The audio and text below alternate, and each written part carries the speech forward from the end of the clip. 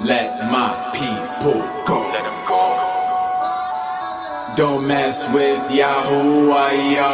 Don't play with Yah. Let my people go. Let go. And if you ain't no, ask Pharaoh. Let my people go. Let 'em go. Don't mess with Yahuwah, yo. Don't play with Yah. Let my people go. Let 'em go. And if you ain't no, ask Pharaoh. No one is great like Yahuwah. Yah. You ain't gon' find no one truer. Yah. You think you gon' win, you gon' end up a loser. He repays the faithful just like the abuser. So you can't mandate this. He gave us free will, no man take it. Don't fear the created, cause he was the first. And who Yah bless, no man curse. I am that I am, that's what he told Moshe. Made Yasharel free. You're trying to set us back, no way. You better know Aloha don't play. That's why I'ma stay right in his sight, cause he gave me the breath of life. Don't fear no jab or no knife. I serve the one that said let there be light. Fear no arrow by day or terror by night. 1,000 may fall at my side, 10,000 at my right hand. He's more than a man, he gave us the book with the plan. When only one set of footprints in the sand, know why? Cause he carry me, man. Let my people go. Let 'em go. Don't mess with Yahuwah, yo. Don't play with Yah. Let my people go. Let 'em go. And if you ain't no, ask Pharaoh. Let my people go. Let 'em go. Don't mess with Yahuwah, yo. Don't play with Yah. Let my people go. Let 'em go. And if you ain't no, ask Pharaoh. This one goes straight out to Lido. Seems Yah has hardened your heart, but I guess since it is written, Written. your plans will soon fall apart. Seems like you think you a pharaoh. No. You've been confused from the start. Why? Is it the rainbow or blackface? You seem to be stuck on your script. You are too late cause the curse has been lifted. And I can't stop Yah's ruachs in this. Ramses ain't believe either. My Aluah speaks through the ether. I see for myself, he made me a believer. Yah give the blessing, I'm the receiver. I pray for his mercy and grace, and daily I'm seeking his face. He keeping all of us safe. And you don't run nothing, why? You better know your place. Cause Yahuwah been on the case. I know that you can't relate. All you've been pushing is hate, but it's all on Yah's time, Yah pace. And he don't answer to you, Mr. Blackface. Let my people go. Let 'em go. Don't mess with Yahuwah, yo. Don't play with Yah. Let my people go. Let 'em go. And if you ain't no, ask Pharaoh. Let my people go. Let 'em go. Don't mess with Yahuwah, yo. Don't play with Yah. Let my people go. Let 'em go.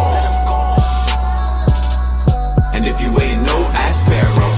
I used to get high off the la, now I only wanna reach my Yah. I know that the path is Yahusha. We shed his blood, that's how I'm led, cause he is my king. I fall to his feet, you worshiping bling, I'm worshiping him. His ruach he sends and it flows from within. I gave Yahuwah my consent. He provides everything, that's why I don't aim for no charts. He chose me, I'm set apart. Why he chose me, he knows my heart. Alpha, Omega, beginning to end. He's way more than a trend. Yah over everything, please don't pretend. My Aluah, my first love, my friend. My bread, my breath, protected me while I slept. Could never be right if he left. He taught me to walk while I crept. I give thanks for every step. And I just wanna know, What you wanna know? why you don't know him yet? Let my people go. Let 'em go. Don't mess with Yahuwah, yo. Don't play with Yah.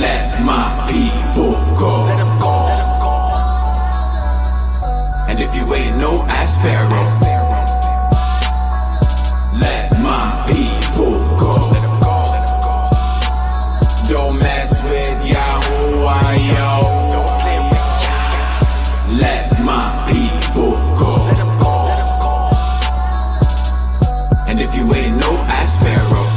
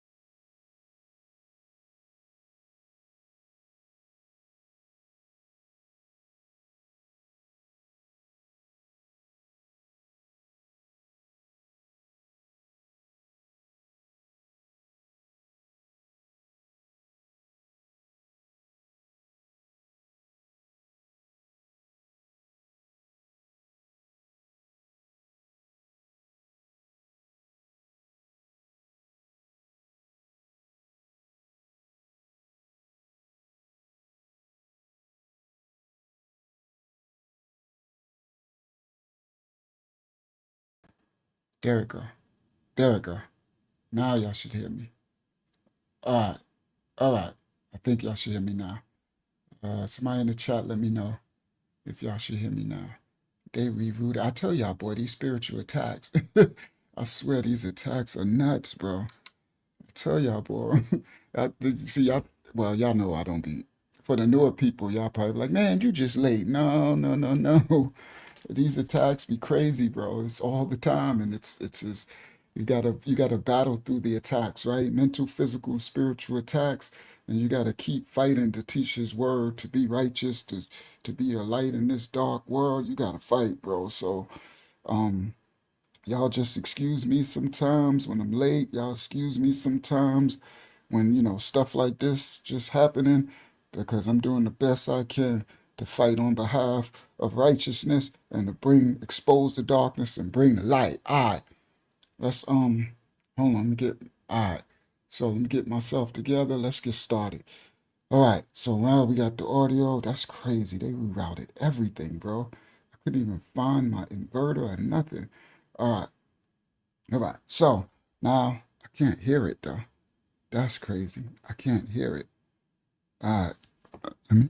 What? Okay, I hear it. All right. I guess I could look and see if I peek. All right. All right. So there we go. All right. Here we go. Let's get started. Let's get started. Welcome everybody to the live stream. Hopefully we get through some of the shadow ban. I'm not sure. It started so late, but I hope so, because it's going to be a very powerful lesson, a very, very important and powerful lesson. So I hope they allow us to get through a little bit of the shadow ban. So I go to present, invite guests, copy, close that. Go Control V, bang, enter. All right. Peace and blessings, peace and blessings. All right. Only how many? Only 40 of us here so far? Yeah. They might be blocking us. I don't know. They already blocked us on Facebook. They crazy. Facebook, I think we toast on Facebook. They like, we tired of your mess. We tired of this truth. You leave our Epstein, leave Diddy alone, leave Epstein alone. We ain't letting your people go. And if you don't know, they Pharaoh. All right. So let's get started. How I'm gonna start. So I'm gonna do a little intro to try to see if they're gonna allow more people to come in. I hope so. That'll be a blessed thing, but we don't know. All right. So we're gonna try. Here we go. All right. So I put the thing in the chat. There we go. Now let's go. So what I'm gonna do first? I want to do. Let's do this first. We might as well do I want to do an intro first? Yeah. We might as well do an intro first. All right. Hopefully they let us through as we get going. If they don't let us through, it is what it is. We still gonna teach this word, right? Hopefully we'll try on Wednesday, see if they let us through. All right. So everybody, history has a way of repeating itself, right? Consistently. Repeating itself, repeating its shadows as well, right? Empires rise, promising progress at all times. Powerful men promise stability. Institutions promise protection. Tonight, we're going to examine conversations, very deep conversations. We're going to expose some very deep things tonight. Let me let my brothers and sisters in. Shalom, Hakyama, Shalom, Yashi. All right? We're going to expose some very deep things. Let me put my thumbnail on the screen. Let's get started. Where's my thumbnail? Right there. Let me click it. Bang, bang. Stop share. Share screen. Window, bang, share. No, it's not full screen. There we go. Let's make it full screen a little more. So this is the thumbnail, right? Let my people go. That's a dope song, right, guys? And if you ain't know, that's Pharaoh. Shout out to Stay True in the building. Now, shout out to everybody on both live streams in the building and people coming in. Trump, Johnson & Johnson, and Epstein. Now, this going to be a great lesson tonight. That's why I wouldn't be surprised if they don't let us get through Shadow Ban, because this is going to be a bomb lesson tonight. It's going to be exposing a lot of things. So this thumbnail, you got this image of industry execs denoting pharmakeia, right? And they got the big pharma index. You got the big city lights, the skyscraper buildings, right? You got Johnson & Johnson. Most of us had some products or have products from Johnson & Johnson, right?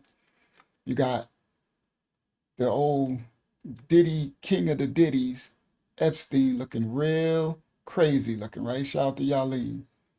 Then you got this glass of green toxic waste, right? This denoting big pharma, right? And then you have over here, you have Epstein files unsealed. And then you got drugs, right? Prescription pills, big pharma, right? So toxic waste, big pharma, prescription pills, big pharma, Epstein files. And then over here, you have that all pyramid, right? And the eye of Horus in it, the all I see and I. Y'all know that all these devils worship with streaming down over the helix, the DNA helix. So that's denoting the DNA of the fallen, the DNA of the bloodline families, the Nephilim, the serpentine, that's running big pharma, right? Running these companies that Epstein belonged to, that they worship these ancient deities, and it's in their DNA. You see, that's what the DNA helix going up into the pyramid, the all I see and I on the back of your dollar bill, right? And then you scroll over, what y'all don't see is these are seats. This is a table. It's a black table, and these are seats. And there was 13 seats around the table, right? So the 13 seats, you can't see them because I put other stuff, like I put Epstein, but it's a round table with 13 seats around, with the helix DNA going up into the all I see in our pyramid. Then to the left, it gets more ancient. See? Then it got ancient symbols. Y'all see the star Moloch and Remphan that they chime in their images. The serpent, right, on the pillars. Then you see these ancient crests, right? See the ancient wall with the candlesticks, right? Denoting their meetings that they have that creates big pharma and pushes the drugs and the toxic waste onto the citizens, onto us, and producing, right, Epstein. And then up here, you have skull and bones. And 322. Oh, we got some exposing to do tonight. That's why I'm like, they might shadow ban the mess out of us tonight. All right? Skull and bones. All right? And this says Trump, Johnson & Johnson, and Epstein. The title is Epstein, Johnson & Johnson, Skull and Bones, Billionaire Power, Trump and the Hidden Networks. All right? Let's go. Let's get to exposing some things. All right? Now, it's a very powerful lesson. That's why I would not be surprised if they do not let us get nowhere tonight. Crazy work, but it is what it is. All right. So, now, these ancient kingdoms promise us progress, protection, stability, but beneath the surface, something older moves quietly throughout all these systems of men. Tonight, we're going to expose conversations about some of the Epstein files newly released and public speculation about powerful networks, and a larger question that we are to ask: who really controls and shaping our everyday life and our food, our water, our environment, the banks, energy, technology, medicine, the media? The modern world runs on complex structures of influences. And when these structures are questioned, the reaction is always harsh and swift, like a shadow ban, sometimes defensive, sometimes dismissive. So I'm guessing my title, I probably shouldn't have put Johnson & Johnson in there. Because once you start messing with big pharma, you really messing around, right? So we'll see, if we don't get through none of the shadow ban tonight, we already know that's what it is. It was that part, right? Because we already been putting Epstein, we already been putting Trump. The only thing different tonight one was that Johnson & Johnson, right? Scriptures is always warned that power without righteousness will become dangerous. Ecclesiastes 4:1 says, "So I returned and considered all the oppressions that are done under the sun, and behold, the tears of such as were oppressed, and they had no comforter." All right, now it says, I returned and considered all the oppressions that are done under the sun, worldwide, oppressing the people, the citizens, the regular folk, the regular smugglers, us, the oppression coming from these, what they call themselves, darkly elite, okay? And behold, the tears of such as were oppressed, and they had no comfort. The Bible does not pretend that corruption was ever rare on earth. The Bible acknowledges that systems of wealth and power drift away from justice. Throughout history, there have also been something that they call secret societies, elite, darkly elite networks, and private orders where influential people gather together in the name of sin, darkness, unrighteousness. Some simply portray themselves as social institutions, colleges, universities. Others have been surrounded by speculation for generations. They hide themselves behind conspiracy theory, financial families, blood lineages, political circles, universities. See, these groups that, how can I say that control narratives, media, actually everyday life, all things in life, they will push narratives that will say these are just rumors and just exaggerations and speculations. The scripture warns that darkness often hides in places where power feels secure. John 3:20 says, "For everyone that doeth evil hateth the light, neither cometh to the light, lest his deeds should be reproved." Shout out to Amanda W. The book of John 3:20 says, "For everyone that doeth evil hates the light, neither do they come to the light, lest their deeds should be reproved, rebuked, exposed, righteously corrected." The darkness prefers its privacy. Listen clearly. It likes to hide behind shadows, behind enigmas, behind rhetoric, behind, right?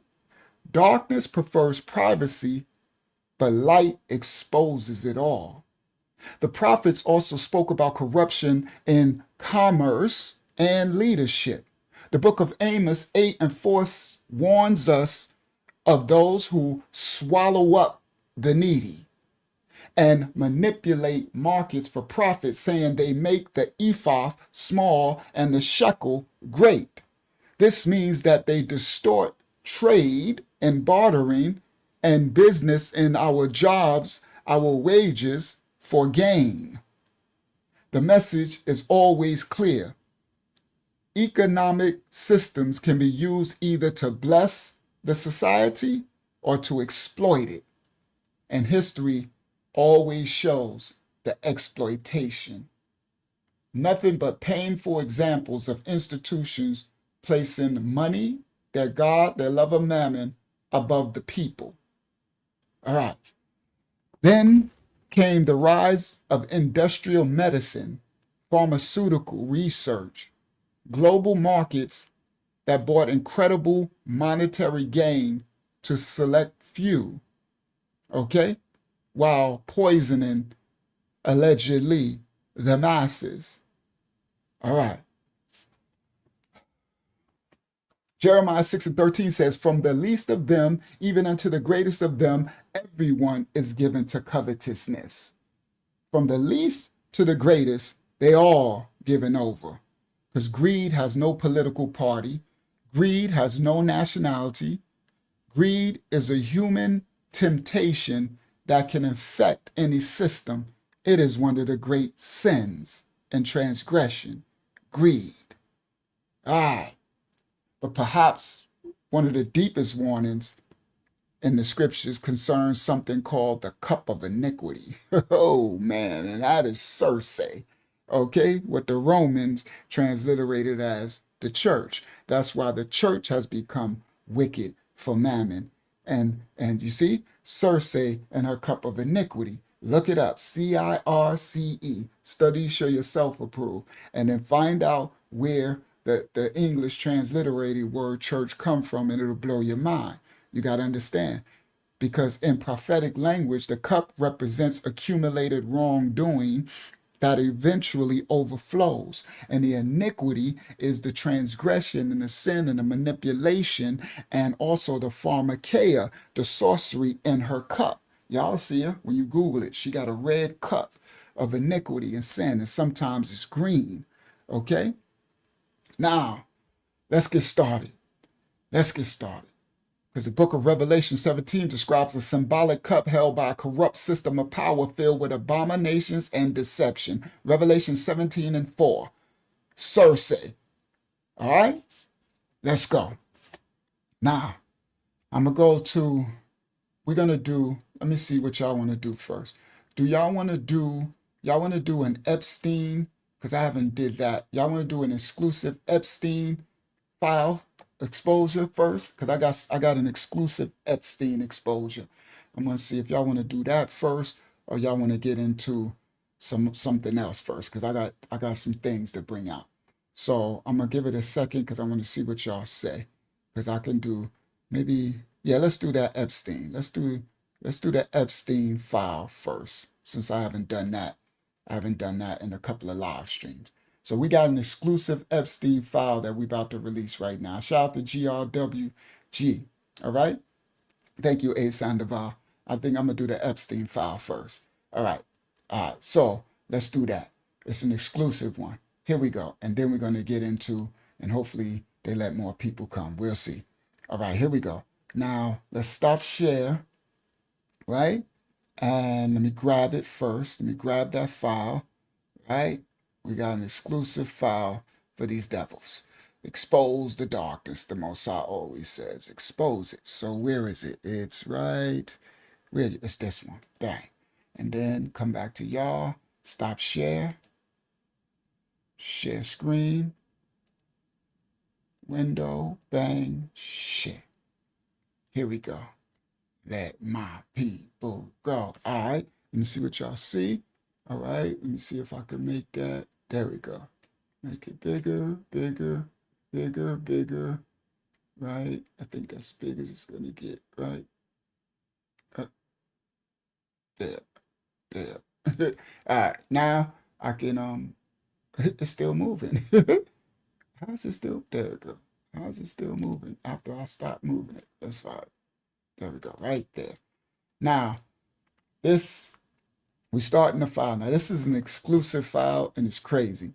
And then we're going to get into exposing the Johnson & Johnson, Skull and Bones, the billionaire power, and the hidden networks. Shout out to Marlo in the building. All right. So now, this image right here starts the file. It's a very exclusive file. And it's him, and he's hugging on the victim, and it's a little one. I don't know if y'all can see, but those legs look really little. That arm looks really little. So I think he has more than one of them. These young, 12-year-olds, 13-year-olds, 10-year-olds, right? This Epstein devil. All right, now watch this. Let's get started. This is a very exclusive expose of the Epstein files. Very exclusive. It's not all over the internet. Here we go. This is a scrapbook in the Epstein files from one of the victims. So what you're seeing to the left is some of the folders, right? And yeah, that does look like a toddler. It looks really small. And look what this says. Hold on, let me make sure. Let me get it. Yeah, that's it. Oh, I could have got a little bit right there. All right, I'll leave it there, and then I'll be able to just zoom in for y'all. Now look what this says. It says, once upon a time, there was a clueless little girl. So what Epstein did, guys, is he groomed these children. And on some of the other live streams, we exposed how he was we exposed some of the videos, right? And one of the videos, some of the little girls was playing dress up, and the little girls, they looked like they was about 14, right?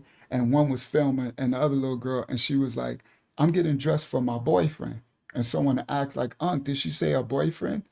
And I said yes, because they saw Epstein as their boyfriend. Because some of them, he groomed them since they were like 7, 8, whatever years old. So by the time they got to be 12 and something, they've been around him and working with him so long, they're like Stockholm syndrome, right? So this right here is a scrapbook of this victim that she said, once upon a time, there was a clueless little girl, right? And see, this one says, how do I look? And I guess these are images of her. I guess that's her hugging on Epstein. That's her right there. Guess that's her laying down. And that's her, right? And she still look only like 12 or 13 in the scrapbook, right? So this right here, what we're going to expose, which most don't have, is we're going to expose the scrapbook right here of this survivor victim. I don't know if they're still alive or not, but this person was victimized. All right, let's continue. So this is so that's the first page of the scrapbook. Once upon a time, there was a clueless little girl.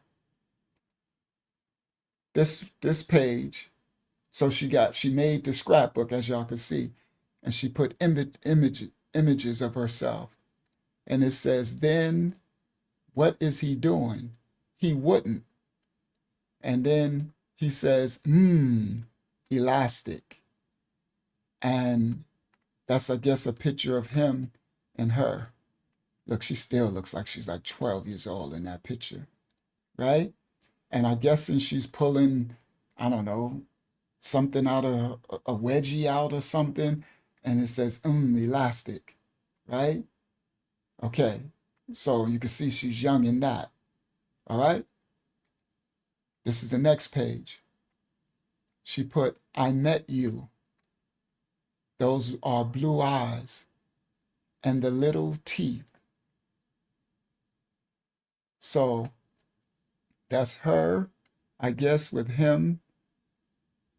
Yeah, hugging on her. They redact her face. And she says, I met you. I'm guessing she's saying those blue eyes and those little teeth. I'm guessing she's talking about him because he got little teeth and big gums in his mouth when he smiles, right? Sorry guys, I know this is sick, but we're exposing the files. All right, we're gonna get to the videos after this. All right, this is the next page. It says, I played the cards I was dealt. So she posted that I guess she played the cards she was dealt. And I guess that's her in the bed. And she's probably, I can't say what she's saying there, but she's probably like explaining like she's playing the cards she was dealt, meaning she's in Epstein's island, she lived there, and he was once he would prostitute them out to his clients, the politicians, right? The Duke of England and Bill Snakes and Bill Clinton and anybody else who was coming to the island, Leon Black and all that stuff. So I guess here she was saying she played the card, I played the cards I was dealt. Okay, let's continue. Next page. So now this is a scrapbook, right? So she got images of planes because they would travel. They would go to Saudi Arabia, Dubai, all these places. And they would, and then they were also, he would take them to Disney World and stuff like that. But they were trafficked, all right? So then I guess that's her and him, or her and two girls, maybe two. And then that's her. Yeah, two girls. So also, the girls would start, they would mess with each other because, that's what the clients at Epstein would want. So this is a really sick and twisted experience that they were living. And that's the life of those that are trafficked and stuff like that, right? It'd even be darker than this, right? Because some of those that are trafficked, being these cartels that are trafficking them, it'd be much darker and worse than this, right? Because they be in dungeons and all type of stuff. But anyway, let's go to the next one. The first Christmas. She said, oh my goodness, I will be the first. So I guessing this is her first Christmas there with him. So she put the Christmas tree on his head and she said, I will be the first. So I'm guessing this might denote that he was taking her virginity, that he will be her first. See?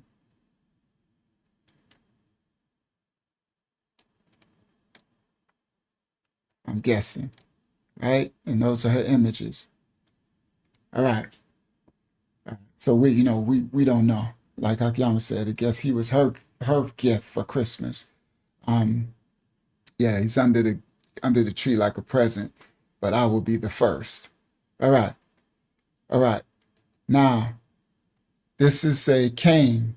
Yeah, we about to get to this dark magic, satanic stuff, A Sandoval. Cain, is my cover blown? What could this be?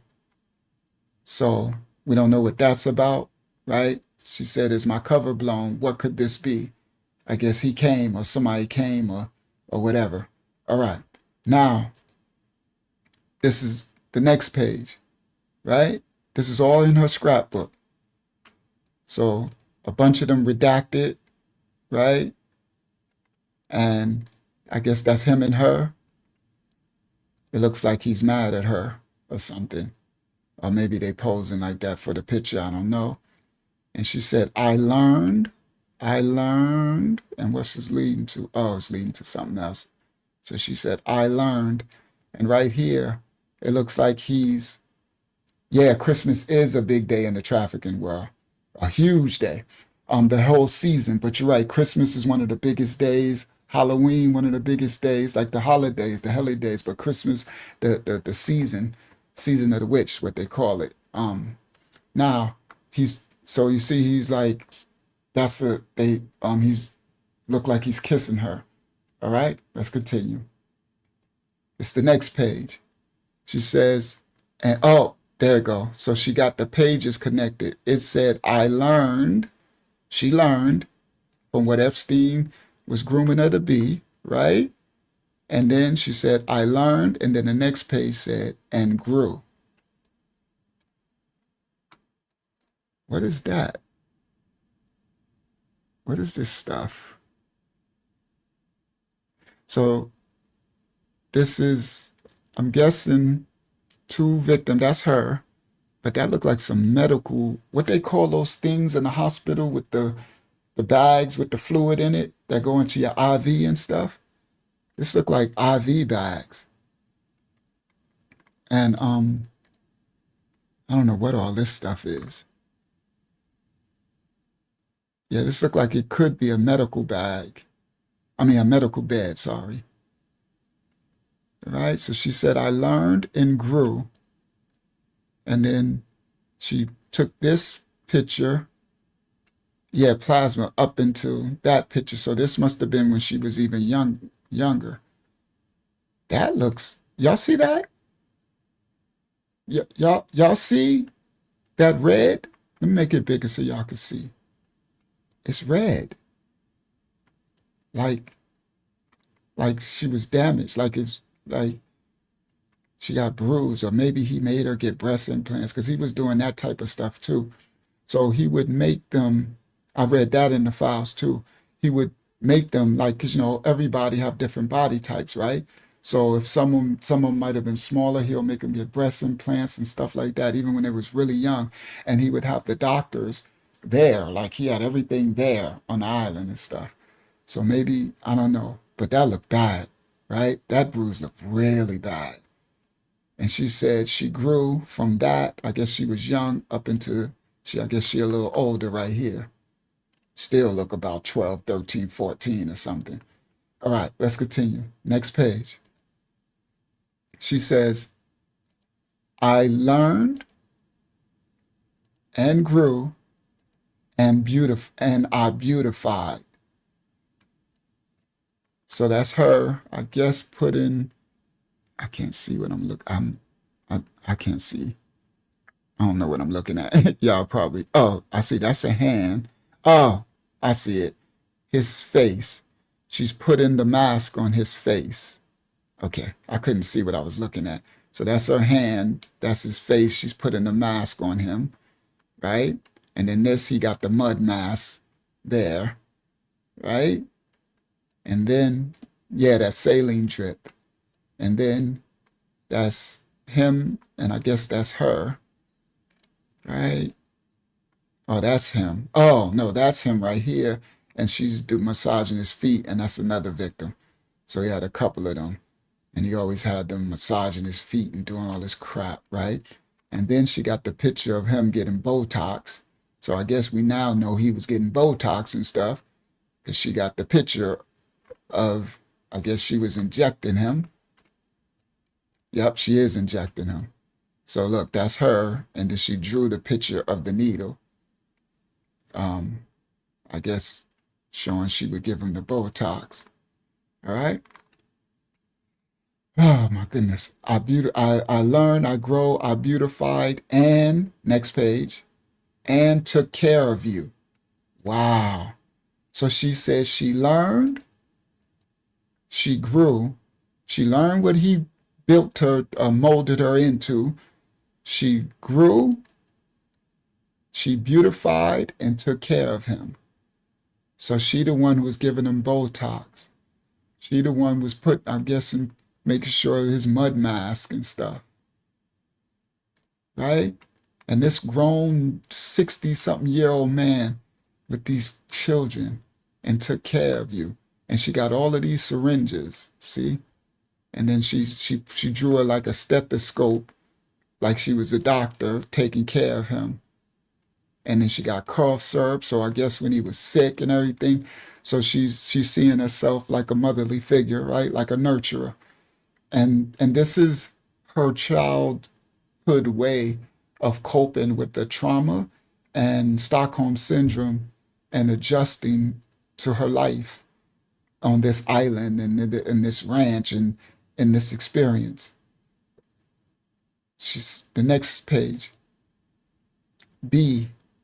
So him and her, a golf cart, sorry. B. Oh, I think he got probably her glasses on. Probably her glasses on. B what? B4. B4. Oh, so this is before and after. Oh, so before she drew him like this, and after with a suit, with a full suit, before and after. All right?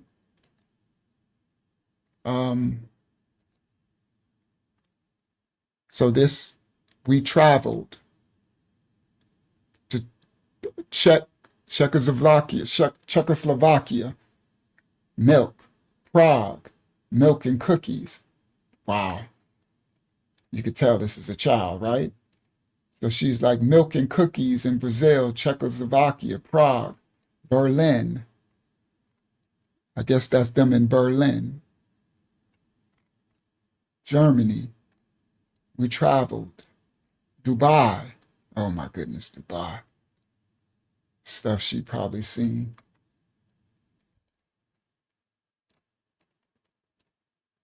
St. Barths.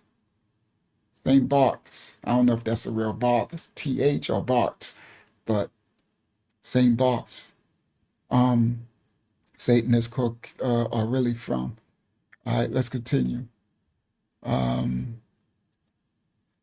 You're the best. Paris. Ooh, you're so sweet to me. I like Prague. I know I am working on number 3. I wonder what that is. But he said, you're the best. So he's all around, right? She looked like she's getting a little older, especially here. She looked like she's probably 15, 16 or something, right? Paris. I know I'm working on number 3. That's interesting. Yeah. I hope it's not a child too, because he was definitely inseminating them and impregnating them. Um, or could it be they were also recruited? So he would have the youngsters recruiting as well. So it could be she working on number 3 that she brought into his harem, recruiting. We don't know, right? Next page. We fought. And I told you how they always did play fighting with them. And the play fighting was to get them used to grown men touching on them and roughhousing, so that later when they sell them out and these men are rough, they're kind of used to them touching and grabbing. So they would always play fight. So she says, we fought, right?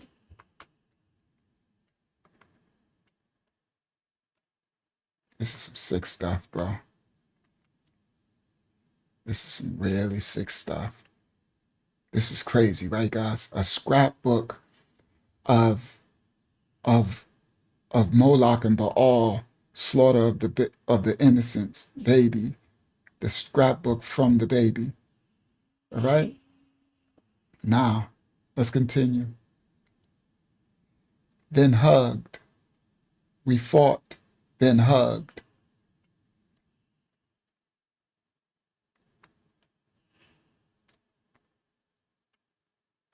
Right? Guess that's him kissing on her. That's him and her in one of his cars. Yeah, they were fencing. We fought, then hugged. All right? Let's continue. We laughed. One ham, please, no mustard. $8.99. Ham and cheese, I guess ham with no mustard. We laughed. Then they got a big deer, because they was probably hunting. She got playing cards. She got oi. Wrong side. Oh man. Oh. Wow. Okay. That was naked. They deducted. Okay, I'm glad I didn't zoom in on that. That's a naked picture of her. And they deducted across her private parts. All right, but it's upside down, so it says wrong side. And she looked really young.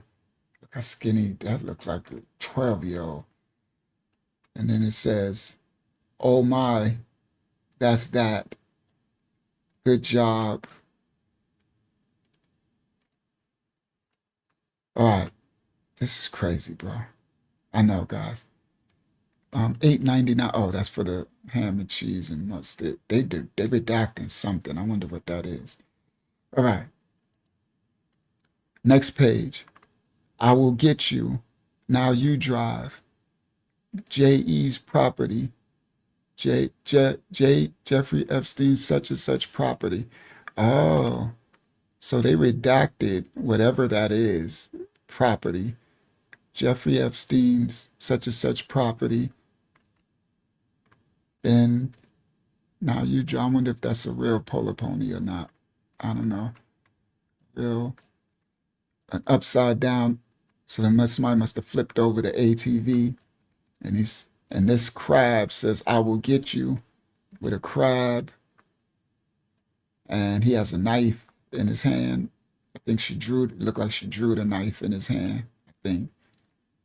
And that they must have flipped over the ATV. All right. Happy, I guess this must be her birthday. 2007, September 17th. I guess it's her birthday. Happy birthday. Look how young she look in this, bro. It's crazy, bro. And he's kissing on her. Oh, ham and cheese is a little girl. Shout to mathematics over on Facebook. All right. Yeah, it looks like 1 digit, right? She looks really young, bro. This is crazy. So I guess it must have been her birthday. And that's another picture with him and her. Right? So you see the number for the files at the bottom. All right? It's crazy, crazy, crazy. So this is the files. So that means um, the CSAM is child sexual. Oh shoot, I can't say child SEXUAL assault. And I forgot what the M stands for. These have not been scanned. 54 thumbnails. So I have all of this. So on other lives, we'll go through other stuff, right? Because I got all this stuff. There's so much stuff. So we'll go through them through all the different lives. But I think that ends the scrapbook, the actual scrapbook, right? So these are the digital recordings and the files. All right. Yeah, material. Thank you. There we go. It's material. It's mathematics said peace to the room. He said peace and blessings to everybody on the YouTube live stream. It says child SEX assault material not scanned in. Thank you guys. All right. So that was the scrapbook. I just wanted to bring y'all something really exclusive that people don't have, that I've never really seen online ever. So a lot of the things I'm going to be bringing y'all really exclusive. I try to find the really exclusive materials that ain't online yet. All right, now let's get started. It's only 72 of us here. Man, they really shadow banning us tonight. So I guess we ain't getting through tonight. Well, we're going to still expose it. And I make sense. I shouldn't have put Johnson & Johnson in the title. I gotta think. Because, so the crazy thing, guys, I had something I was going to bring out tonight that was so dark that the spirit told me not to. And I didn't have Johnson & Johnson in the title first. I had something else. I had the 13 bloodline families. I should have left that. I had it, I had Trump, 13 bloodline families, Epstein, 13 bloodline families. I should have left that. All right. Now, and it's only because, like, if they leave us alone, A. Sandoval, it'll be about 400 or 500 of us here, right? And then I know it's going to reach thousands of people worldwide. But when they shadow ban, then this video might only reach 800 to 1,000. And the key is to have more people worldwide see this as possible. So sometimes, so I gotta navigate this. Like, so I was gonna expose some. I'm gonna probably do it on my Patreon. That's so crazy dark, right? And when I was putting it together, I could feel the Holy Spirit say, "No, don't put that out. Like they're gonna strike my channel or something, or they'll." And it was like that much exposure, and I was like, "Oh wow!" And I had already been putting it together, so I had to stop what I was doing and get another thing to bring out because it's that high level exposure. So there's levels to their darkness. So even to like y'all know about the Rothschilds and the Rockefellers and stuff like that, right? There's levels way over them. And what I was going to bring out tonight was the level over them, over the hands behind the hidden hands. And as I was putting it all together, because what's happening is a lot of the files that we've had, us who they called us truthers, they called us conspiracy theorists. I'm talking back in 2000 and 2001 and 1990, back in the days. And I got hard drives of all this information that if you would have put it online back then, they would take your channel like they took my first channel, right? And they would take your website, they would take you down. But now a lot of people are bringing out the old files and videos. So I'm going into my old hard drives and I'm starting to bring out like the real exclusive. And that was one. And the Holy Spirit was like, don't. Even though it looks like they are allowing us to put out a level of darkness, watch out for the tail that'll come back around and swipe you later. It's like, so you got to think like chess moves, right? Imagine it this way. Imagine them allowing everybody to expose as much as they're going to allow you, and they get to see who's doing what, who's watching it, Who's doing, and then they can come back later and try to penalize, right? I'm like, that'll be a brilliant move. Yeah, stacking evidence against you for later. Yeah, right? So I'm like, so the spirit's like, just don't be fooled by how much freedom it looks like you have to expose. Because most people are saying, yeah, they don't care. They don't care no more, which I understand because all their hand, like they're on the next level. But the Holy Spirit was like, the Rayak was like, nah, be very wise as a serpent and harmless as a dove. So I said, okay. Yeah, just like all these people coming against America, you facts. Yeah, I agree. So he must be speaking out against it too, A. Sandoval. So it's like, it's certain things, right? So that one, the Mossad, the Holy Spirit said, nah. So I'll probably release it on the Patreon and let y'all know. Y'all can just go over there, right? It'll be for free. Y'all ain't got to worry. And it'll just be, because there's no really, it's just a small amount of people. So also the Holy Spirit said, the further that they let us get through the shadow band, the more I have to be very, very mindful. We have to be wise as the serpent, okay? And understand the devices of the serpent. They don't always show your hand, all right? All right. All right. Now, let's continue. So I came out with this. We're still exposing some deep stuff, but what I was going to expose, and I'm going to put it on the Patreon, I'll let y'all know, is the crazy. It's so crazy that when I went to my old files, right, my old hard drives, and I was like, oh my goodness, this stuff is creepy, bro. I'm like, yeah, this stuff is crazy. And that's when the Spirit's like, do not put that on, do not put that out. I'm like, oh man. Right? Then I had to be still and let them guide me. All right, so let's get started. Let's get started. First clip of the night. Let me grab it. We're going here. So let me grab the clip. All right. And let me grab it. So what is this one? Oh, that was his song. Let My People Go. Let's do this first clip. First clip of the night. It's going to be a great lesson. Powerful lesson. Stop share. Come back to y'all. Bang. Share screen. We ain't even reach 100, Hakiyama. You know they doing us super dirty. We ain't even reach 100. We'd be about 300, 400, 500 people in the live stream by now. All right, so it sucks because this lesson is so powerful. They do not want this out. So I'll try to think of another way to do something else. All right, let's go. First clip of the night. That's crazy. I knew it too. I could feel it. I'm like, watch they shadow ban the mess out of this because I put that in that title. All right. It's like I let them know. So what I'm thinking, guys, is I got to play what is called wise as a serpent, harmless as a dove, right? So I got to play the same game, right? What do? They hide through secrecy too, right?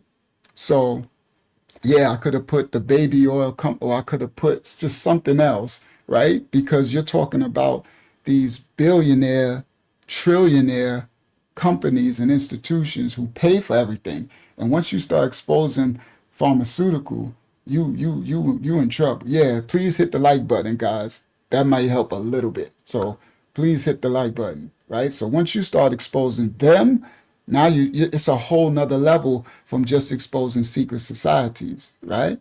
Once you start, because now you're affecting their money and everything. You understand? So I'll know next time. I just got to be very wise in how I expose. And I could have titled this something else, right? And then, yeah. I got you, Father. I'm learning. All right, let's get started. First clip of the night. This part is the Skull and Bones, Billionaire Power. Copyright disclaimers are in effect. We don't own rights to the video. We reacting to the video for educational purposes. Shout out to Chuck in the building, Chuck Taylor. All right, let's go. First clip of the night. The Order is truly a secret society. It was founded in the United States at Yale University in 1833. It has continued and exists down to the present day. Each year, the Order takes in 15 men senior students from Yale University. Never more than 15, only once has it been less than 15. In 1946, they took in, I think, 10 rather than 15 members.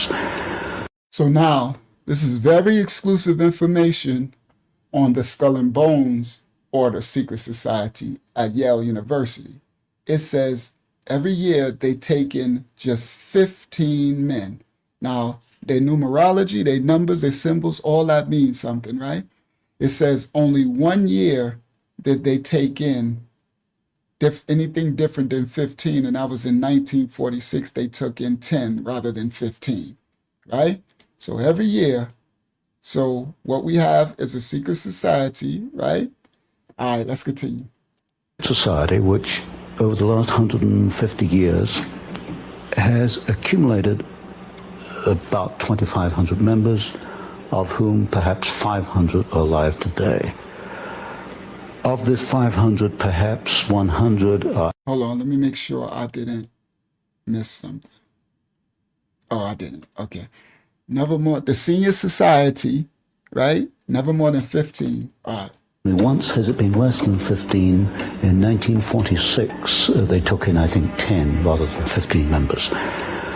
So what we have is a secret society which, over the last 150 years, has accumulated about 2,500 members, of whom perhaps 500 are alive today. Of this 500, perhaps 100 are actively in pursuit of the objectives of the order. That was a good statement. Thank you to Audrey. That was a good advice, Audrey. I'll make sure I do that.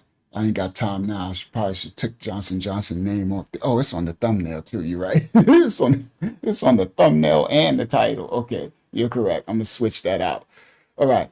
So now he says out of them, the 2,500 members, 100 actively in pursuit of objectives of the order. Objectives. Of this 500, perhaps only 100 are actively in pursuit of the objective.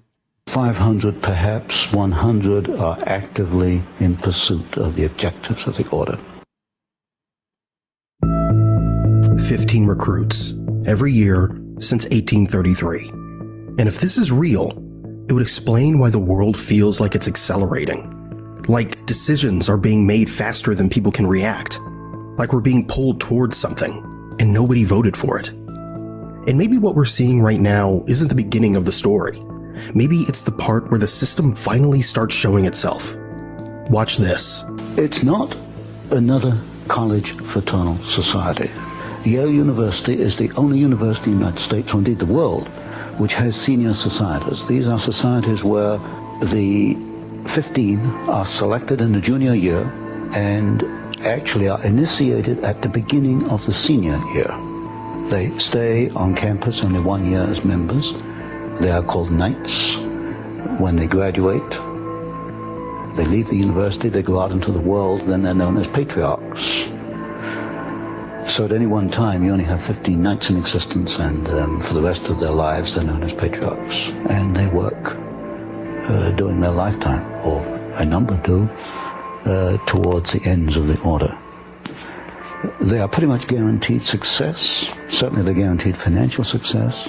And in my reading of the material I have, I infer that so long as they go along with the purposes of the order, so long as they gear their careers and their lives towards certain ends, then they are guaranteed success. So you see the symbolism that they use, like the knights from the Knights Templar, the patriarchs, like the 12 patriarchs, right? So these are all these ancient, so these go back. They go back to ancient Kemet. They go back to ancient Sumer, Akkadia, Babylon, right? This is where the Mason with the free word in the front comes in at, because if I put that, they'll put that image under if I say that word, they'll put that image under this live stream, this video, right? The Masons with the free in the front, right? So these are, all right, so everything they do is ancient, it's actually ancient fallen angel, Anunnaki worship. That's what it is. And it goes all back through all the different cultures, right? And here's the unsettling part. really is being guided by pipelines like this, then what we're watching right now might not be random at all. It might be the last phase of something that's been running quietly for a long time. And the reason it's hard to see is because it doesn't feel like a takeover. It feels normal until you zoom out. This is Anthony Sutton, an economist and researcher who spent years digging into power networks. He was one of the few who got that far. But once he started exposing their entire system on live TV, it made powerful people pay attention. And let's just say they didn't exactly let it spread too far. Watch this. Well, up to 6 months ago, I denied that there was a conspiracy because, frankly, I couldn't prove one. I suspected a conspiracy, but I couldn't prove there was one until 6 months ago.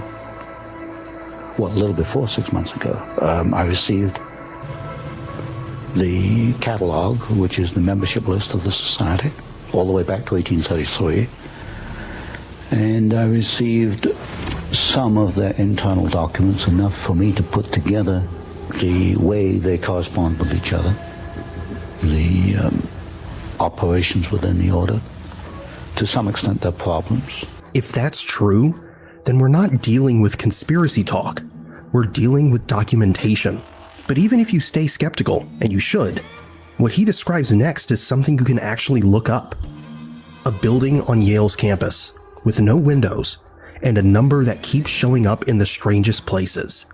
322. The order has a temple on the Yale campus. A temple? A temple, yes. It's a building, maybe this 50, 60 feet by 40 feet, maybe 40 feet high. There's no windows, two big steel doors. Okay, so pause. Because when most people hear secret society, they picture something vague, a rumor, a name, a symbol on the internet. But a temple is different. And what he's describing isn't subtle either. It's not a hidden room somewhere. It's a building on campus, with no windows and steel doors. Look, we can debate the bigger story later, but this building is real. Watch this. We know what the temple looks like because back in 1880s, a number of Yale students became a little unhappy about what was going on inside this temple. When they went by it at midnight, sometimes they heard strange noises and all kinds of rumors on the Yale campus as to what this might be. There was a break-in. I call it a Yale gate. There was a break-in to the temple, and the students who broke in cataloged what they found. This is where it gets weird, because you know how these stories usually go, right? It's always people say, or some believe, but he's claiming something more specific. He's saying there was a moment, way back, where the secrecy cracked. Students broke in, and according to him, they left with documentation. And what they found inside had numbers on the walls. And they made a drawing, a design of the interior of the temple. And 3 of the rooms are numbered. One is 322, one is 323, and one is 324. 322 is also, I suspect, the chapter number. And then he drops a number, 322. And this is where the story shifts again, because numbers don't Now, work. 322 popped up in the Pizzagate files for that store. Remember, they had the skull and bones at the entrance of that store. Then they had the 322 there, and then when you went down in the basement, it had for sale children. That I forgot what it was called, the name of that store. We did that on a live stream. Shout out to Sister Amy. No, GRW, that's Kayana in our ministry singing at the end. That's Kayana. She's in our ministry as well, singing at the end. All right. So that 322, yeah, but it wasn't the Comet Pizza. It was the that store. It was called forgot what it was. And they went in the store. It was a bookstore and there was another store. And they went, and then when you go downstairs in the store, when they had that, I forgot what the name of the store was, but at the entrance of the store, they had the skull and bones drawer and the cement, and then they had the 322 going in there. All right, let's continue. And this is where the story shifts again. And then he drops a number, 322. And this is where the story shifts again, because numbers don't work like symbols do. A symbol can be interpreted 100 ways, but a number usually points to something specific. And what he says next is the part that really stuck with me, because it implies that 322 isn't just written on a wall, it's used as a signature, as if it's a quiet way of saying, I'm one of you. 322 is an identification. And also in correspondence between members, they conclude their correspondence where you and I will conclude yours truly or yours sincerely. They conclude yours in 322. And this is where the name most people recognize finally enters the story. Because the order isn't how the internet knows it. It's known by something much simpler. Something that sounds almost childish, until you realize how long it's been attached to real power. Skull and bones. And the number that keeps following it, 322. Now this is the part people usually skip past, because it gets uncomfortable. But it's also the part that explains everything. Watch this. This is a symbol of death. Now why would they take a symbol of death? Yes, from what I understand, when a new member is initiated, that would be in the senior year at Yale, he's placed within a coffin. Oh my. And from the photographs we have of members inside the temple, many of these photographs are the 15 sitting around a table, and they have this skull and the crossbones sitting on the table in front of them. It is the symbol of death, and it has been called the Brotherhood of Death, and I think it probably... Because they worship death.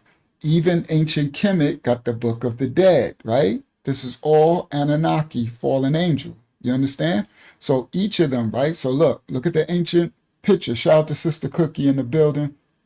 Shout out to Sister Leslie in the building. All right. Now it says, and they have the skull and the crossbones. And look, they got literal skull and crossbones. Now, everybody pay attention. That ain't props. That ain't some Halloween store skull and bones. That's actual somebody's head and bones that they got on that table. More than likely,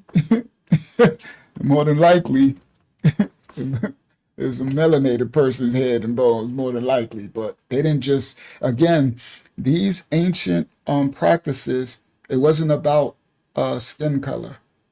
It's about blood lineage, okay? Because when you go further back, because this goes all the way back.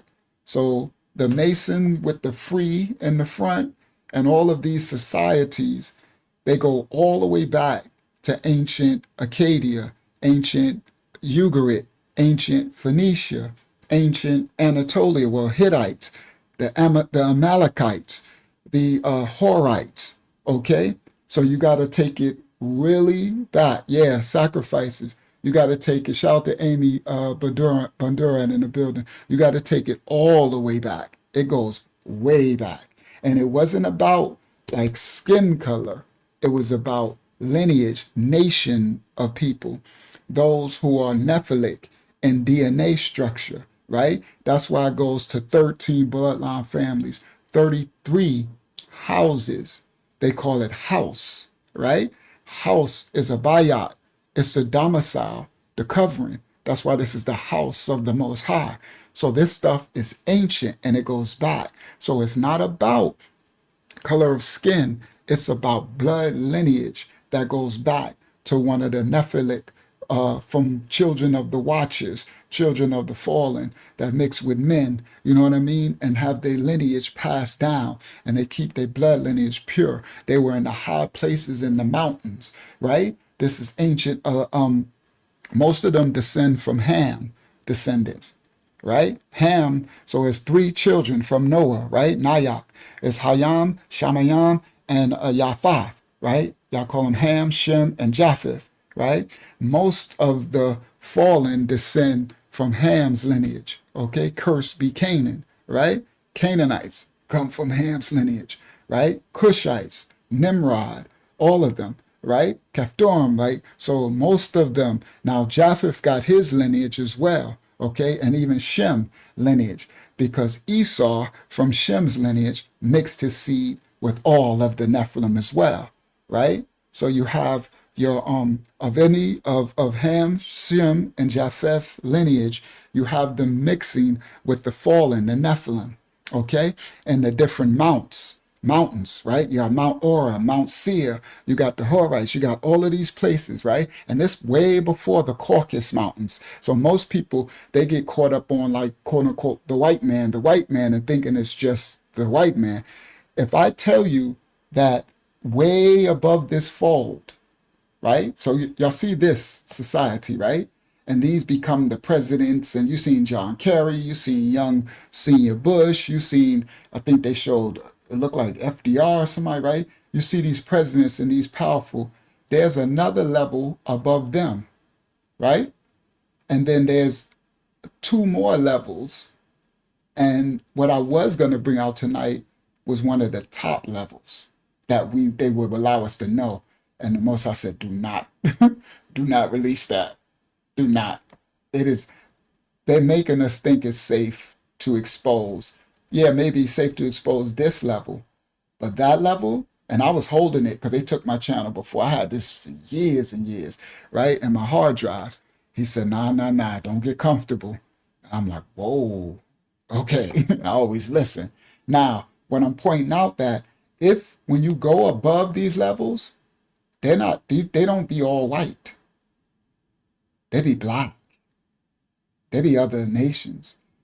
The further you go up, the closer it goes back to Adam and Eve, descendants, the fallen.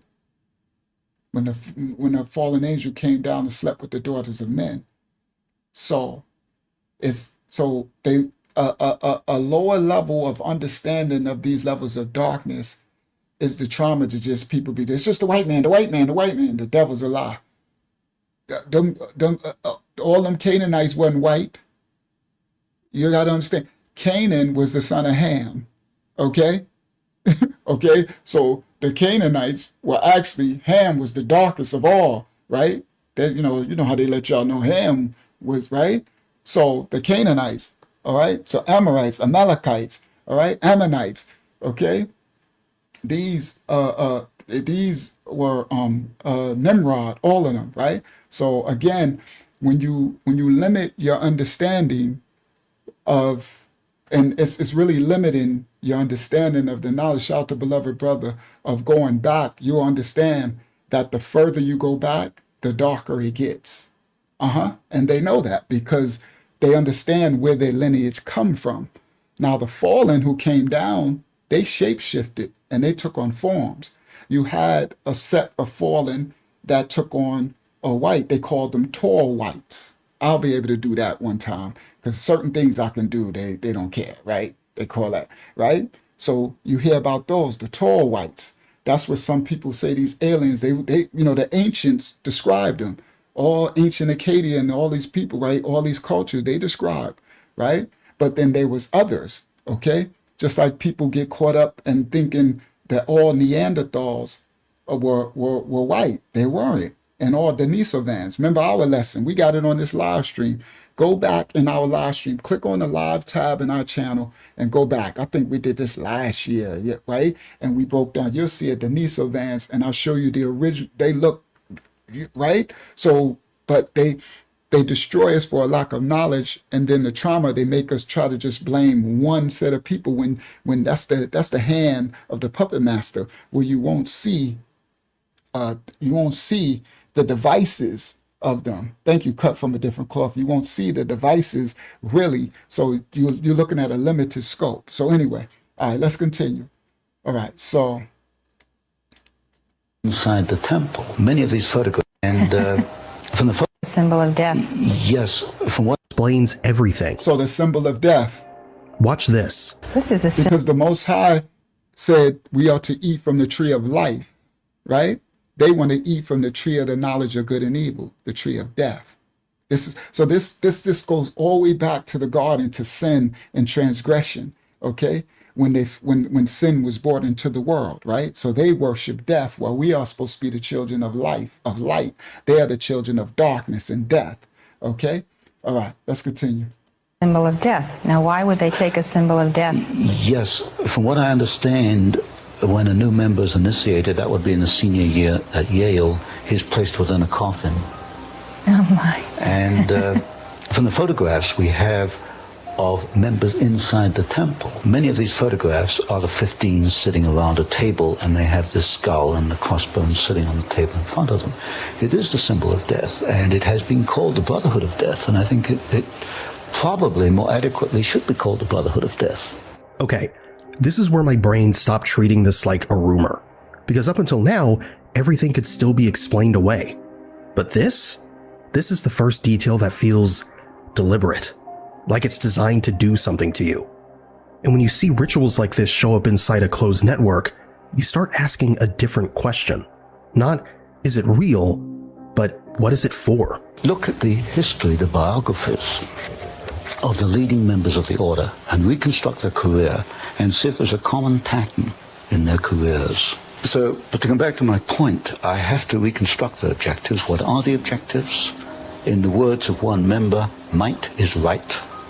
If you have the power, you use it to achieve your objectives. What is the objective?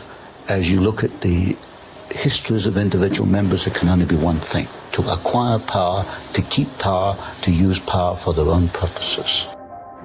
There it is. That's the engine underneath all the imagery. Power. Acquire it. Keep it. Use it. And this is where the story... And power is control. All right? Control the masses. Control the narrative. Story starts tightening up. Because now the ritual makes sense. The temple makes sense. The code makes sense. It's not there to look spooky. It's there to create a machine, a pipeline, a loyalty structure, a network that moves people upward and keeps them aligned. For example, Abel Harriman is a very influential member of the order. Harriman was initiated in 1913. His club number is D111. All the other 14 of D111 have died off. Abel Harriman is the only one left. To come to the other part of your question, who are some of the significant members? Today, two men stand out. One is Abel Harriman, who is I suppose, the chief financial angel of the Democratic Party. The other is Vice President George Herbert Walker Bush. The Bush family is quite prominent within the order. Now, if you go back in history a little, you'll find that George Bush's father, Prescott Sheldon Bush, was also a member of the order. He was a member of Brown Brothers Harriman, which is the Harriman private banking company. So today you've got two men who are supposedly in politics in opposition, Bush and Harriman, actually the members of the same secret society. And Bush's father was not only a member, he was a partner in what was then Harriman and Company, which later became Brown Brothers Harriman. So behind the scenes, and this is something you don't see until you investigate it, people who appear to be in opposition politically or financially or industrially or in many ways are working together. That's the moment where the story shifts. Because now it isn't just symbolism. It's a claim of... So again, they're showing that they manufacture opposition to make us think that they are against one another, right? That's where politics come at, right? Different wings of the same bird. And they have the norm, that's why they divide and conquer. So they have us, I'm on the left, I'm woke, and this one, I'm far right, and I'm, far extra conservative and all that stuff, right? And they have you going against one another when actually they are actually one. It's manufactured confusion, or what do they call that? Contesting, or what do you call it? Chaos. So they manufacture the chaos, right? And that's the Hegelian dialectic, right? Manufacture the chaos and have the masses buy into it, right? And they're manipulating and controlling. Shout out to Jay Scott. Shout out to everybody new coming in. And they manipulating and controlling the masses through it, okay? Now, and they all won. They're doing it right now. So when they do these presidential debates and all this stuff, and you thinking this is for this against this one, this against this one, they act like they're against each other, but behind closed doors, they all belong to different orders, secret orders and organizations, and you know what I mean? Right, that's why we got these terminology. I'm gonna do the linguistics another day, right? Of corporations and you know what I mean, these different terminologies. Okay, all right, let's continue. About alignment, about people where the story shifts. Or industrially, or in many ways, are working together. That's the moment where the story shifts. Because now it isn't just symbolism, it's a claim about alignment, about people who appear to be on opposite sides, moving through the same pipeline. And if that sounds impossible, he explains the method in one sentence. The method they use is that of the Hegelian dialectic. Thesis played against antithesis leads to a synthesis. In other words, for Hegel, for history to make progress, you have to have conflict. And That was the word I was looking for. Conflict. Conflict. This is why they always keep starting wars. So everything that they do is to create conflict. Conflict is chaos, confusion. Who is the author of confusion? Right? Hasatan, the adversary. Who is the bringer of death? Hasatan, the adversary. Who do they serve? So they bring conflicts. That's why they do all of the wars and everything. Wars and rumors of wars and conflict, right? Right? And then they control the narrative, right? So they call it thesis, antithesis, synthesis, or thesis, antithesis, synthesis, okay? That's the Hegelian dialectic. I did a diagram for you. I'm going to break it down in a second. All right, let's continue. when you look at the key people, and they have to have conflict. And for history, that of the Hegelian dialectic. Thesis played against antithesis leads to a synthesis. In other words, for Hegel, for history to make progress, you have to have conflict. And when you look at the key people in the order, you will find that they generate conflict. So Bush and Harriman politically are conflicting. Coffin and Buckley, although part of the same order, are in public conflicting with one.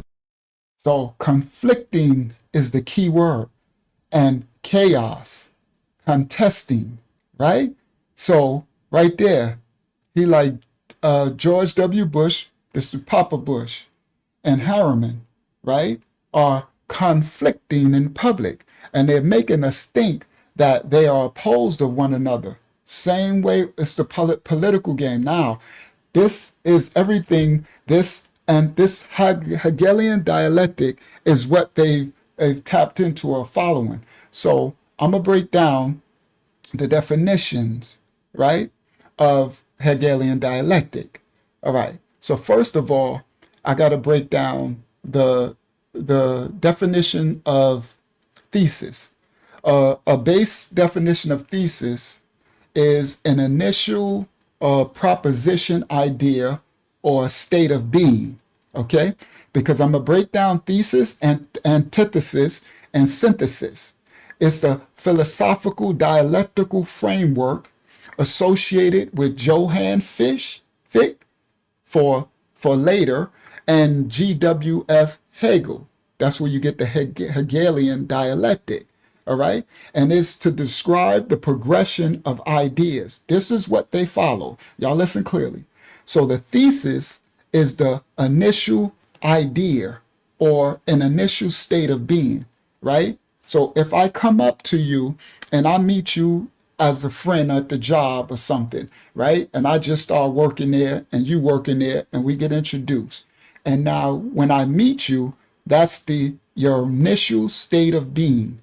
I'm meeting you where you're at in your life. You might be married. You might be, you might be loyal to your wife, right? You might be married. You might be loyal to your wife, right? And I'm meeting you at this state of being in your life, right? Now, what I can do, and this is what these devils do. Y'all need to watch out for this in your life, right? Now, the antithesis or the antithesis means I need to make a conflict in your life. The things that you believe in, let's say if I meet you and you believe in the Most High, or you believe in Yah, or you believe in God, right? Whatever you call him, right? The Creator, our Father, who art in heaven, right? Now, the antithesis, I want y'all to look at that like Antichrist, right? So antithesis. All right. Now, this is their when I'm about to show you, you're going to understand everything that they're doing. Once I meet you at the job or something, I weigh and judge your state of being. That's my thesis. Your initial proposition where I'm meeting you at, right? Now, in order for me to be an antithesis, I need to bring a contradiction into your life, or negation, negative, or I need to bring an opposite reaction to your thesis. So if you believing in the Most High and you're trying to live righteous and you got a loving marriage and your wife and you're loyal, then I need to analyze the areas that I can be an adversary in, an antithesis. Y'all get it? Antithesis. Listen clearly. And I need to bring things into your life that contradict your normal thesis state of being, the initial proposition where I met you at. So I need to bring contradicting a negative into your life, negation, or reaction to the thesis. Now, once I initiate, and I can do that by starting to, trying to get you to drink and trying to get you to go out with me and trying to get you to talk about other girls, and maybe we should just go out to drink and trying to break up your marriage. And you see what I mean? Right? Now, that's the thesis and the antithesis, antithesis. Now, then, and when I'm going to show y'all, it's going to tie in, and then the video going to play, y'all going to have a full understanding. Then it creates, once I put this work in your life as an adversary to infiltrate your state of being, to make it negate, bring my darkness, my agenda into your being, into your state, then what will come from it is a synthesis. Mean that's, I will bring forth a resolution of the tension. And the way that you do that is, if I'm bringing you so much opposing contradictions into your life, you can start to fight back against it. Now listen clearly, this is the mind manipulation, the games that they play. It's a beguiling, like they did in the garden. The serpent, beguile, seduce. They don't want to change. Listen, they don't want to just be an antithesis into your life, because they can lose a lot of people who will fight back and then go away. So what they do is they push just enough to bring confusion, to get into your head, into your life, right? And then they find a resolution. They call it resolving the tension. So what they'll do is they'll integrate elements from your life and from their agenda that they're trying to bring into your life. They'll merge the two. So so let's say if you were believing in the Most High and you were going to church, or you were going to assembly, or you were, right? And they was trying to get you to start worshiping the Book of the Dead or the Fallen and stuff, right? So they would initiate the first conflict. Y'all hear me? The contradiction, right? To stir up confusion. But then they would say, okay, let me go to your church. And then they would act like, oh, I see. Okay, I receive your God. Well, mine's got some. So it's like a mixture. It's like with what they're doing to the genders, right? It's like no longer male or female. It's both. You see, non-gender.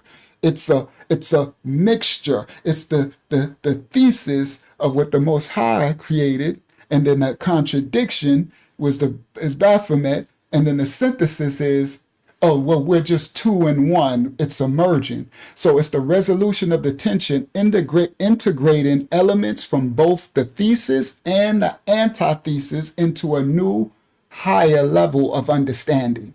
So they're molding you. Now, this process actually implies that history and thought progresses or advances through conflict. So what they teach matter of fact, I did a what's the name for y'all.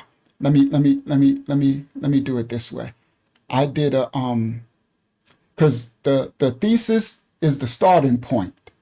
It's the formal statement, proposition, or position that is set forward. Like the saying of freedom is absolute, right? It represents the initial idea before it's ever challenged, right? The antithesis is the direct opposite of that, the contrast or the negation of the thesis. It arises as a reaction to the thesis, showing the contradictions or the limitations of the thesis. So if we follow the previous example of freedom is absolute, the antithesis might be freedom is not absolute, it's restricted by laws. See? So then the synthesis, this is the resolution that brings together the thesis and the antithesis. It does not simply destroy your idea, the previous idea, but it resolves the conflict that it brought and built by retaining things from both and combining them into a new synthesis creature, a new being. That's why I tried to use the idea of what they're doing with the children, non-male and female, right? Binary, non-binary, right? The Most High created male and female, created in them, right? So now we have these new creatures, synthesis, okay? Combining, right? Not negating the male and not negating the female, but merging them. You get it?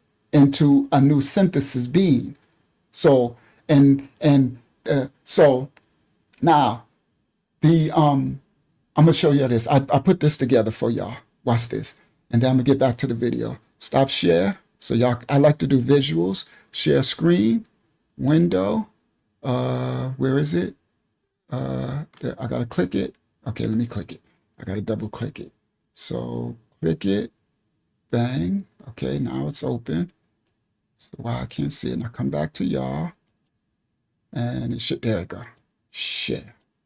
All right, so Hakyama, let me know. I'm about to make this full screen. Let me know when it's full screen. It should take up the screen. All right, and then I won't be, you're gonna have to say it because I won't be able to see y'all while I'm breaking this down. I created this for y'all. All right, here we go. I'm gonna make it full screen. Oh, that's in the way. Let me move that to the side. Now do it. Click it over here. There we go. Full screen mode. All right. Hakyama, is that full screen on your screen? Okay. So I created this for y'all. The architecture of conflict. Deconstructing the Hegelian engine of power. History does not happen, it is engineered. Destructing the Hegelian engine of absolute power. This is the structure that they created, that they work off. Absolution of power, their control. They use the Hegelian dialectic. Okay, let's continue. The doctrine, the engine of progress is engineered conflict. So what they believe is the way that they gain progress, right? That's why they got all this progressive movements, right?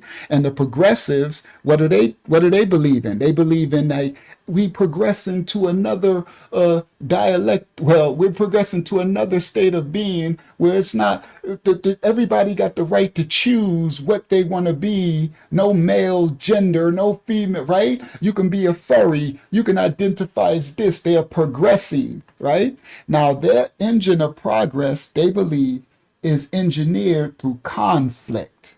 Always conflict, chaos, confusion. Right.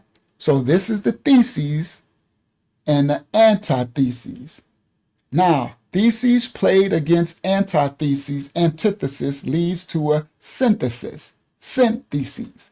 For history to make progress, they believe you have to create conflict. You have to have conflict.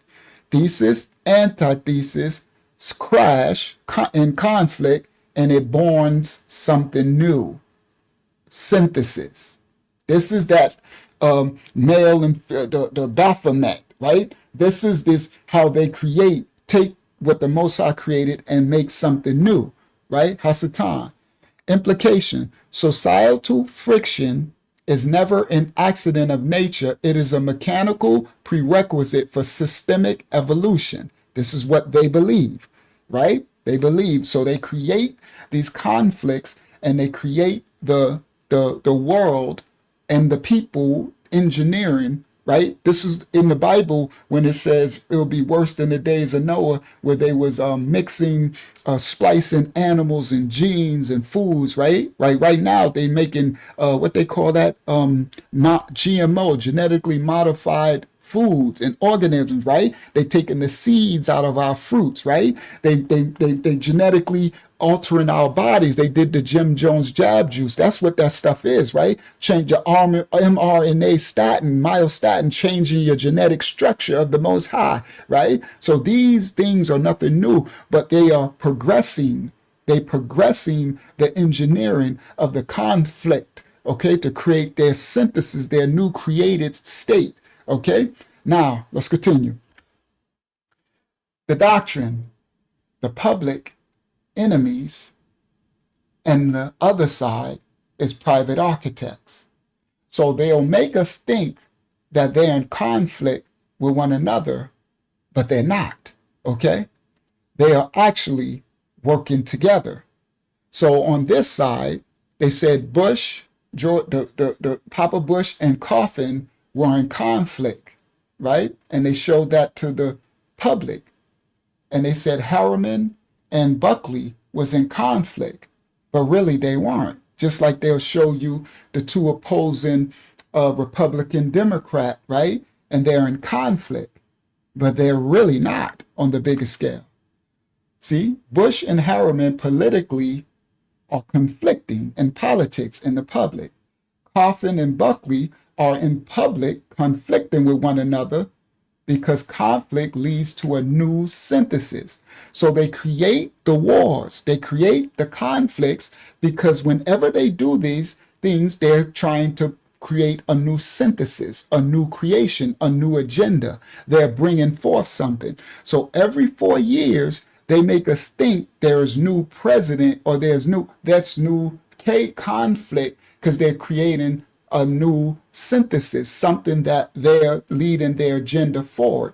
And their agenda never stops through no president since the beginning of this stuff. It's been going in one direction.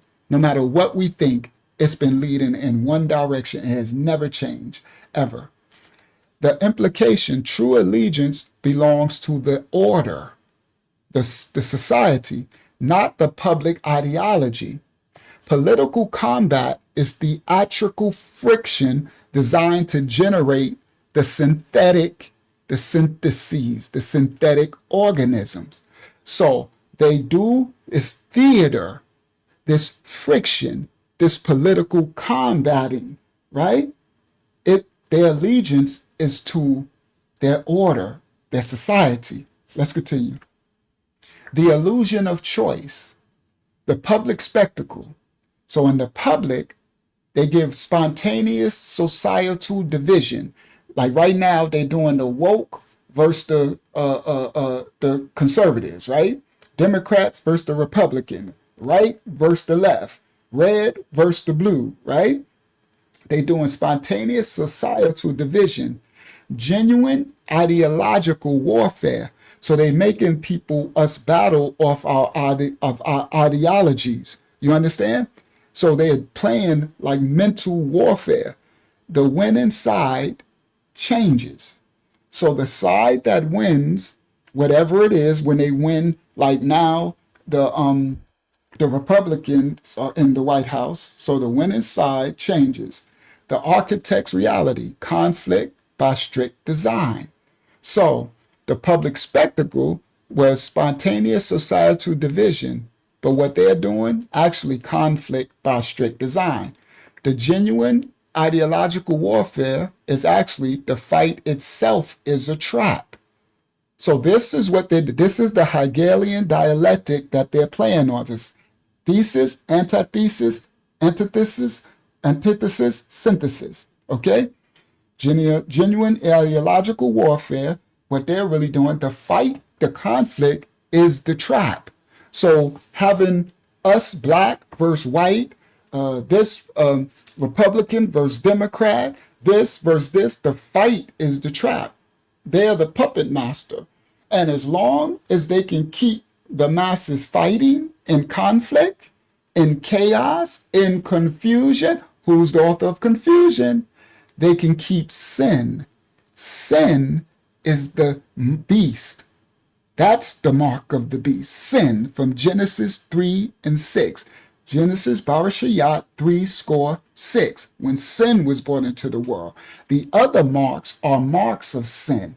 So these marks of the forehead and in the hand and all these marks that's going to come later, these are marks of sin and transgression of the beast, of you confiding and taking all these symbolism. All right. It started in Genesis 3:6 when Eve, right? Adam, and Hayavah, Adam and Eve, when they transgressed and created the second world, and the God of this world is the adversary, the devil, for a time. So this world belongs to the beast for a time. That's why it's so dark.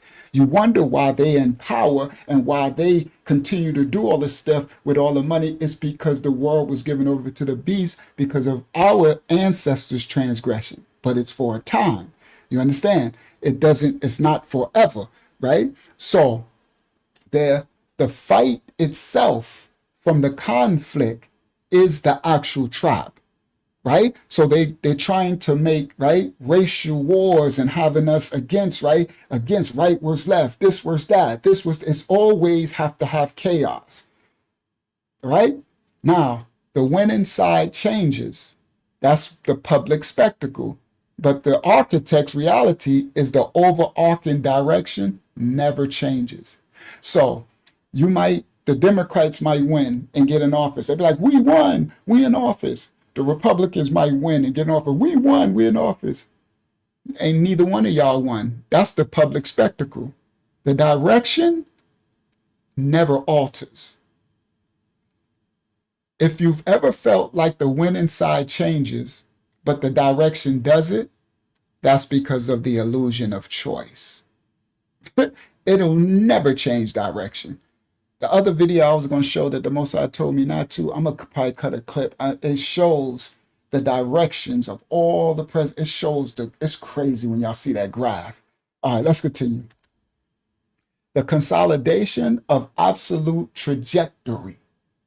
The objective isn't just influence. It's bigger than money. It's bigger than influence. It's a direction for the entire system. They want to acquire power above all. It's all about control. It's always been about control. What did Hasatan say?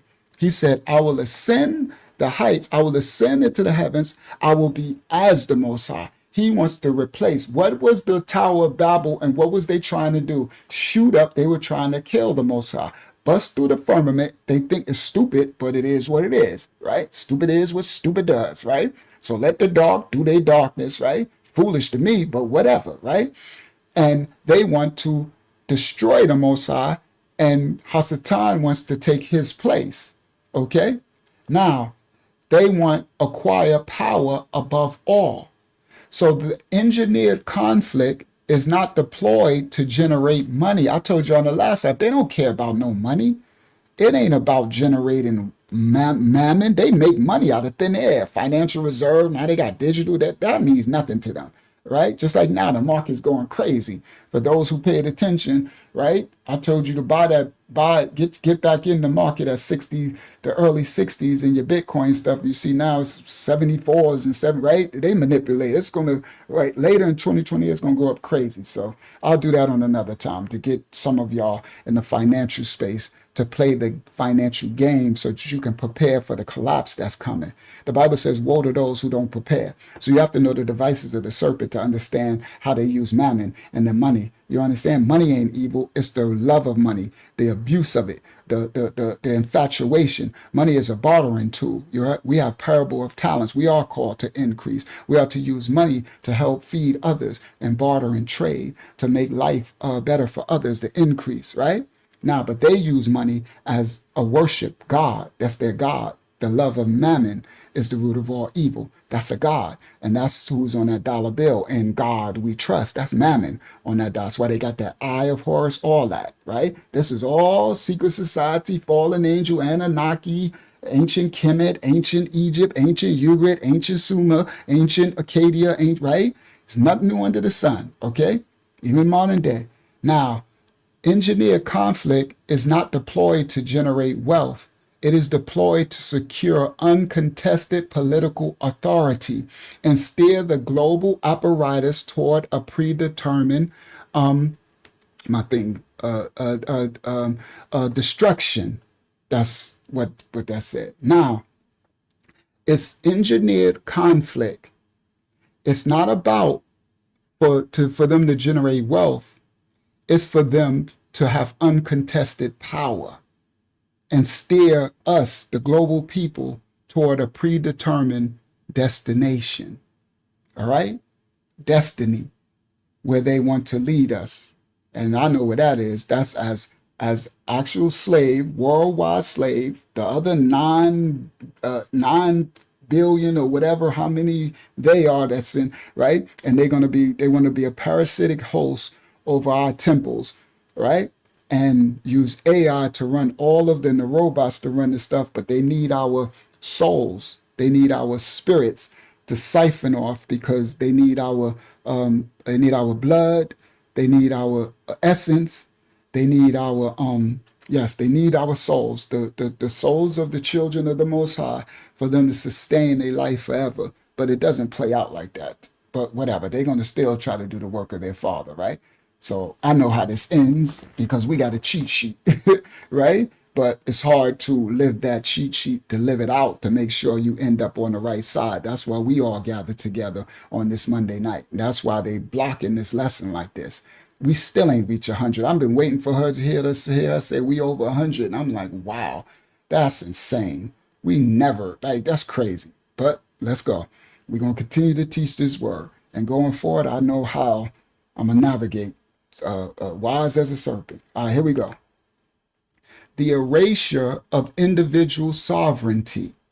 See, the final synthesis, the final amalgamation or product demands the annihilation of the self-freedom.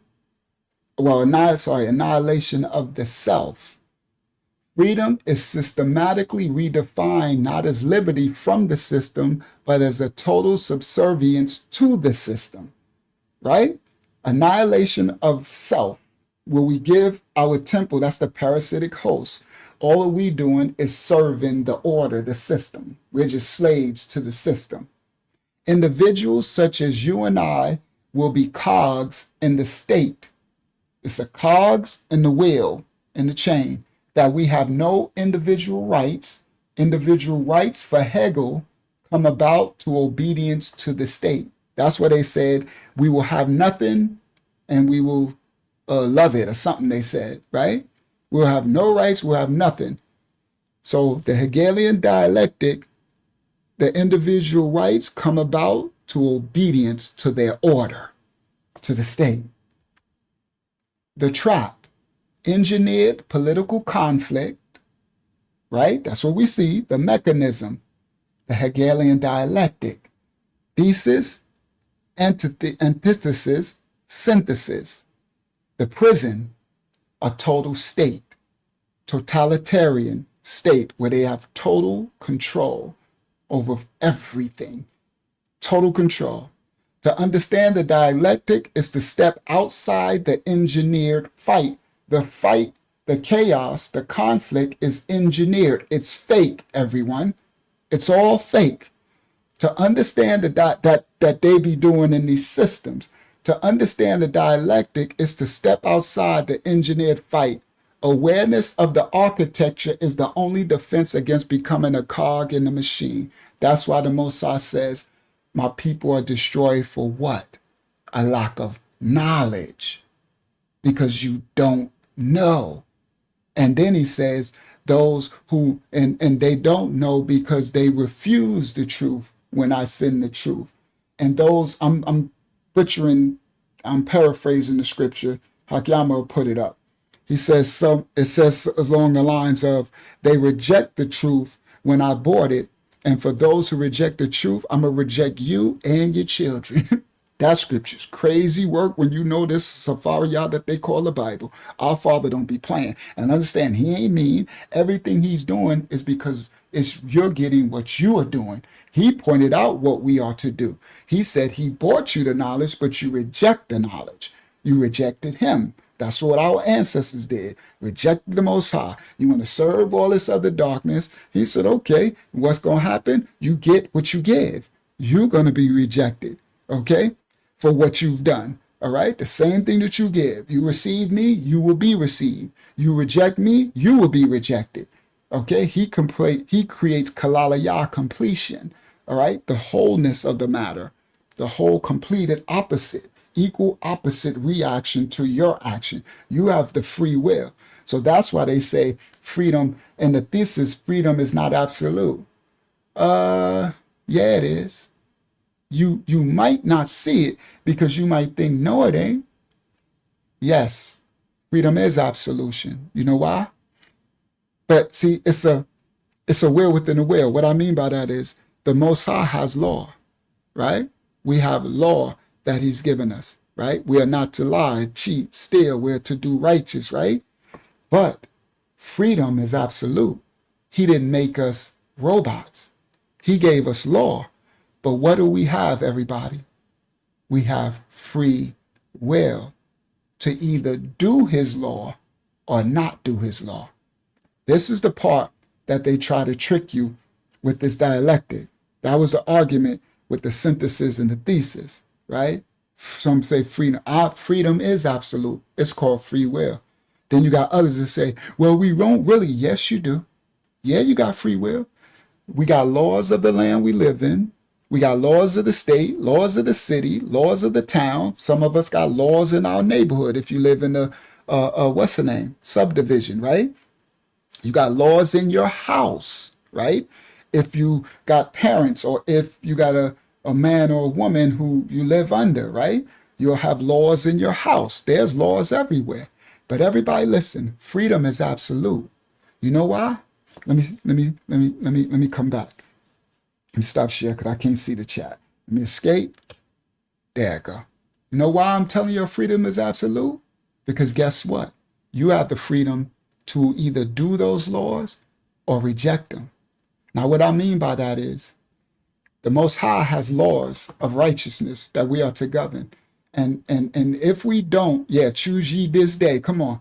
If we don't do his law, then we get the equal opposite reaction from our transgression. That's what sin is. Sin is transgressing the Most High's order, his law, the Most High's rules. That's sin. Once we transgress those, that's the beast. Okay, now the mark. The mark of the beast is transgression, is sin. Okay, now we marked ourselves as being adversary to his law, outside of his order, like broken his law. We become like prisoners, right? You become a convict, right?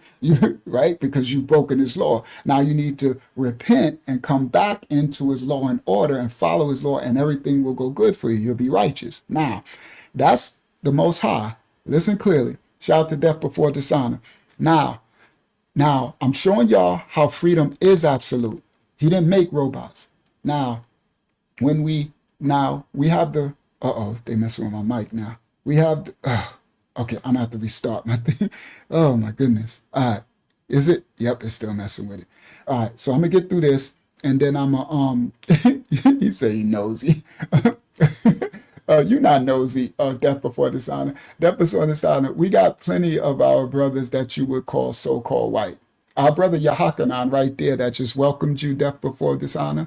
He's about Yahakanan, how old are you? Like 29, 30 in our ministry? He would be what you would call a so-called white, but he don't identify with those things. He is grafted into the house of the Most High, right? The house of Yashrael. So he's been with our ministry for years, and he's gotten married. They have him and his wife. They got a baby. He's 25, all right? So a lot of people don't realize, right? So that's why I tell y'all guys, it's not about, right? So I know some of y'all knew, they like, wow, yes, you would have no idea how many, who was what, because if you receive them as children of the Most High, then you will see their righteousness. All right, so let's continue. Now, I was talking about the absolute, freedom is absolute. Now, if we go against, remember, the Most High got law, and we got the freedom to what? to go against it. Right or wrong, right? We got the freedom to go against it, right? Yep. And I married him and his wife. They got a little baby boy named Aman Ya'al, right? He's a couple of months now, almost about to be a year, and born in our ministry. I married him and his wife. He met his wife in our ministry, all of that. And they got married under the Most High, right? Praise the Most High. That's what we're called to do. Go forth to every nation, kindred, and tongue. Go forth and bring them home to righteousness of the Father. So we live this word out. You heard? All right, now let's continue. So freedom is absolute. Now, you also got laws in your state, your government, your city, right? In your neighborhood. You can break the laws in your neighborhood, right? There are laws everywhere. You can drive the car and don't stop at the stoplight. You can drive through every stop sign. You can drive through the stoplight. You can drive on the wrong side of the street if you want to. Everybody, don't let them make you think freedom is not absolute. The Most High gave you free will. And your freedom, you have the freedom to choose this day everything in your life. From this day right now, you can say, I choose, again, with my absolute freedom, not to abide by any law. Listen clearly. You can start right now and say, I ain't going to abide by the Most High laws. I ain't going to abide by the laws of my state, Caesar. I ain't going to abide by city, my subdivision, my house, even my house, my wife, I ain't going to abide by nothing. You could say, I ain't even going to get dressed. I'm not going to eat. Listen clearly, guys. You could say, I'm not even going to abide by the laws of my body, my temple, and feed myself. I'm not going to drink. I'm not going to eat. I'm not going to put on clothes. I'm not going to work. I'm a drive, but I'm going to drive through all the red lights. I'm not going to abide by no laws. And guess what's going to happen? You're going to, the equal opposite reaction, the kalalaya, the completion from your actions, you're going to get what you've given. If you neglect the laws of your temple, your body, you will die. You see? The Most High ain't kill you. The Most High ain't had nothing to do with that. He gave you his law, and he gave you absolute freedom of choice. Freedom is absolute. You have the freedom to choose to abide by the laws or not. And you're going to pay the consequences. You get the blessings or curses from it, right? So don't let nobody trick y'all with that. Yeah, it is. Okay? That's why he says, give Caesar what's Caesar's. Follow the laws of the land you in. Follow the authority of as long as they don't go against the Most High law. Their structure and order. You understand? So with it, but don't let people think, because you have people coming, we ain't got no freedom. Oh, yes, you do. You got the freedom to choose to not do nothing else ever again. You can choose to I'm going to just lay right here and do nothing forever. Freedom of choice. All right. Now, the dialectic is to understand the dialectic is to step outside the engineered fight. The engineered fight. Awareness of the architect is the only defense against becoming a cog in a machine. All right. Now, let's get back to the video. I just wanted to break down this thesis, antithesis, and synthesis, because with y'all having that understanding, you know their playbook. This is the playbook of the world stage, even with the wars. Like right now with Iran, and all of these are parts of the same order. All of these kingdoms, what they are. And they're fighting for head of the king, who's going to be head in their new world order, their new synthesis. We're at a stage now where they're trying to complete in this global order the new synthesis now. And that's why it's going to have a new currency, and it's going to be digital. You understand? Because it'll be 100% controllable and trackable once they finish with it, right? At the beginning, there's some freedom with Cold War and storage, but later, right? So this is leading to the Armageddon, right? So their synthesis is going to be two sides. Like I said the last time, the Western Hemisphere versus the Eastern Hemisphere, right? And that will make one, once whoever wins that will be the head of this new synthesis. It's a world order, their oneness, ahayat, right? And then that is when the light versus the darkness That what ushers in the Armageddon, the spiritual war. Okay? And they're going to have the portals open with CERN and the AI and the robots. They're going to have all their, they're trying to get Simjaza and Azazel and lock them down from the pit. They're going to be trying to get Leviathan out of the marine, right? Okay. Now, the synthesis. So the Hegelian dialect was created by G.W.F. Hegelian. That's where it comes from. But he didn't use the exact terms. He didn't use thesis, antithesis, and synthesis. That was the Frick dude later. Hegel, G.W.F. Hegel, he used terms abstract, negative, and concrete because that was back. So this is what they call a trinity, everybody. It's the trinity or the triad or the triune. This is why I'm sorry for my Christian brothers, but Trinity is not in the Bible. That was these Roman ditties, devils creating this thing. Is a triad always a triune, right? It's a, right? So this triune of thesis, antithesis, and synthesis is more accurately attributed to Fitch, all right? Now, but later it got popularized by Karl Marx, Marxism, okay? But Hegel, G.W. Hegel, he called it abstract, negative, and concrete, all right?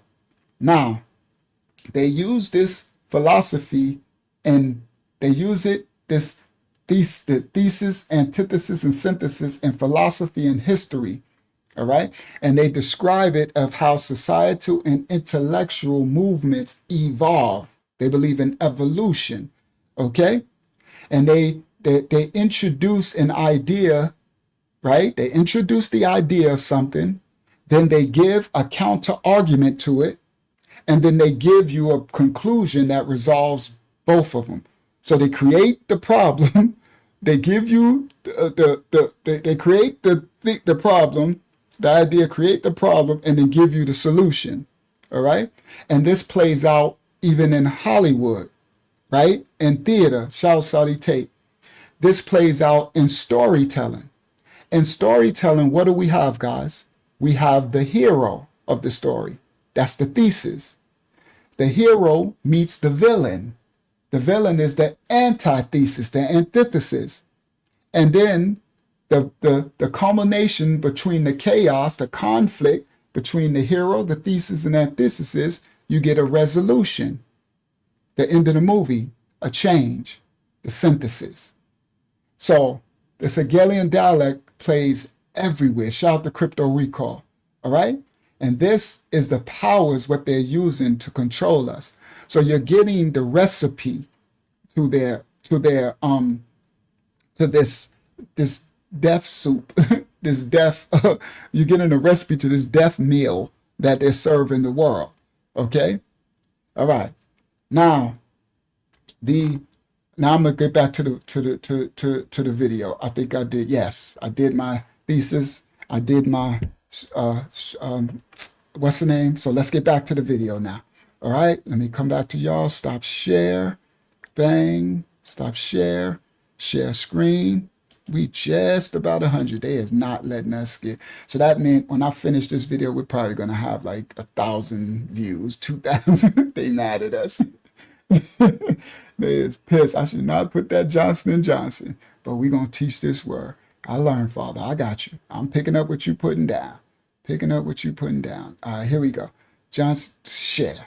Now, so Bush and Harriman politically were conflicting.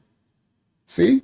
Just like what's the name? Trump and Biden. Just like Biden and Barack and whoever, Bush. Just like Clinton and whatever, right? Everybody listen clearly. Now let's go back a little. So now y'all have the full understanding of the Hegelian dialectic, the thesis, antithesis, synthesis. Now let's continue. the order, you will find that they have to have conflict. Be on opposite sides, moving through the same pipeline. And if that sounds impossible, he explains the method in one sentence. Through the same pipeline, it's a claim about alignment, about people who appear to be on opposite sides, moving through the same pipeline. And if that sounds impossible, he explains the method in one sentence. The method they use is that of the Hegelian dialectic. Thesis played against antithesis leads to a synthesis. In other words, for Hegel, for history to make progress, you have to have conflict. And when you look at the key people in the order, you will find that they generate conflict. So Bush... Wow, Dawn says something's not letting her subscribe to my channel. That's crazy. Yeah, they cut off my other ones too. I hope. Well, let me pray a prayer over this channel and this ministry. Father, we pray. I pray to you, Father, as your servant, as your child. May you please cover this lesson. May I repent for my error and put in that pharmaceutical company in the title. I will change it as soon as this video is over. Maybe I'm gonna change it in a second. I'm gonna change it. Oh, it's still on the thumbnail though. I can't. I don't got another thumbnail to replace it. I'll do it after this is over. May you please cover this lesson, cover this channel, so that we can continue to teach your word. I will abide, and I will try to make sure I have clear. I'll make sure I have clear instructions what to expose and what not to expose, because the thing is, this is their house, and we have to abide by certain rules of the house. And I ask you to please, all in your will, cover this lesson, cover this channel, and cover everybody's watching and everybody who gets to watch on the replay. May they be allowed to still subscribe. May they be allowed to hear your truth. May they be allowed to hear your righteousness. And may you continue to lead and guide me and instruct me on how to navigate this space, this age that we're in, this synthesis that they're striving to create. I say this prayer to you in the name of your only, your odd Son, begotten Son, who comes in your holy name.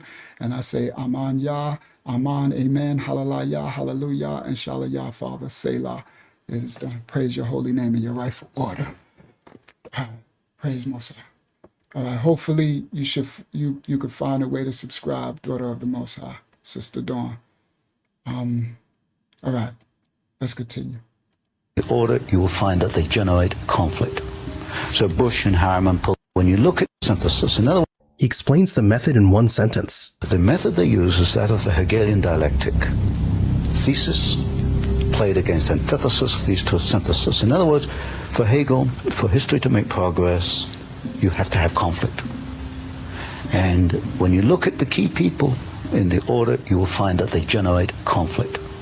So Bush and Harriman politically are conflicting.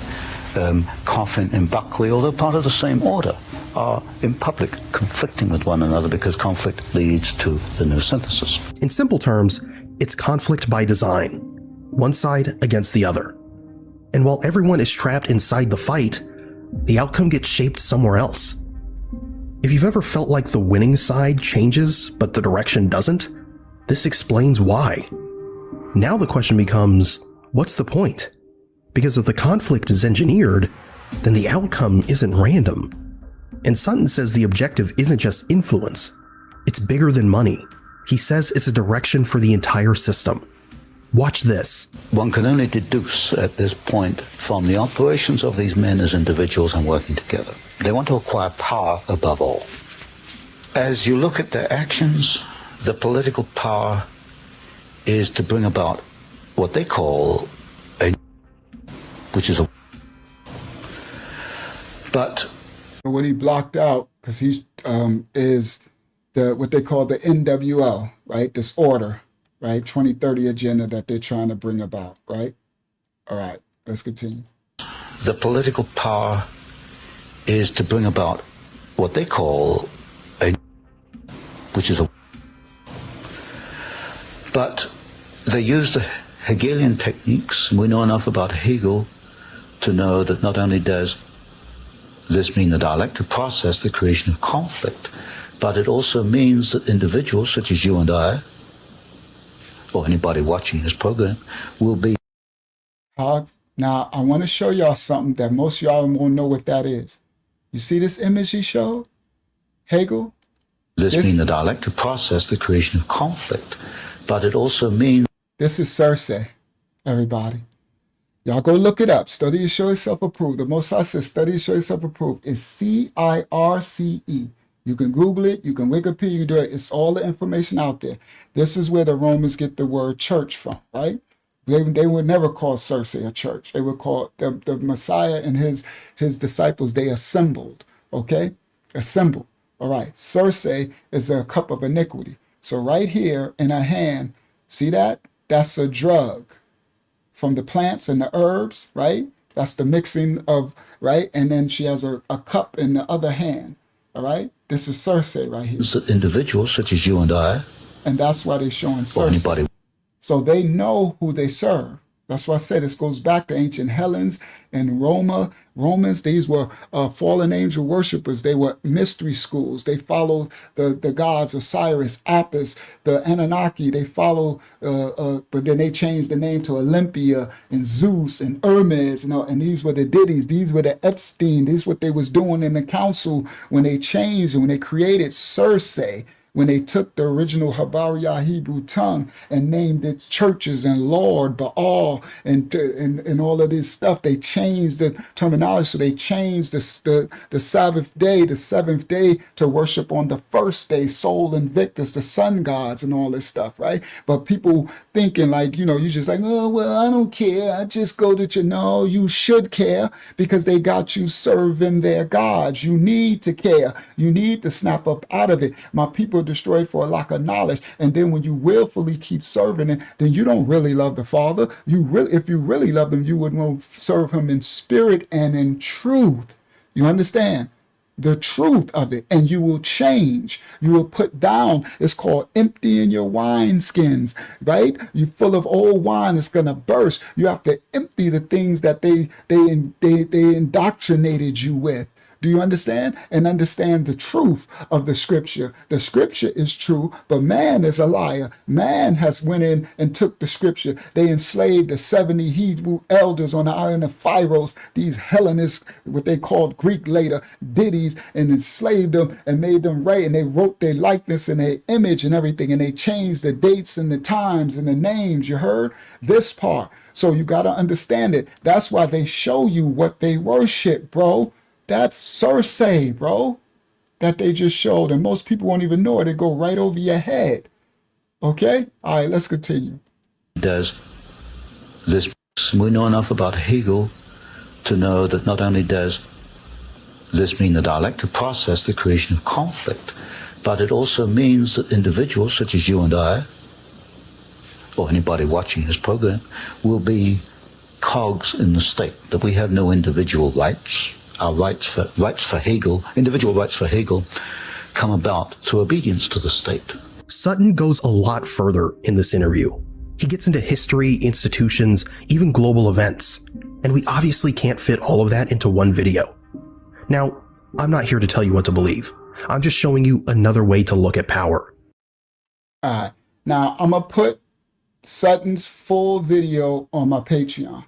Right? I meant to do it, but I was putting this together all day and all night. So I'll have it up. So, Dad, I don't got my link to my Patreon either. I got to start having all that on deck, right? Hakyama, do you got the link? Oh, she got it. All right, good. Thank you. Thank you, Hakyama, on it. Thank you, daughter of Yah.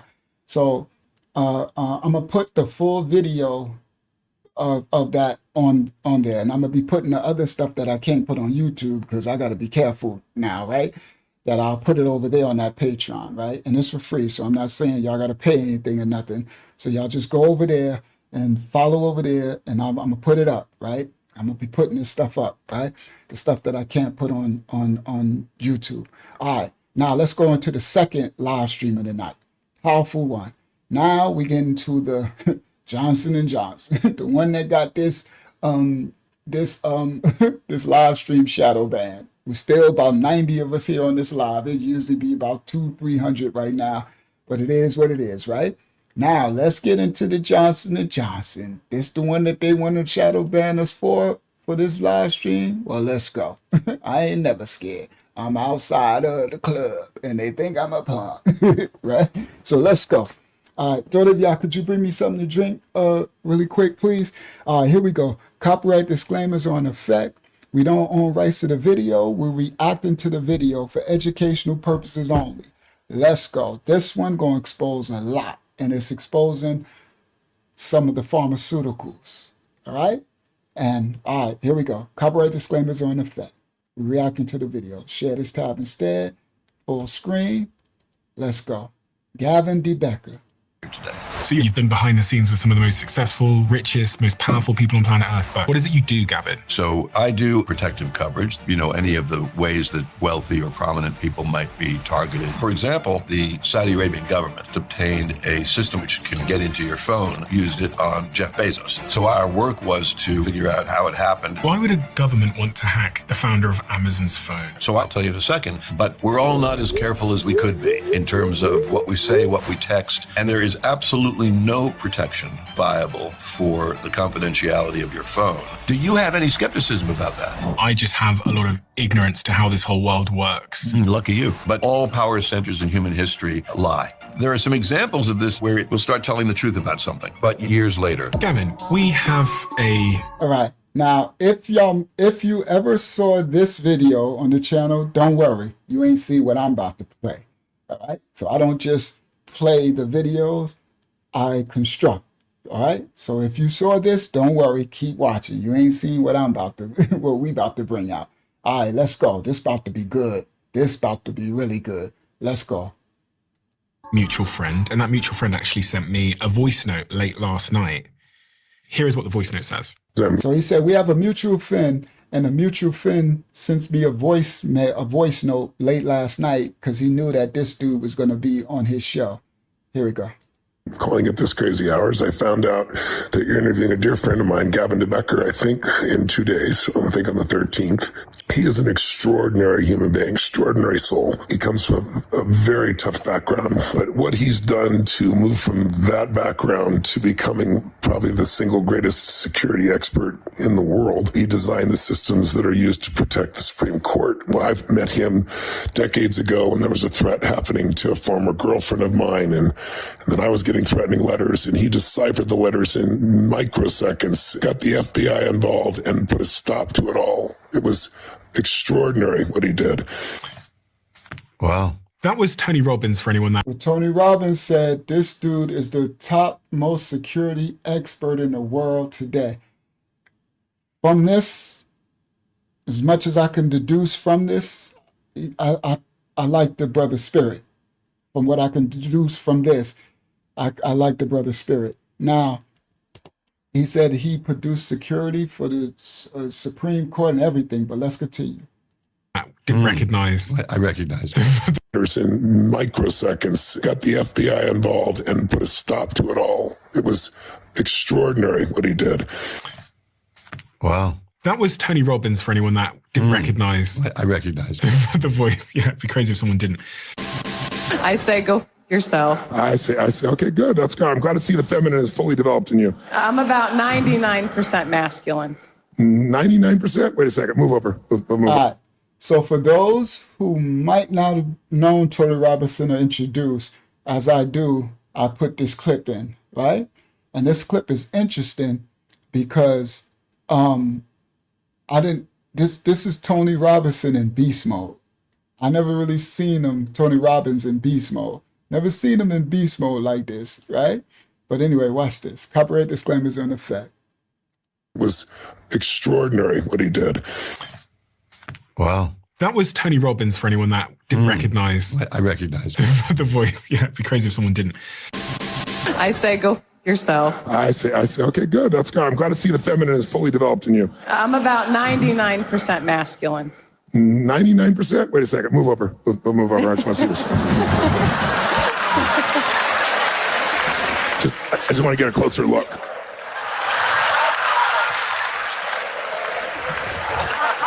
"99% masculine." Look at the state right now. Is this your idea of masculine? No. No. Oh, this is the 1% that shows up every now and then? Yes. I see. It shows up when a masculine energy shows up. Then she goes back feminine. But she surrounds herself with men that are more feminine and calls herself masculine. Because you actually do become masculine around them. I mean, I've learned in the seminar I need to be more feminine, but it's just a difficult thing to do. Is it? I mean, I feel like I just walked up to you and you changed states somehow. And it wasn't attraction. It's not hard. It's that you keep surrounding yourself with people you think you can control. And the fastest way you control them is you tear them down. Now, you don't always do it verbally and directly because that's a little dangerous. So you do that in your own head. And you demonstrated 4 or 5 times in the first 3 sentences that you spoke about your boss and everybody else, did she not? You emasculated all of them as fast as you could. Because there's 2 ways to be significant. One is work your ass off and grow and take risks and go through the injustice of life that we all go through. Or the other is tear everybody else down and have the illusion that they're going down, you're moving up. Have you ever been with a woman? I'm really attracted to men. The problem is I turn. He didn't answer the question. He said, have you ever been with a woman? And she said, I'm really attracted to men. I would said, that didn't answer my question. I know you've been with a woman. That's why you think you're 99% masculine and you run around thinking you can control these emasculated men. But when the real masculinity walked up into her face, she turned real feminine. Now, I want y'all to understand that that's the truth, because these, under the Hegelian dialectic now, thesis, antithesis, synthesis, they've created a new synthesis on earth, a new being where the women are now saying they're men and the men are becoming effeminized. The women are becoming masculinized and the men are becoming effeminized, right? So you have generations of beings that are confused because some of the women who need a more masculine man to cover them, the men are now so effeminized that the woman is taking on a masculine role and they get a little confused. The ones who don't want to just go all the way to being gay or something, right? So this is the dialect, what they constructed. They manufactured this synthesis today that we living out, right? Like in the days of Noah, right? We living in Sodom and Gomorrah right now, right? So when the minute that masculinity, true masculinity, shows up, they go immediate feminine. I'm telling y'all the truth. I'm telling y'all what I know because I have the same 100% masculinity and it comes off of your energy. That's why us elders got to teach the youth to stand in their masculinity. That's why they start to call that toxic masculinity. They wanted it to calling it toxic. That was the Hegelian dialect, right? They started a confusion, a conflict between the man and the woman, and had the woman wants to try to brainwash them, right? To say that the masculinity in the men is toxic. So they start instituting it in the elementary schools. You understand? They started to emasculate the men. So they called it ADHD and they called it all this stuff. And they stopped the men from wanting to go because the boys want to go out and play and roughhouse and jump and hunt and do all this stuff. But they sat them in the school and confined them. No, you weren't going to sit down and draw. You're going to tap into your feminine, right? We're going to teach you home economics and stuff, right? Nothing wrong with a man learning how to cook and knowing how to do that. But this was actually effeminized. It's constructing a synthesis. See, I told you I was going somewhere teaching y'all the Hegelian dialectic because this, yes, the programming, this is what they created. You understand? So they created it where the boys want to run out and play and roughhouse and run and do and jump and dump, which makes them a hunter-gatherer. You understand? Which makes them a provider and a protector for the women and the children and the village and you see, for their village that we're supposed to be a part of. Small villages is what we're supposed to consist of, not big city-states. The cities are principalities. Nimrod built the first cities. You understand? The big cities. All right? Now listen clearly. So this is a construction from the Hegelian dialect to feminize the men get them from when they boys and take the hunter-gatherer out of them. Take the ability and call it ADHD, that the boys don't want to sit down for 8 hours in school. They don't want to sit down because they want to run, they want to jump, that's why the boys will excel in gym and they will excel, right? But then the girls, because the girls have a different makeup, male and female created them, the girls can sit down mostly more, and they would like to do these other things that's more conducive to their natural genetic makeup. But the boys, they call that toxic, and they call that a disorder and dis-ease, and they started to give them drugs. You understand? They started to pharmakeia. That's Circe. Listen clearly. They start to give them spells and potions to change their genetic structure and make their energy and their hunter-gatherer and their natural state dormant. You understand? And they said it was ADHD and this D and that D, and they made up all of these different disorders. You understand? When we used to be able to run and play and go crazy, right? So they got this new synthesis of created beings out there now, right? That's why some of the women is like, I'm masculine, because a lot of the men are feminine because they called it toxic masculinity. So they would call my masculinity toxic. And I say, I say your mama toxic, but I can't say that no more. The Most High is bridling me from even that no more. But that's what I would have said. Your mama toxic, but I can't say that no more. So I repent. I apologize. I just had to let y'all know what I wanted to say. Right? I'm a work in progress, and I show y'all my fruit. Right? I work on myself, right, to be more righteous in the image of the Father. All right. So they'll say that my masculinity is toxic. So what Tony Robbins did, he said, okay, you think you 99% masculine? He said, all right, let me come down there in your face. Now, let me tell y'all what happens. This is what happens with me too. When true masculinity, I don't care how masculine, unless you're a man cosplaying that you're a woman, I don't care how masculine you think you are. When true masculinity gets in your face, what happens is the feminine automatically reacts to the masculinity. That's why when he went and he put his hand by her face, he said, now are you masculine? And she was like, no, right? It happens, but it takes true masculinity, not pseudo masculinity, not fake masculinity that's puffed up from being in gangs or no, the true masculinity that you were raised correctly in the law and order of the Most High, and you're male to be a provider, protector, not toxic where you're going to be abusing the masculine energy or anything, but you control the masculine energy. When true masculinity goes in front, they always turn feminine. I ain't never a day in my life had their counter. And if they didn't, I experienced that, then I still, no disrespect, y'all might not like this, I really don't care. This is my testimony, what I used to live. Nowadays, I won't do it because I would just remove myself from their presence. But back in the days when I was outside, when I would run into the women who thought they was, because I was outside in the hood, in the streets with drugs and, my crew, which y'all would call gangs, and my projects, there's hundreds of us, and there's thug girls that'll shoot you, kill you. Now I'm talking about real life stuff outside. When those would come up and they wouldn't play their position after coming in front of my masculinity, then you get the same energy as if you're a man. Let me explain that. Now, I'm not telling y'all to do none of this. This was the life I used to live. Yep, y'all can go watch it on the Uncle Yahshua 25 to Life Testimony TV channel. Thank you, Akiyama. If you want to see the testimony, now I won't live that because I won't be in that predicament. I remove myself, right, from the presence. But this is how I used to live. If that presented itself, now if you don't become into your position of femininity in my masculinity, where I can now stand down, right?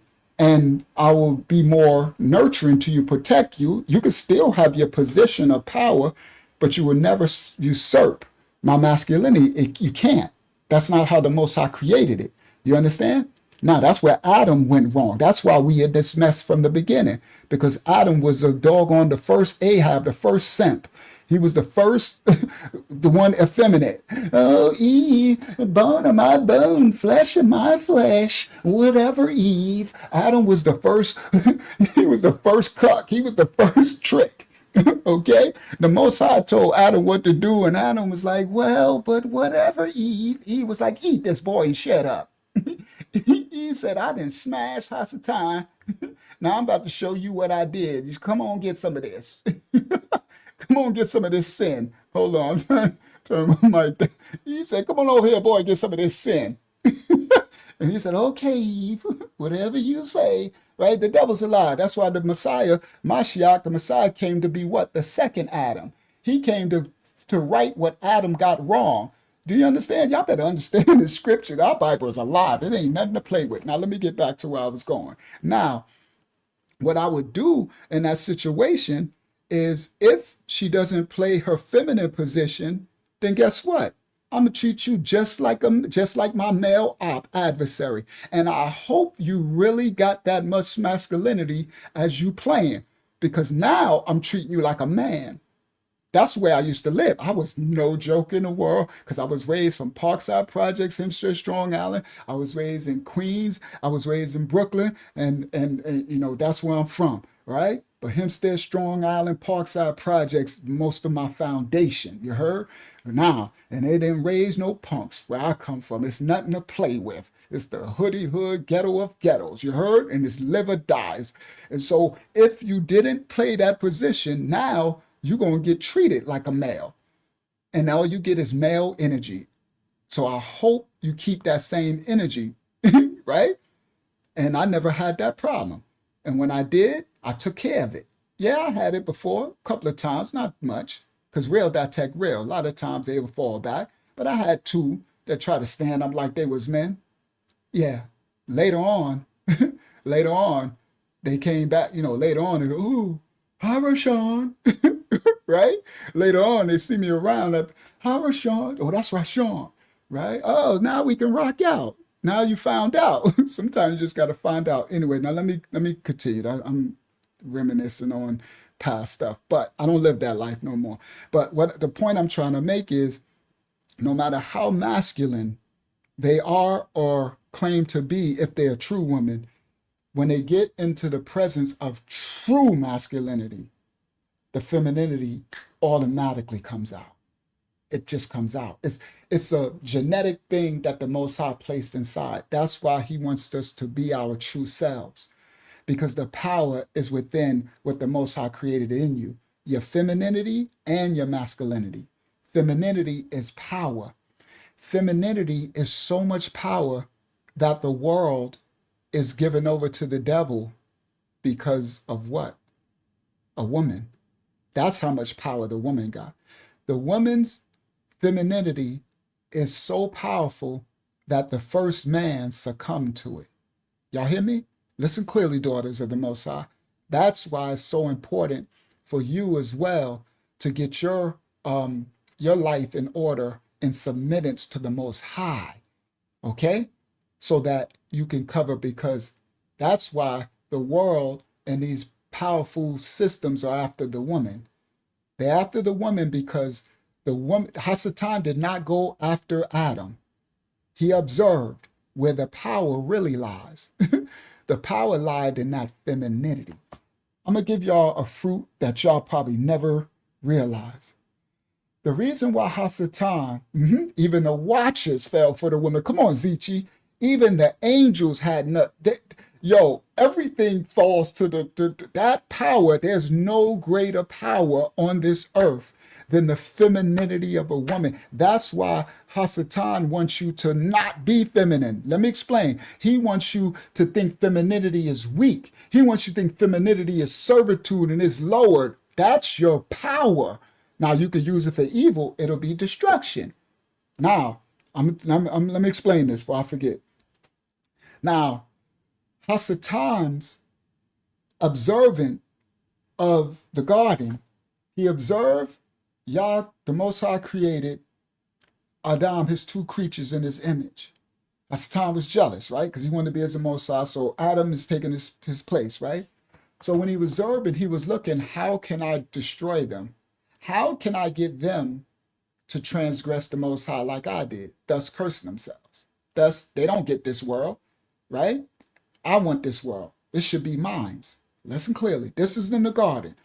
This should be my world. He's a spirit before he animated the snake body, okay? And that's a whole nother lesson about the animals used to speak and talk. He beguiled the serpent, all right? And so that's why the serpent got cursed as well as Adam and Eve, right? Now, let me talk.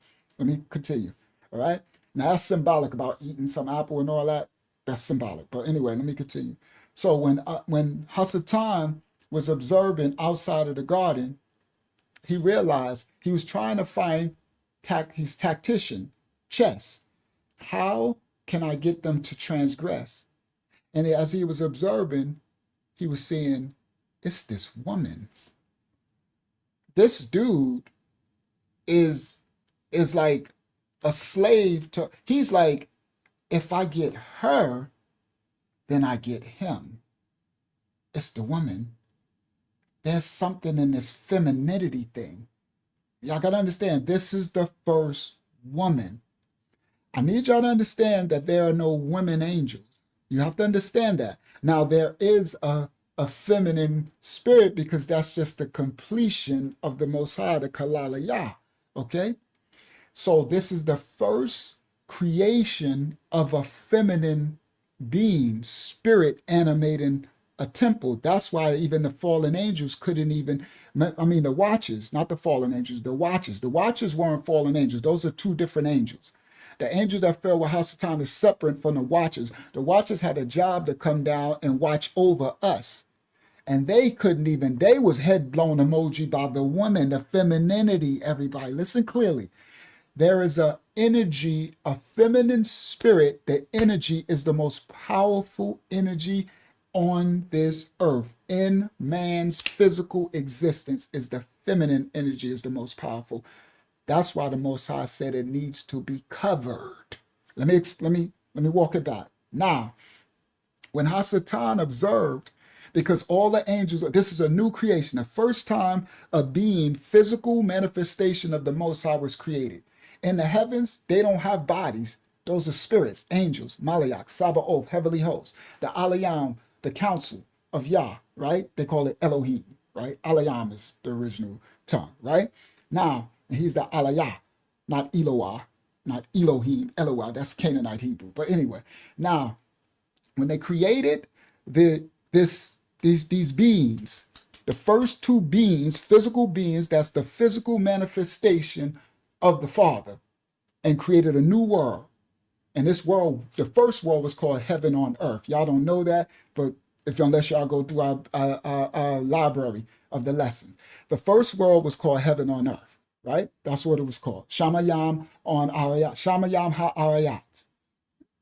That's how you say it in original Habariyah, right? Heaven on earth. Now, after that world got done away with, now we got a second world that was created because they transgressed, and this world is given to the adversary. All right, now, when Hasatan observed these creatures, because they're new, as he's observing, because he's wise, right? Looking who to devour, he discerned that the masculine energy is all powerful. It is everything. He was like, it will submit to the feminine energy. He saw something very interesting.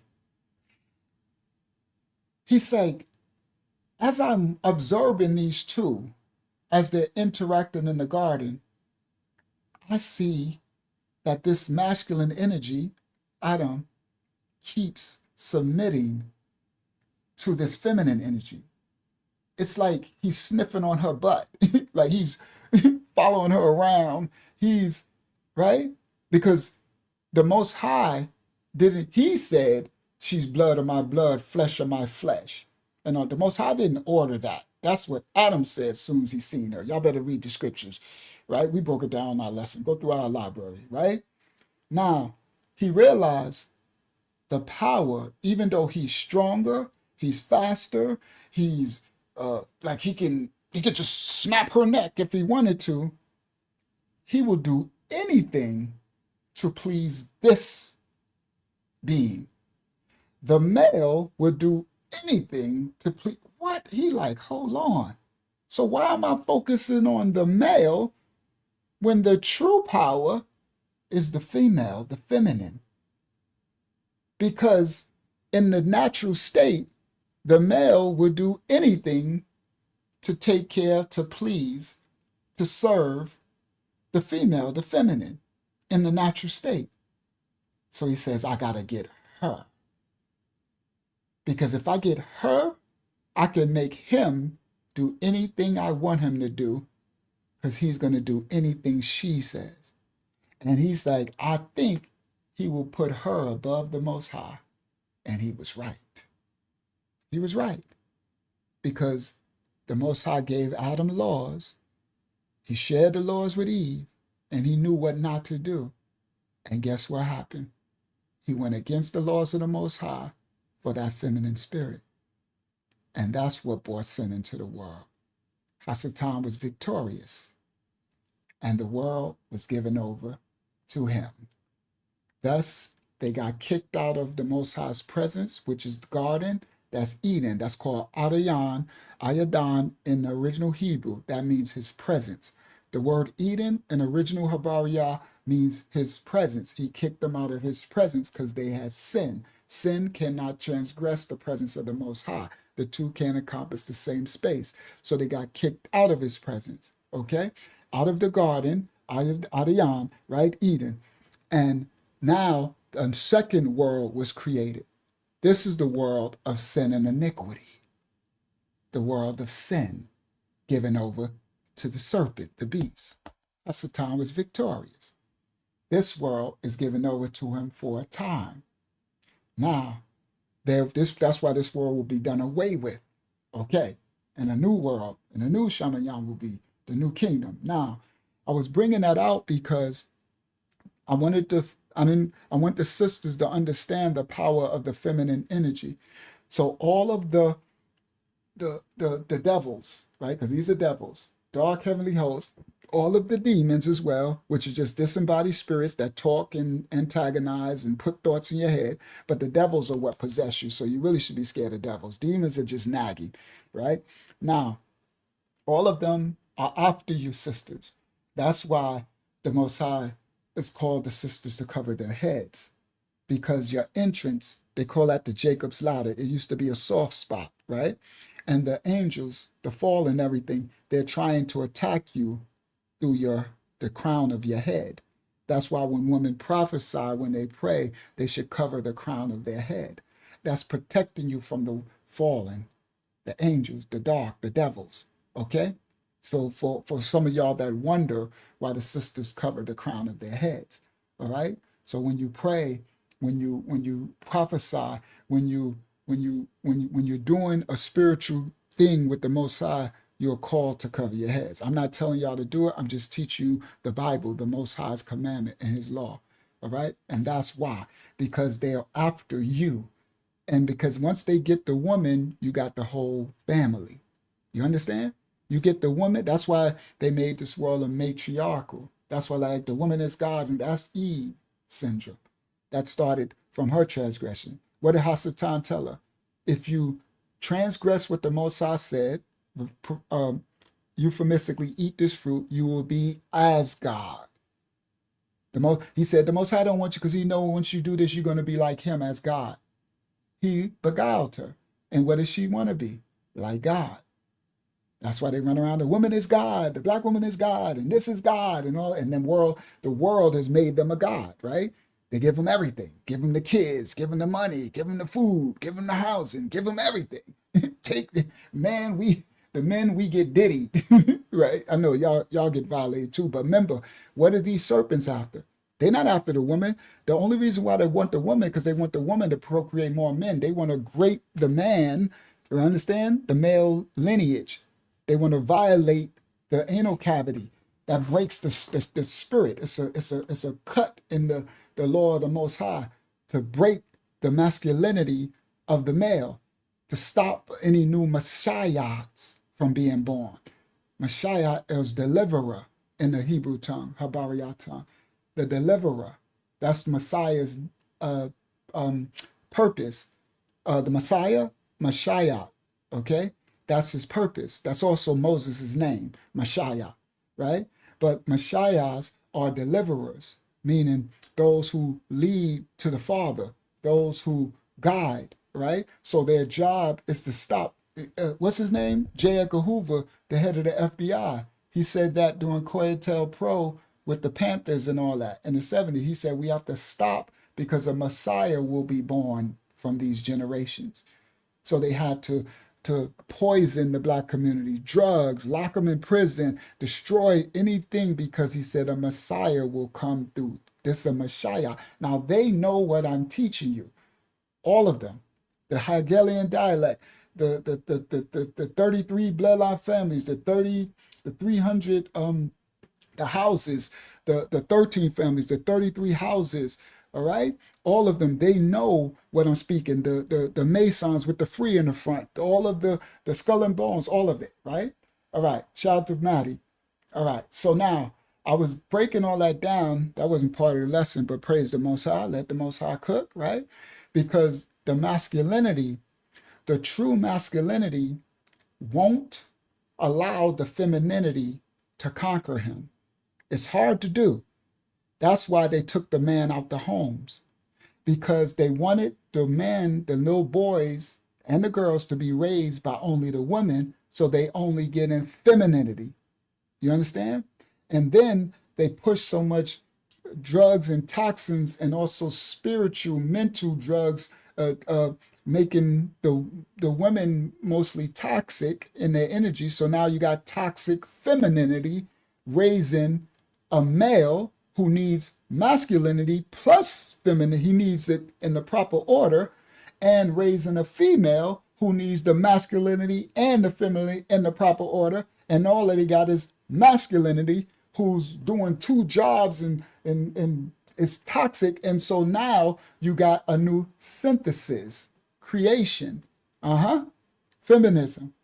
And this is the destruction of masculinity and destruction of the family, the destruction of the order that the Most High created. Male and female created he them. And the only reason why he said that the Eve, the woman, should submit, that didn't mean, it ain't a negative word. It just means be covered by the male who's covered by him. Okay, a male who submitted his life to the Father, and you submitted your life to the Father, that male should cover, protect, nurture, and cover you, like I will do all of y'all, like I do on these lessons, no matter what we do.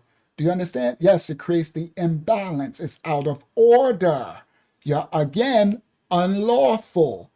When whatever you do in the flesh, it reacts in the spirit, because we're spirits animating flesh. The laws are governed by the spirit realm. People are so worried about the flesh, but the flesh is just a reaction to the laws of the spirit realm, dark and light spirit. And they know they serve their Father, principalities and spirits in high places. We don't fight carnal wars. We fight in wars of the spirit, right? But people are destroyed for a lack of knowledge, so they live in their flesh, okay? So with this disorder and the destruction of the way that the Most High created us in the garden, if Eve wouldn't have transgressed, it would have been a whole different law.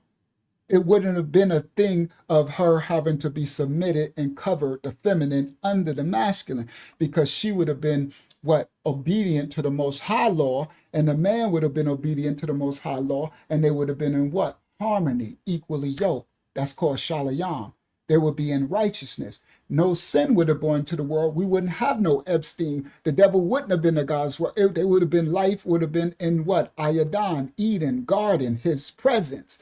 We wouldn't got kicked out of his presence, where everything was provided for us. Do you understand? All right, now it was the transgression and the sin. And now that's when the Most High said, okay, for your transgression, this is one of the curses, you would have to submit to the man. He wasn't punishing her. He was covering us. Okay. He was covering the future children. He was like, okay, now you have to submit to the man. He has to cover you, meaning there's a structure and an order. I need for you to be able to submit the femininity to the masculinity of the man who submitted his masculinity, his self to me. So if the man, now you don't submit to nobody who didn't submit to the Most High, sisters. Okay? Yes, love is the submittance. Okay, so again, it's the disorder. If you submit yourself to a man who's not submitted to the Most High, then you're in disorder. You better off just doing yourself. Try to get yourself right with the Most High. You understand? Submit your life to the Most High, and the Most High willing, he'll send you a man that is submitted to him. Because that's the only man that can cover you. Sisters or anybody is the man that's submitted to the Most High. You don't submit to no man if he hasn't given his life over to the Most High. The Most High comes first on all of our lives. You and the man. If the Most High is first in my life, then I owe my righteousness, my repentance, and everything. I'm going to live my life to please him. And then if you, as my wife, you submit your life to the Most High, your repentance and everything, righteousness, you're going to submit your life to being in his image, then we both can come together because we both serve the same Father. We're equally yoked. And our relationship with the Father and our submittance to his righteousness will protect us from one another's transgression, the flesh, the sins of the flesh from Adam and Eve. You understand that? If it wasn't for that, we wouldn't have all this problem. But now we got it, right? So the protection is my submittance to the Father, that I won't lie to you. I won't cheat on you. I won't steal from you. I won't hit you. I won't abuse you. I won't do you wrong. I won't steal all your money. I won't do this because of my submittance to the Father of being righteous. It ain't submittance to you. Do you understand? I might love you and all that, but you come under the Father. The problem is when you put people above the Father, or when you don't got the relationship of the Father, then you in love with one another, and you are both fleshly beings, animated, spiritual beings animated a fleshly sinful body, and it's going to be chaos and destruction, because without the Most High first, it ends in destruction.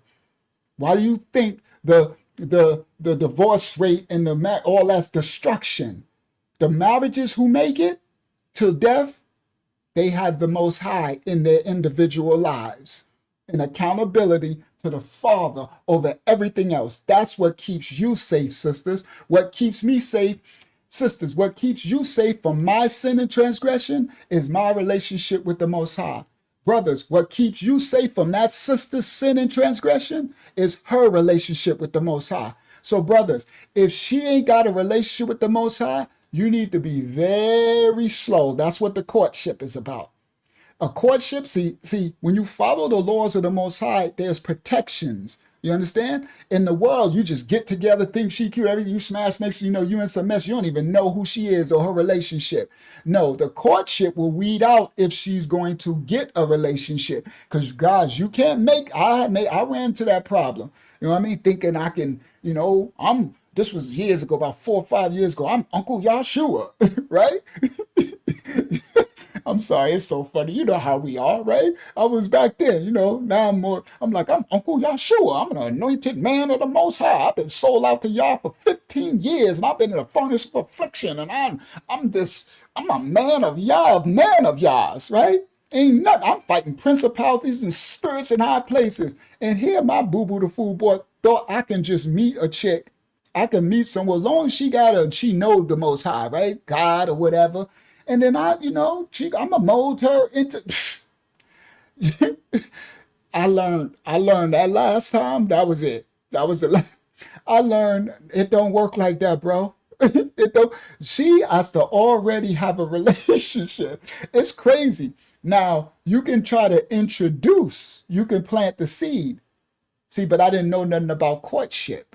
So if I would have knew, I would have courted her for about a year first. And within that year, I would have found out that she ain't really serving the Most High. She just, she believe in God and all that, right? The church, everybody believe in that. They go to church and she want to wear her her boobs and her butt. She want to wear her tight jeans with her butt popping out. And so she's going to act like she's willing to serve the way I serve because she want to be with me. Now, the courtship would have saved me from that foolishness, but I wasn't where I'm at now.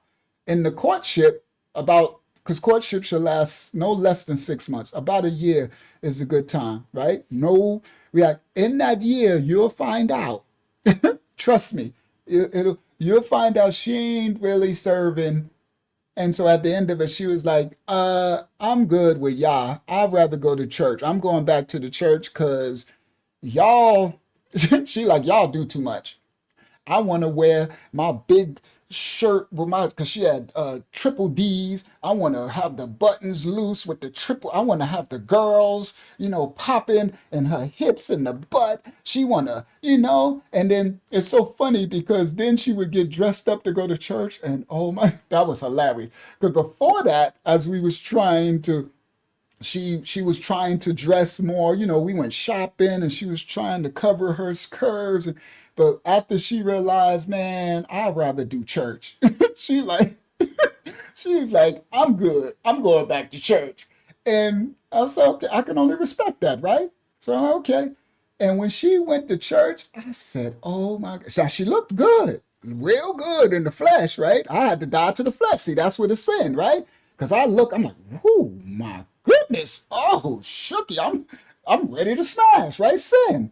Right? So that's the lust of the eye, right? So I'm like, oh my God, okay, I can't look at this no more. I can't look at this, right? So I'm like, okay. So we she goes and she got on this stuff and she going to church, high heels and the butt. But again, it's I kind of lost my way a little, but again, the relationship that you have with the Most High, that's what I was saying. You can't force the relationship on him or her. You can plant the seed. Don't have no sex. Don't marry. Don't commit. You go into a courtship, right? That's why we're supposed to live this biblically, but the church won't teach you that. Church that's Cersei. I'm sorry, not sorry. It's not biblical. That's the Romans and stuff created that stuff. That's why ain't nothing but sin there. You understand? Now, we were there, those who want, now some of my righteous brothers and sisters that are Christian, it's because you don't know, but you see the sin there, right? You see him pastor smashing little boys and all. It's a mess, right? Everybody walking around and twerking and boobs jumping and it's the club, right? Right? It's crazy work, right? But it's always been like that. That's how they created it in Rome and Hellenes in ancient Egypt. When they created it, right? When the Romans took it over, because that's who created the Circe, the church, was the Romans, right? The Hellenes had a different, it's called Christianity, and then the Romans made it Christianity and created all that, Sunday worship and all that type of stuff. But the Hellenes, the Greeks, they had the mystery schools. So it was just an amalgamation of all the mystery religions in one, right? And then it was the Roman state made it the state religion once they took it over with the councils and all that stuff. But these are devils that made that. I think you understand that. All right. So anyway, all right. So let me continue. So we get back to the video. But so your relationship with the Most High is what protects and covers you from one another's sin and flesh. So all of y'all out there, you cannot change nobody's belief. If someone doesn't, you meet someone and you're interested in having a relationship, which should be trying to lead to marriage. And I'm not talking about marrying the state. I don't agree with that. Marriage is between you, her, and the Most High. You can draw out a covenantal contract if you want, but that's between you and her. That's your contractual agreement, because our ancestors do that. And you can sign it and she can frame it up, but I don't agree with going to marry the state. That's beast. That's Hasatan. You ain't did nothing but marry the beast, and now the beast is all in your marriage. Try to get divorced and tell me you ain't married the beast. All right. So anyway, let me continue. So I don't want y'all to think I'm saying that if you found the woman or the man to marry, that you go to the beast and sign the state and do all that crap. The Most High ain't that. That ain't the marriage under the Most High. That's married under the beast. All right. That's why that divorce rate. That's why you right. You have kids now. They're the you married the beast. They got your kids now. They decide if you're gonna you got to go to them to get divorced. Then they tell you what you're gonna be stipulations for the kid and everything. You just married the beast.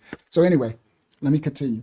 So that's the thing. If you found someone that you're interested in and you think you might be interested in being marriage or leading towards that under the Most High, then you are to do a courtship process. No sex, no physical touch, and none of that. And if you wanted to, if that happens in your life for those, you can contact the ministry, me, and I'll oversee the courtship. I've done it already. We have a couple of marriages in our ministry and babies born. They've been married for years. Married here, courted. Some of them didn't listen, and they went through hell too. Because that boy, I swear, the Most High children, we know we hard-headed. I'm like, these fools start the courtship, all of a sudden, they're like, Uncle, well, we gonna get married now. I'm like, no, bro. You gotta let the courtship play out. The Most High did this for a reason. Oh, well, we know. And guess what? They ain't listen, and they went through some hell. Hell on earth. And I knew what it was. I said, that's because y'all went out of order. But they hanging in there. They making it. It was rough. I'm talking about really rough. Right? And I'm sitting back. I ain't saying to them yet. They're hearing it now. I'm sitting there like, that's what y'all get. I knew that was going to happen. And it went bad too, to the point where they could have broke, well, but because the Most High don't believe in divorce, right? So they kind of have to tough it out, right? And it wasn't healthy. But now it's starting to, because now this would have been the courtship period. You see what I'm, but they made it through that, right? But everyone won't make it through. So anyway, that is for all of your protection. All right. All right. So now, all right. So anyway, now let me get back to the videos. Not sorry, this we teaching, right?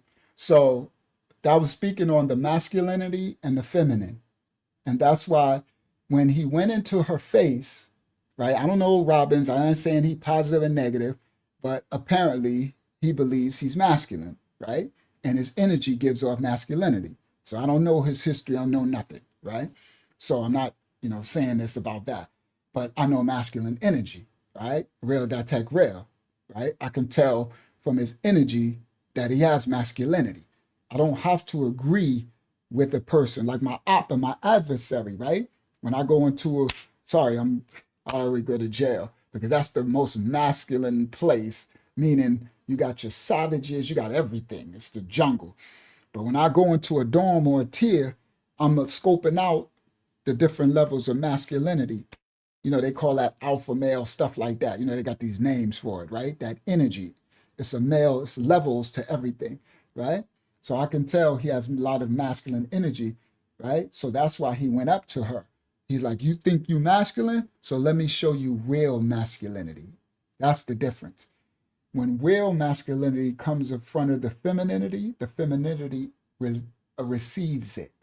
And a lot of times, unless they just a straight adversary, they kind of melt. It's a thing. And that's what she did. If we put this back, she was acting all tough, right? She was cursing at the beginning, right? And then the minute he walked into her, she said, ooh, right? Right? Look, the minute he got up to her, watch this. I'm going to show you. So she was full of, I'm you mother effer, I'm this, and I'm 90%, 99% masculine. Now watch this. I just want to get a closer look.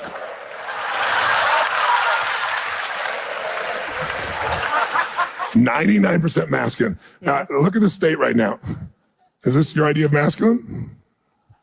No. No. Because did you see how she looked at him? Because in her getting these effeminates, she got, I don't want to say the word because I want to keep this PG, but y'all know what I'm talking about. Y'all know what happened, sisters, when you wring out, you wring the panties. Sorry, I couldn't. Thank you, Hakiana. Thank you for saying it. I'm trying not to say it, but it's real. We grown, right? We're grown, right? Everybody here is grown. It's late. It's 12:50 at night. Okay, I know what that is. because that's what happens. So you see her, she immediately turned feminine. Okay? All right, let's continue.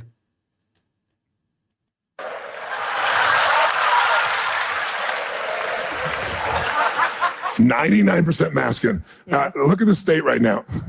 Is this your idea of masculine? No. No. Oh, this is the 1% that shows up every now and then? Yes. I see. It shows up when a masculine energy shows up. Then she goes back feminine. But she surrounds herself with men that are more feminine and calls herself masculine. Because you actually do become masculine around them. I mean, I've learned in the seminar I need to be more feminine, but it's just a difficult thing to do. Is it? I mean, I feel like I just walked up to you and you changed states somehow, and it wasn't attraction. It's not hard. It's that you keep surrounding yourself with people you think you can control. And the fastest way you control them is you tear them down. Now, you don't always do it verbally and directly because that's a little dangerous. So you do that in your own head. And you demonstrated 4 or 5 times in the first 3 sentences that you spoke about your boss and everybody else, did she not? You emasculated all of them as fast as you could, because there's 2 ways to be significant. One is work your ass off and grow and take risks and go through the injustice of life that we all go through. Or the other is tear everybody else down and have the illusion that they're going down, you're moving up. Have you ever been with a woman? I'm really attracted to men. The problem is I turn them like tires. You turn them like tires. Yeah. So they rotate right in and out. Yeah, I understand. What kind of men do you tend to rotate truthfully?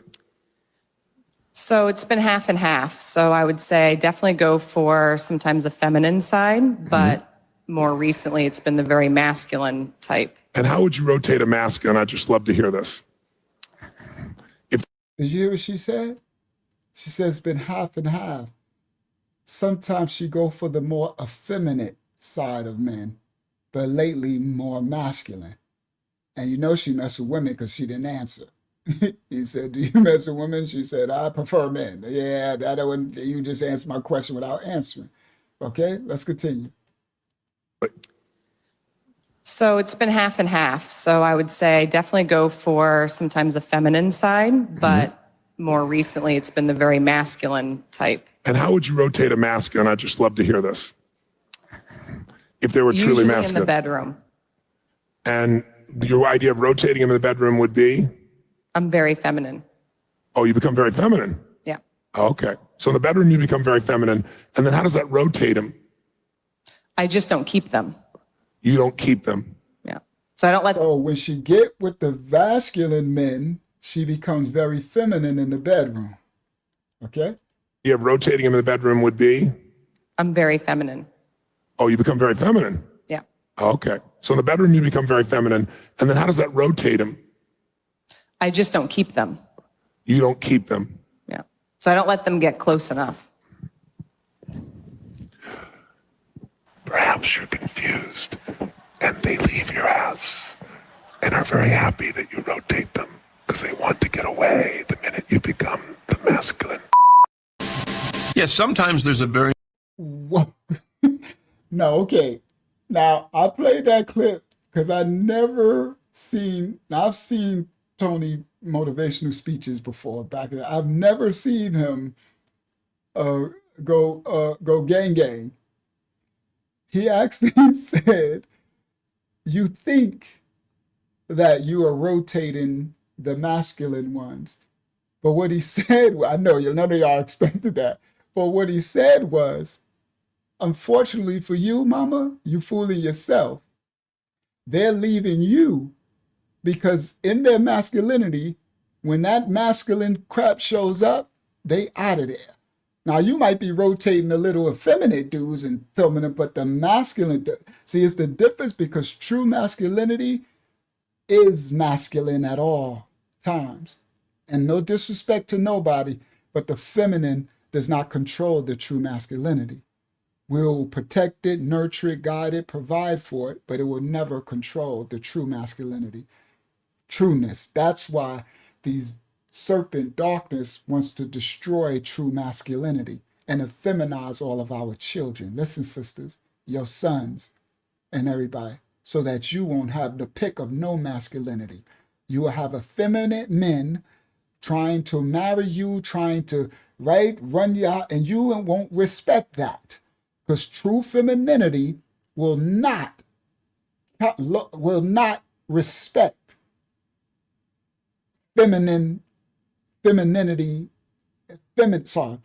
true femininity will not respect effeminate men. It's counter creationists, counter DNA, it's counter genetics, it's counter to what the Most High created in us genetically. True femininity will never respect effeminate men. They can only, and that's why they want to effeminize, or now they even went even further.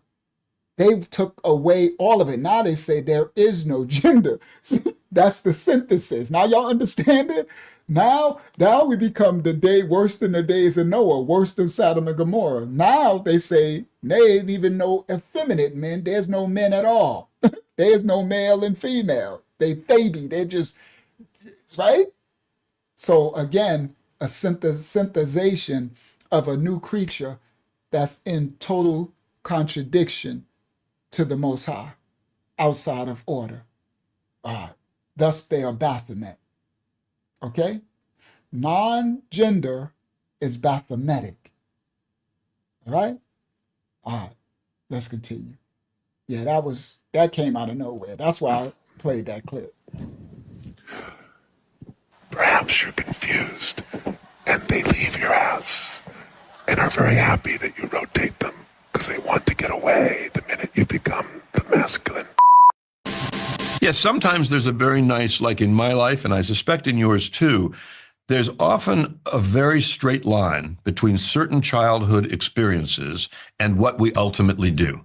In my case, a very easy one is there was fear.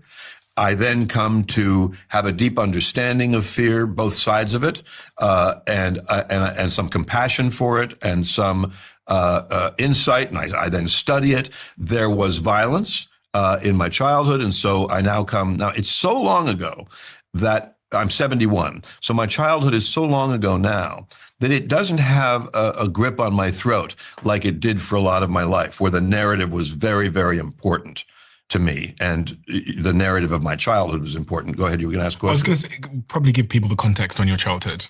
Oh, you or me? I'll do it. Okay, good. Yeah, my childhood, damn it. I'll tell it. So yeah, a very, very difficult time. My mother was a heroin addict. She was quite violent. She was very troubled. She committed suicide when she was 39 years old, and I was 16. And that was a kind of failure for me because I considered it my job to get us all through this drama alive. She shot my stepfather in front of me. There were a lot in that house that we lived in. I think I saw the house a few months ago, by the way. I think there are 9 bullets in the walls and floor of that house that I can account for, probably still there. And so while I'm describing this to you dispassionately, it's because of 2 things: the distance in terms of time, but most of all because of healing. Because my mother died when I was 16, so I don't have an opportunity to sit across the table with her and say, what were you thinking when you such and such, and what was going on in your life when such and such? But in a dream, she came to me once and I asked her, why were you so cruel to me? And she was totally perplexed. And she said to me, cruel to you? I was preparing you for this extraordinary life. And I think that's true. I think that's what happened, is that for you, whatever your experience was, for Tony Robbins, who we talked about earlier, what his experience was, it took those experiences. You take away those experiences, and you don't have someone who grows up wanting nothing more than to write these books in order to help people deal with these issues of skepticism, of fear, etc. You don't get somebody doing what I do. What is it you do for people like Tony Robbins? What is it you do for famous people, for world leaders? What is it you do, Gavin? Now this is going somewhere. Shout out to A1 Fractal. We going somewhere with the Johnson & Johnson. This about to get really, really dope. Really good. Really powerful. We going somewhere. Let's continue. The main function of my company is anti-assassination. So we develop and deploy anti-assassination strategies. Under assassination, which you can consider the worst possible outcome, are lesser outcomes like other kinds of crimes, destruction of reputation, threats that are designed to cause anxiety and fear. But I heard you talk about the Jeff Bezos situation. You heard me talk about cybersecurity and the vulnerability of phones. And the Bezos situation is a little bit different in that I was involved very publicly in it, but clearly with permission of my client and organized with my client. Same thing as when I testify in a court case. There's no secrecy about it. I'm doing it, but it doesn't mean that I'll then do it everywhere. But the Saudi Arabian government, which at that time had just obtained a system called Pegasus 3, which can get into your phone remotely. It doesn't require a click of any kind, meaning you don't have to acknowledge anything. It can get in. It's called a no-click exploit. And it could do everything in your phone from 7,000 miles away that you could do holding the phone in your hand, even if it was off. Now, did y'all hear that?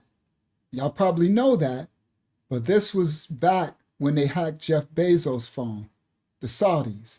Right? And they got it from the ISIS-Israelis. This Pegasus thing that they can hack the phone and they can operate your phone from Saudi Arabia, 7,000 miles away. And so they hacked Jeff Bezos, and Bezos hired him to figure out what was going on. Phone in your hand, even if it was online, meaning you don't. Pegasus spyware sold by the ISIS-Israelis from the NSO group enables governments to hack phones and access data without user interaction. Reports suggest it was offered to Saudi Arabia, raising concerns about its use for political surveillance instead of combating crime. Have to acknowledge anything it can get in. It's called a no-click exploit. And it could do everything in your phone from 7,000 miles away that you could do holding the phone in your hand, even if it was off. Could turn on the camera, could turn on the microphone. It exists. It's a very real thing made by... Even if your phone is off. My phone be doing that stuff all the time. I know they got my phone because it be just doing the crazy. I'll be sitting there, it's just be doing stuff. It is what it is, right? Even if your phone is off. All right. Now, let's continue. Watch this. The Israelis and the Saudi prince miles away that you could do holding the phone in your hand, even if it was off. Could turn on the camera, could turn on the microphone. It exists. It's a very real thing made by the Israelis. And the Saudi prince, MBS, had just gotten it. And he used it on a group of dissidents around the world. He also used it on Jeff Bezos, according to the United Nations, according to lots of things that have been public. Our work was to...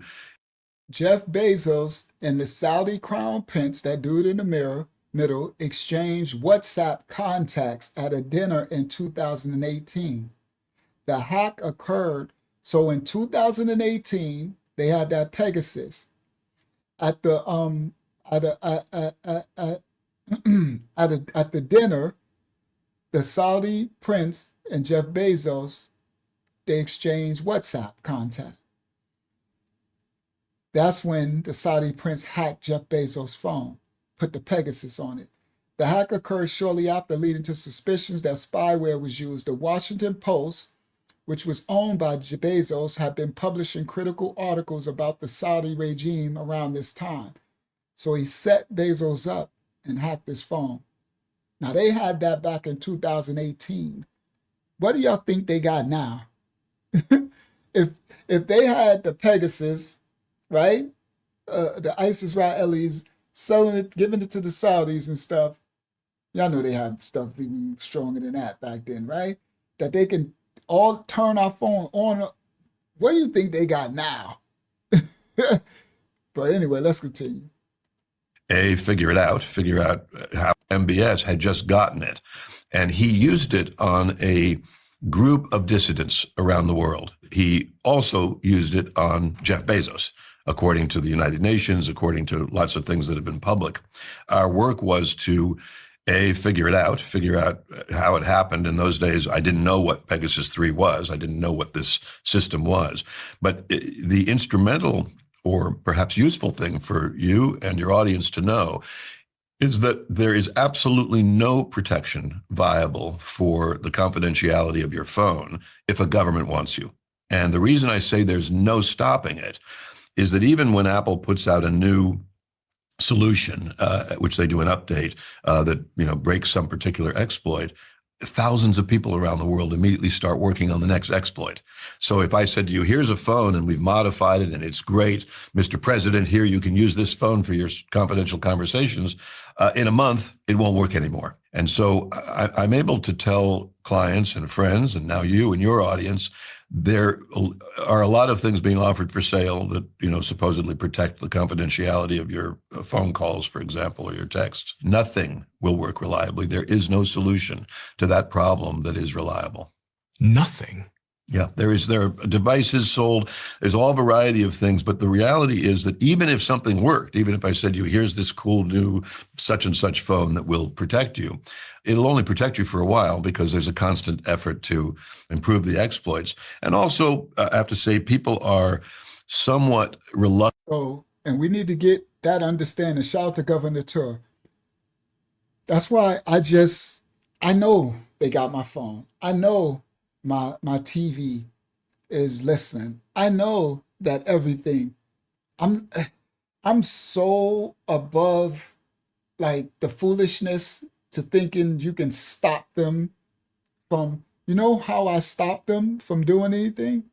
My righteousness, my submitting my life to the Father. Because that's the only covering you got. This is the world, this second dark world belongs to the adversary until his time is up. So this world belongs to the devil. These are children of the devil. We're in their world. It's like you in there. So I'm like, this dude is the top security of the entire planet. Him. He is the number one security of the whole world. Him and probably other agencies in other parts of the country. But he's the top for America. All right? Top leaders of the world use him. He's telling you, everybody, there is nothing you can do to stop. Nothing is safe. It's all. Everything's being recorded. Everything's being listened to. Everything's being everything. So I just live my life knowing that that's my reality, right? I don't care what they got or what they do because I'm covered by the Most High. That's really all we got at the end, right? So you can't run around trying to be paranoid and freaking out. Now you do little things to try to secure yourself, right?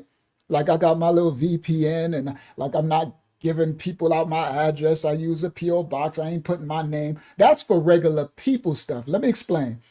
That's to stop regular people from being jealous and trying to hack something and do something. But these governments, these principalities that serve, man, you might as well just, that, like I said, Governor Tour, that's just for regular people trying to track, the regular, I got to put because, I'm online. You got people jealous. They try like even opening emails. I just don't open stuff. You know what I mean? Get your computer hacked. You know what I mean? Get a virus and stuff. Just certain precautions. I take those. I took those when I was living in the world in the streets. You know what I mean? You ain't just coming up to my door and somebody answering it either. You good luck. You could be knocking all you want. Only way you gonna get that door open is if you knock it in. You knock it off the hinges. Because if I don't know you coming, ain't nobody answering the door. I'm just telling you, I lived that my whole life, even in the streets, right? Still today. You knock on that door, ain't nobody coming. Cars in the driveway and everything. They like, I don't care if you see lights on out, ain't nobody coming in the door. I'm sorry, who told you to come here? If I told you to come, then you would be calling. It'll already be set up. I live that kind of life, right? So again, the things I'm doing is to protect against people, but these principalities, man, they know anything, bro. You tripping. But anyway, let's continue. And maybe even lazy. I'll put myself on the list, and I'll put you on the list without even knowing you. We're all not as careful as we could be in terms of what we say, what we text. And so the best we can all do is be watchful what we say and have no pretense of privacy or confidentiality, because it simply does not exist, period. The U.S. government got into the phones of all of our allies prime ministers, Chancellor of West Germany, Prime Minister of England, President of France. This is a game that's going on all the time. And privacy is just not part of the new world. Why would a government want to hack the founder of Amazon's phone? Well, again, from what's been public, the founder of Amazon was also the owner of the Washington Post. And the Saudis had killed Khashoggi, who was a journalist for the Washington Post. And the Washington Post then started putting out an Arabic edition. That didn't feel good for the Saudis. And then they really went after the... So they put Pegasus on his phone. They hacked his phone. James Khashoggi, a journalist for the Washington Post, was assassinated on October 2nd, 2018. He was an outspoken critic of the Saudi government and crown prince. Investigations suggest his death was premeditated by a team of Saudi agents, and he has had lasting political consequences. All right. And Bezos owned the Washington Post. Call him a head of state. He's the prince, but his father was alive and was actually the head of state. But they really went after MBS. I think Bezos was a kind of adversary in that regard. Additionally, the Saudi sovereign fund developed an Amazon competitor called something like Noom or something like that. And so they were concerned about that. And they were also doing deals with Amazon. And so they could get economic advantage by seeing what the various executives are texting to each other. So there was a lot of moving parts to that. So all these things I've just shared with you were high stakes matters going on around the time that Khashoggi was killed, and that the Western countries of the world were objecting to this assassination team of his going around and killing people and getting into their phones. Thank you, 3rd Timothy. We humbly receive. Thank you so much, King.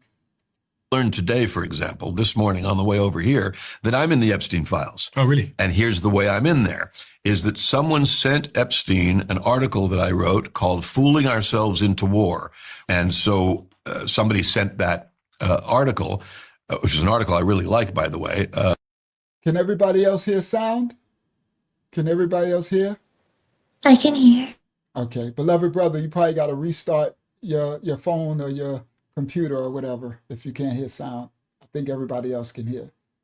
Go ahead. Published in Huffington Post at the time, published in Huffington Post, sent Epstein an article that I wrote called "Fooling Ourselves into War."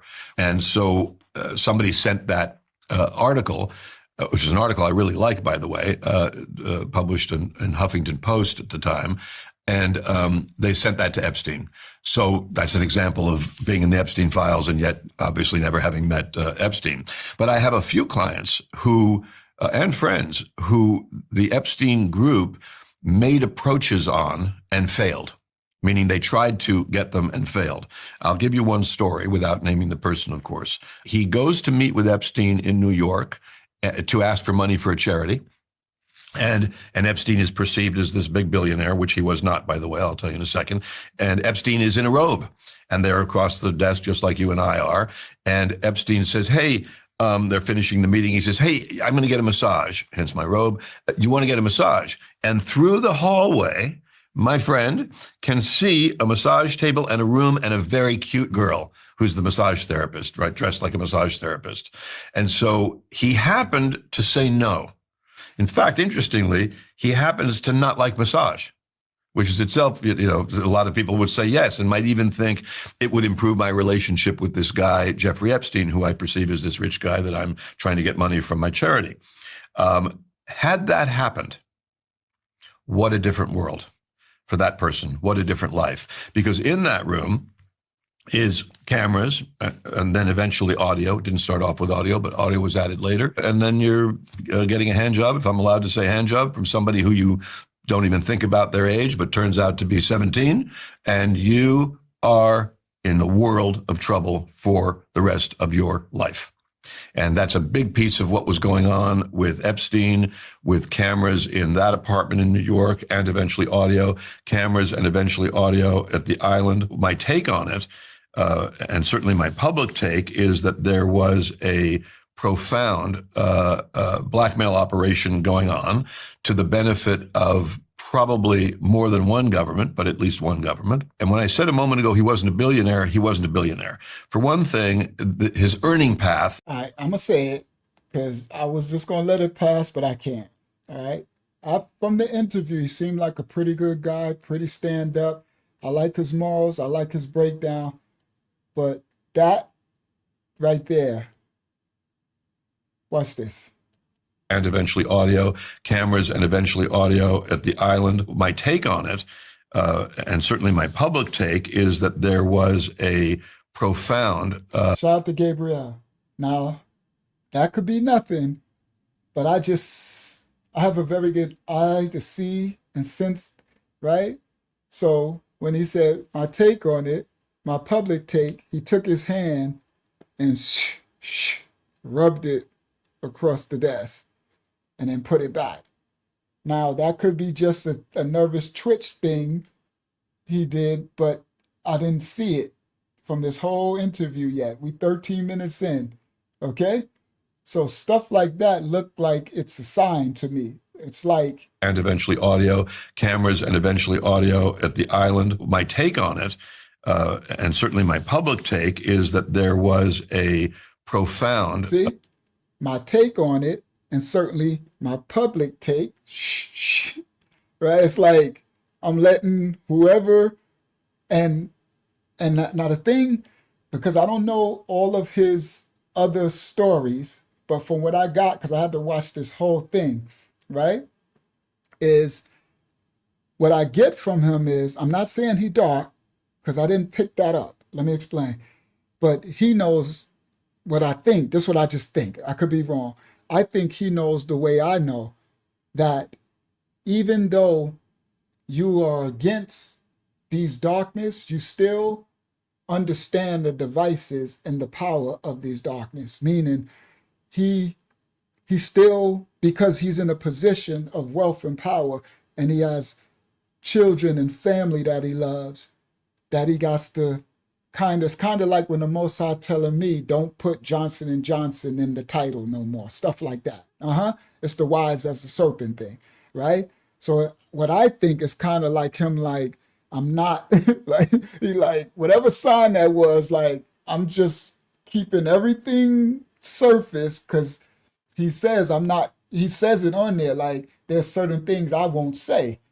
Because he like, they ain't about to come and next thing you know, my whole family dead. That's the wise as the serpent. You understand? So I'm not going to say he did the sign because he dark and he with it, but I know that was a sign. I could just feel spiritual thing, right? Because it was no reason for him to do that, right? And then the timing and the statement that he was making. All right.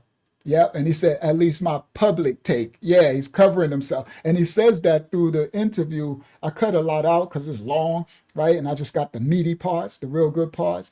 And he keeps saying, like, there's things he doesn't say and implicate because he still has to live on this earth, right?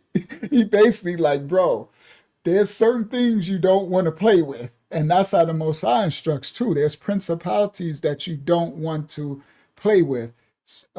Vengeance is the Most High's, and there's a lot of things that is his fight and not ours. You understand? So don't get too cocky in your spiritual walk and thinking you can just take on all type of whatever. Is wrong, bro. The Most High, less is more. The Most High will have you fall back. Let me handle this. There's places he don't want you to go. Like remember, there's places in the deep we are not to go. You understand? Because there's principalities down there that we can't mess with. All right, let's continue. This gets good in a second, guys. This gets really good in a second. Getting a hand job, if I'm allowed to say hand job, from somebody who you don't even think about their age, but turns out to be 17, and you are in a world of trouble for the rest of your life. And that's a big piece of what was going on with Epstein, with cameras in that apartment in New York, and eventually audio, cameras and eventually audio at the island. My take on it, and certainly my public take, is that there was a profound blackmail operation going on to the benefit of probably more than one government, but at least one government. And when I said a moment ago he wasn't a billionaire, he wasn't a billionaire. For one thing, his earning path is highly suspect. I'll first tell you what he was. What he was is a construct. He's a created construct.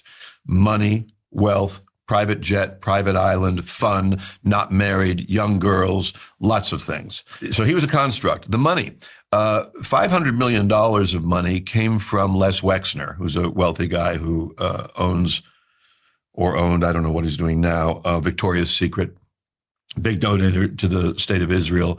And $500 million was transferred to Epstein along with power of attorney to use it and invest it in the ways he saw fit. Quite an unusual, I'm mildly wealthy, but I'm not sending you $500 million. I'll tell you that. The idea that you're doing this is itself extraordinary, but it was probably the funding mechanism for this construct. While it's a real name, Jeffrey Epstein, and he has a real birth certificate and grew up in a real way, the picture that is presented to the world is not authentic. It is not accurate to who he was. And the more you dig into this story, which of course people are doing so much now because of these 3 million documents so far, and videos, by the way, and photographs, there's a lot of material there. It's very interesting to people right now, and more to be learned. But what was actually going on? Why in the world would anybody say, well, there are national security implications to some of this content? That's why some things are redacted. What would that be? Why would the prosecutor who prosecuted him in Florida and provided one of the most unusual plea bargain deals in world history, and certainly unique in American history, which is, imagine I've got you, I'm a U.S. attorney, I've got you on some crime, and you say, okay, I'm going to plead guilty, I'm going to serve my time, but please let my accountant go, and please don't prosecute my wife, because all she did was deliver the stuff, and she wasn't involved in anything. And so those are called unindicted co-conspirators. So I make a deal with you, and I say, okay, you go to jail for the 8 months, and we will leave the unindicted co-conspirators unindicted. We won't prosecute your wife, your son, your accountant, or what have you. That's a very normal process. It's a bargaining process, basically. However, in the Epstein case, the U.S. attorney gave him a deal that said that we would not prosecute unnamed co-conspirators. Holy shit! Who's that? Who's unnamed co-conspirators? Unnamed co-conspirators could be 50 people. It could be 75 people. The guy who gave that sweetheart deal became the Secretary of Labor. He was at that time the U.S. attorney for Florida. He was asked, why did you give that sweetheart deal? Because the deal's ridiculous. Unnamed co-conspirators will be exempt from prosecution. And he said, I was told he belonged to intelligence. And then he had to resign because of this. There was a lot going on with Epstein, the person who, there's so much of this, but the person who sort of brought Epstein into the world of power and got him his job at, I think, Morgan Stanley, I could have that wrong, but one of those big finance companies, was William Barr's father. William Barr was the Attorney General, who was the U.S. Attorney General when Epstein was killed or died in prison, depending on your choice of reality. So there's so much there, but I won't be the first guest, Stephen, that you've had that says that it was an intelligence operation. Why the U.S. government is reluctant to be more transparent, some of it is national security, some of it is, let's imagine an ally of ours is involved in that operation. So there's a reluctance, and there's a question, it's a little bit like UFOs, could the public handle it, is the question that's always asked in these cases. Meaning, could the public handle it if, for example, the UK was running an intelligence operation inside the United States to control senators and congressmen and powerful executives and powerful figures and scientists? Could we handle it? Could the US public handle it? My take personally, absolutely yes. So you believe that he was an intelligence asset, and it sounds like you believe he was an intelligence asset potentially by a US ally. Yes. So who is that ally? Israel. You believe that Epstein was an Israel intelligence asset? Yes, I do. And Ghislaine Maxwell, just for additional background, but everybody can find it, her father was an Israeli intelligence asset who was so revered. His funeral ceremony was held in Israel, was attended by the prime minister, by I think the last 4 or 5, by every living head of Mossad attended. Sure. Blackmail is not always done by calling you up and saying, hey, Stephen, I'm going to hurt you in the following way if you don't do A, B, or C. The other version is far better, which is even alluded to in some of the now released material, which is he calls and he says, Stephen, I've got terrible news. You remember you had that massage from Cindy? You know, that girl, Cindy. Oh, yeah. I remember. Well, she recorded something. She had something in her bag. She made a recording. And I got worse news, Stephen. The girl's 16 and a half. And now, by the way, you are stomach drops, diarrhea. You are in a world of stress right now, just hearing that. And he, instead of being your blackmailer, becomes your rescuer. He says, I can handle it. I can handle it. I can handle it. She's got the recordings. I don't know where they are, but I can handle it. I can handle it. I can handle it. Don't worry. Don't worry. Don't worry. And he owns you now forever. If you were involved in a naked experience with someone who's underage, and there's a video of it and audio of it as well, you will do anything that you are asked to do that is within reason. Very few people would have the character and the stamina to do what you describe Bezos doing, which is that he wrote a public letter saying a very unusual thing happened to me the other day. I'm being blackmailed by the National Enquirer, and here's what they said. That's very, very rare. And so, you know, a senator, a congressman, he owned a lot of people. You said they've released some of the files, and you said they hadn't released other files. Yes. And you implied that was because they basically can't release these other files necessarily. Well, I don't know what, I think more is coming. I think more will be released, but there are certainly files, including files even right now, even yesterday. Though there's a law, as you may know, Congress voted for a law to release everything unredacted. There's still a lot of redacted stuff. So there's more to come, and will some be redacted? Sure. Is anybody going to sit here like I did today and say, hi, I'm the secretary of blah, blah, blah, and let me just tell you what was really going on? You know, I'm the head of the CIA, and let me tell you what was really going on? Not likely. But Trump knows. He knows who Jeffrey Epstein really was. I would say all senior people in the U.S. government and many, many people in general know everything that you and I have discussed here today.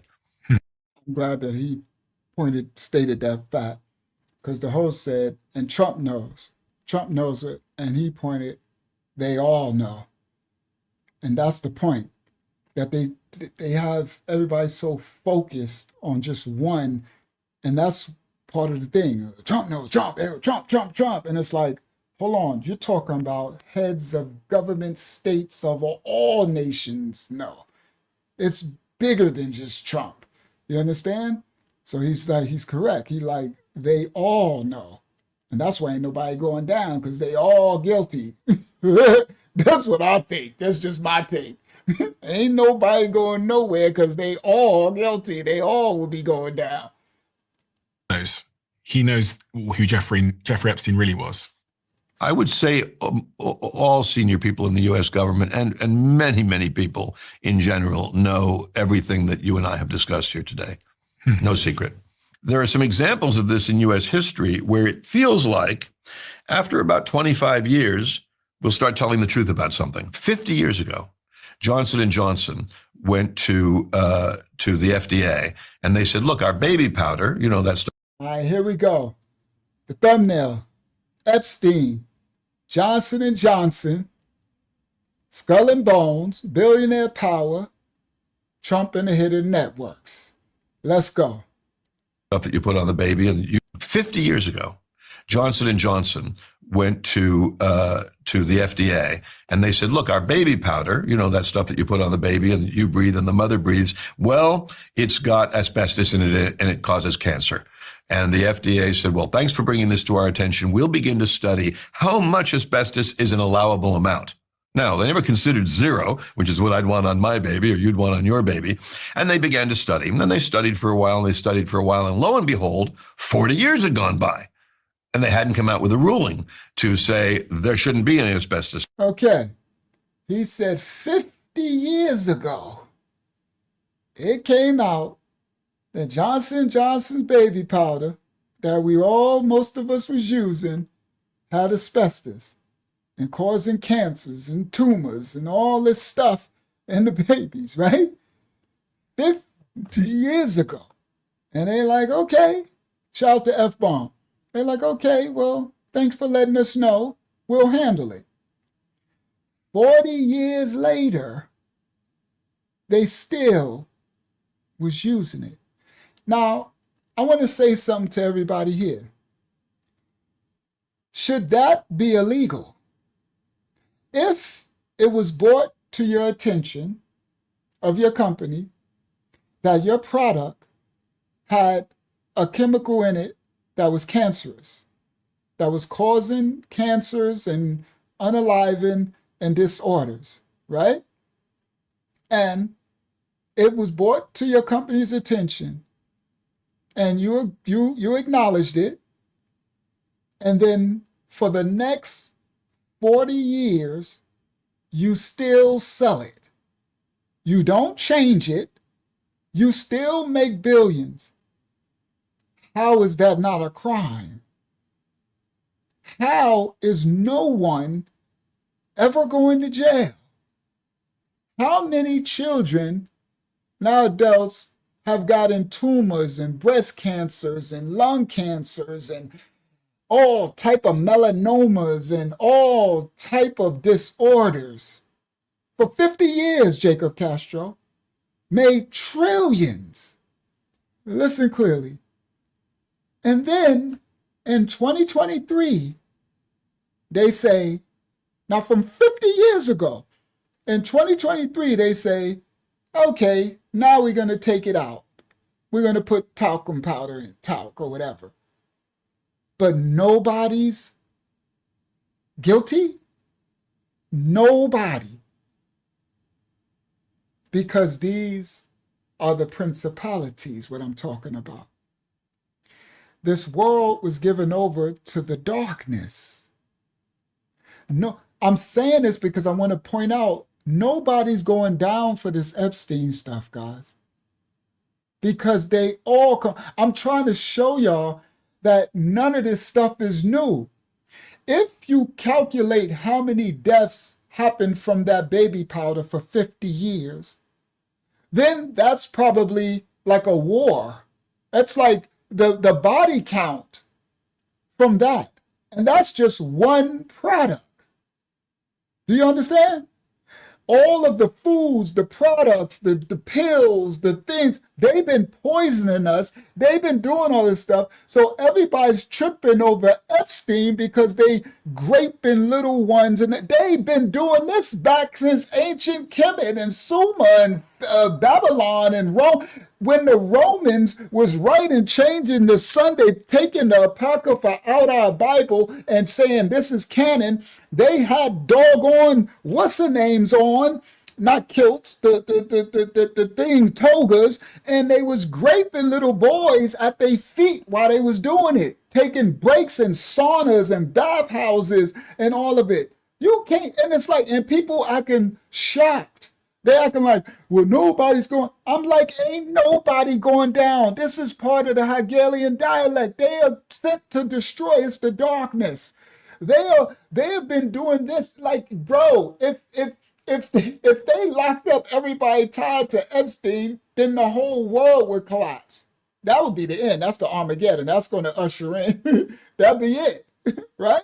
That'll be it. But it ain't time for that yet. So this got to play out. But I'm pointing this out because they've been unaliving us. And remember, it's to get them sick, right?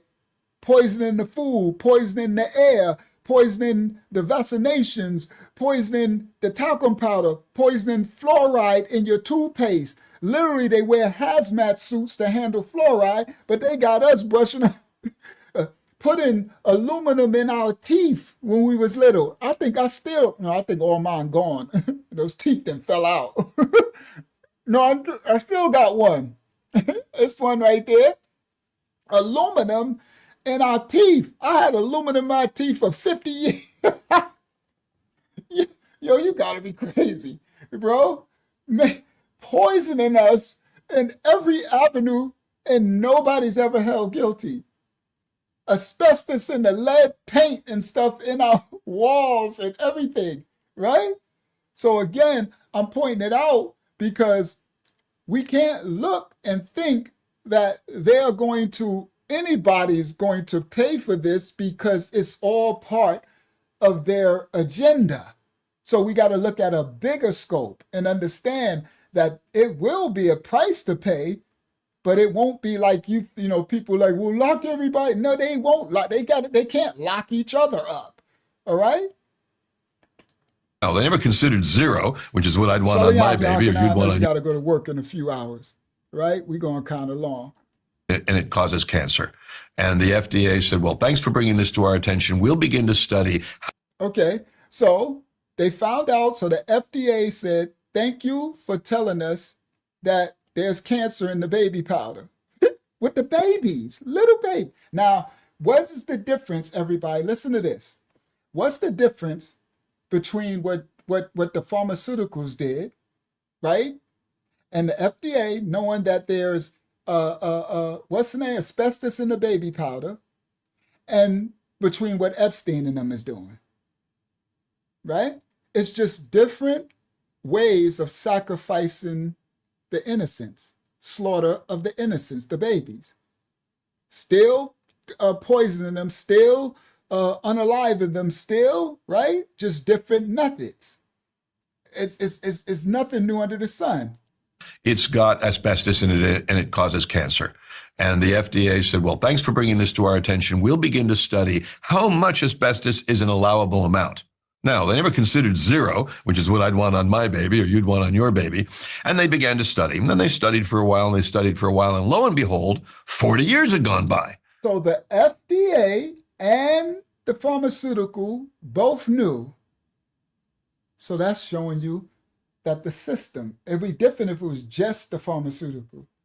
Right there, they like, okay. And so who should be guilty? The FDA and them. But who's going down? Nobody. And they hadn't come out with a ruling to say there shouldn't be any asbestos in your baby. And they began to study. And then they studied for a while and they studied for a while. And lo and behold, 40 years had gone by. And they hadn't come out with a ruling to say there shouldn't be any asbestos in Johnson & Johnson baby powder. When did they come out with that ruling, by the way? Last year, end of 2024. Johnson & Johnson discontinued its talc-based baby powder in 2023, transitioning to a cornstarch-based formula following thousands of lawsuits alleging asbestos contamination caused cancers, including mesothelioma and ovarian cancers. Do y'all understand? So in 2024, they finally got, after 50 years of, again, let's go. After 52 years. So at the beginning, the government is saying, asbestos? No, what are you talking about? Agent Orange, the same story. Agent Orange is a material used in Vietnam for defoliation, hurt people, killed people, and caused birth defects in their kids, including American soldiers, lots of them. The government knew it. They had tested it on 40 lab mice. And lab mice don't have a good life generally anyway. They don't have good life expectancy. But in this case, 38 died within 5 days. So they tested the Agent Orange on lab mice and 38 died within 5 days. Agent Orange was a powerful herbicide used by the U.S. military during the Vietnam War to eliminate the enemy's forest cover and crops. Its use led to severe health consequences for the Vietnamese civilians and the U.S. veterans over there. This was heavily downplayed due to strategic interests. But they knew 38 lab mice died, and they still allow, because that's all they doing is spraying. They probably spraying Agent Orange in our air and everything, because these people are devils and they got a job to do, and their job is to torment and inflict as much harm to the Most High's children as possible. So the Most High's righteousness will help you survive and cover you. Okay, that's about it. I think only thing we got left is righteousness. That's why I was pointing out that the phones and everything, bro, the stuff they got now, you think, bro, they got everything, invisible stuff now. They got stuff that they can holograph themselves. Yo, let's continue. What did the government do with that information? Oh, put that in a top secret file and get rid of that. And then it sits for a long, long time. And the Institute of Medicine says, Agent Orange hurting people. What are you talking about? No. And they lie and they lie and they lie. And then finally, 20, 25 years later, okay, yeah, sorry, we were wrong. It does cause birth defects. You see that same story with breast implants, silicone breast implants. You see that same story with baby formula, with baby food, which has arsenic in it. I don't want any arsenic in baby food, but deny, and we'll see it with mass vaccination. You see? Come on, brother, drop it. That's why I said, yo, this brother dropping that stuff. He said you see it with the baby food. It was like arsenic in the baby food, in the baby formula. It's in everything. They've been poisoning us from the beginning, bro. Come on, it's in the hair care, the perms, the makeup, our toothpaste, bro. It's like everything, okay? And that's why I'm trying to point out the big picture is that they like got everybody tripping over Epstein files, Epstein, while the whole system is diddying you, is killing you. It's like, yo, this thing is crazy. And then that's why they got them so infatuated with Trump. Come on, my cherie. They got everybody so obsessed. And remember, I told y'all, well, some of y'all might have known the Hegelian dialectic, right? The thesis, antithesis, synthesis, right? So they got you running and blaming him, while they poisoning your whole family. They made everybody take the Jim Jones jab juice. Now it had nothing to do with Trump. But you see how so quick you just Trump. So they gave everybody Trump derangement syndrome, and he just a spokesperson right now in the place to do such as right. But they're like Trump is the devil, right? You're like, bro, you are tripping. If you really don't understand the levels of this thing goes way back when Trump was over there just firing people on this TV show. You understand? Like crazy work, bro. So anyway. Because after some years, there will be, okay, yes, there is a good chance that it causes myocarditis, already been admitted, by the way, pericarditis. I don't want any arsenic. Yeah, sorry, we were wrong. It does cause birth defects. You see that same story with breast implants, silicone breast implants. You see that same story with baby formula, with baby food, which has arsenic in it. I don't want any arsenic in baby food, but deny, and we'll see it with mass vaccination. Because after some years, there will be, okay, yes, there is a good chance that it causes myocarditis, already been admitted, by the way, pericarditis, cancer in young people. It was a bad product. Sorry, but they won't. So what he just pointed out, he said that's what's going to play out with everybody who took that Jim Jones juice. He was just playing out, this is how they do it, right? They initiate the problem, and then they let the effects happen. They let all the destruction, all the people get sick. And when you get sick, what do? You buy the medications, my cherie, right? And that makes you more sick, but they make money. So they're making money off the misery, the destruction of the Most High's children, right? My people destroyed for a lack of knowledge, right? So then, all right, so then they later, after, years later, then they come out and say, well, we were wrong, right? Y'all gonna see 10 years from now, I'm like, well, we were wrong, sorry. Everybody who took the Jim Jones jab juice, we're sorry, but you all got such and such and such and such. That's why I'm like, pray to the Most High and repent if you took it, and pray, right? Because this is what they've been doing, and they just gave you the whole Luciferase, mRNA statin. Even Elon said they can turn you into a butterfly if they want when they do. Like, that was the worst. That thing right there was like the modern time, I don't know what you could call some ancient thing that these ancient pharaohs and stuff did to people. It's the modern version of Nephilim splicing the DNA. That's it. What do they call when they would splice the animals and the herbs back in the days of Noah, right? That's the modern one that they did, changing the molecular structure of the human. Non-tested, non-approved, non-nothing, all illegal, bro. And later they're going to say, So, and people dropping dead like flies right now. No disrespect to nobody, but they blaming other stuff. People been dropping dead. Remember before when they first took it, people was dropping right away. Remember all the celebrity, the sports athletes and stuff. They was falling out and dropping, right? But later you'll see, before this fall, they're gonna be like, sorry, the millions that are gone. It was a bad, it was bad, bad vaccine. All right, let's continue. Do it a year away. Y'all remember when the people was putting spoons on their back, metal? That's not funny. I'm just sorry. It was crazy. They had spoons and forks to their back, and the people. I can't laugh. I'm sorry. That's just crazy. I'm not laughing at it. It's just nuts. The stuff that they was doing, and people, everybody was like, "We're magnetic." They was putting freaking spoons and was sticking to them and stuff, right? Crazy work, bro. All right, let's continue. From a thing, and they're obviously, as we can see every day, been admitted by the because after some years there will be there is a good chance that it causes myocarditis, already been admitted by the way, pericarditis, cancer in young people. It was a bad product. Sorry, but they won't do it a year away from a thing, and they're obviously, as we can see every day, they won't do it 5 years away. It's very easy to see and to locate when the U.S. government or any power center, I'm an American, I'm all for America, but all power centers in human history lie.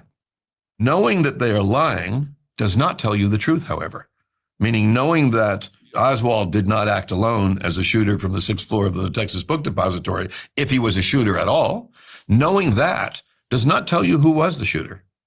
So often the best we can get in our skepticism is to know that we are not being told the truth. How has the work you've done over the last several decades of your career shifted? I like what he just said.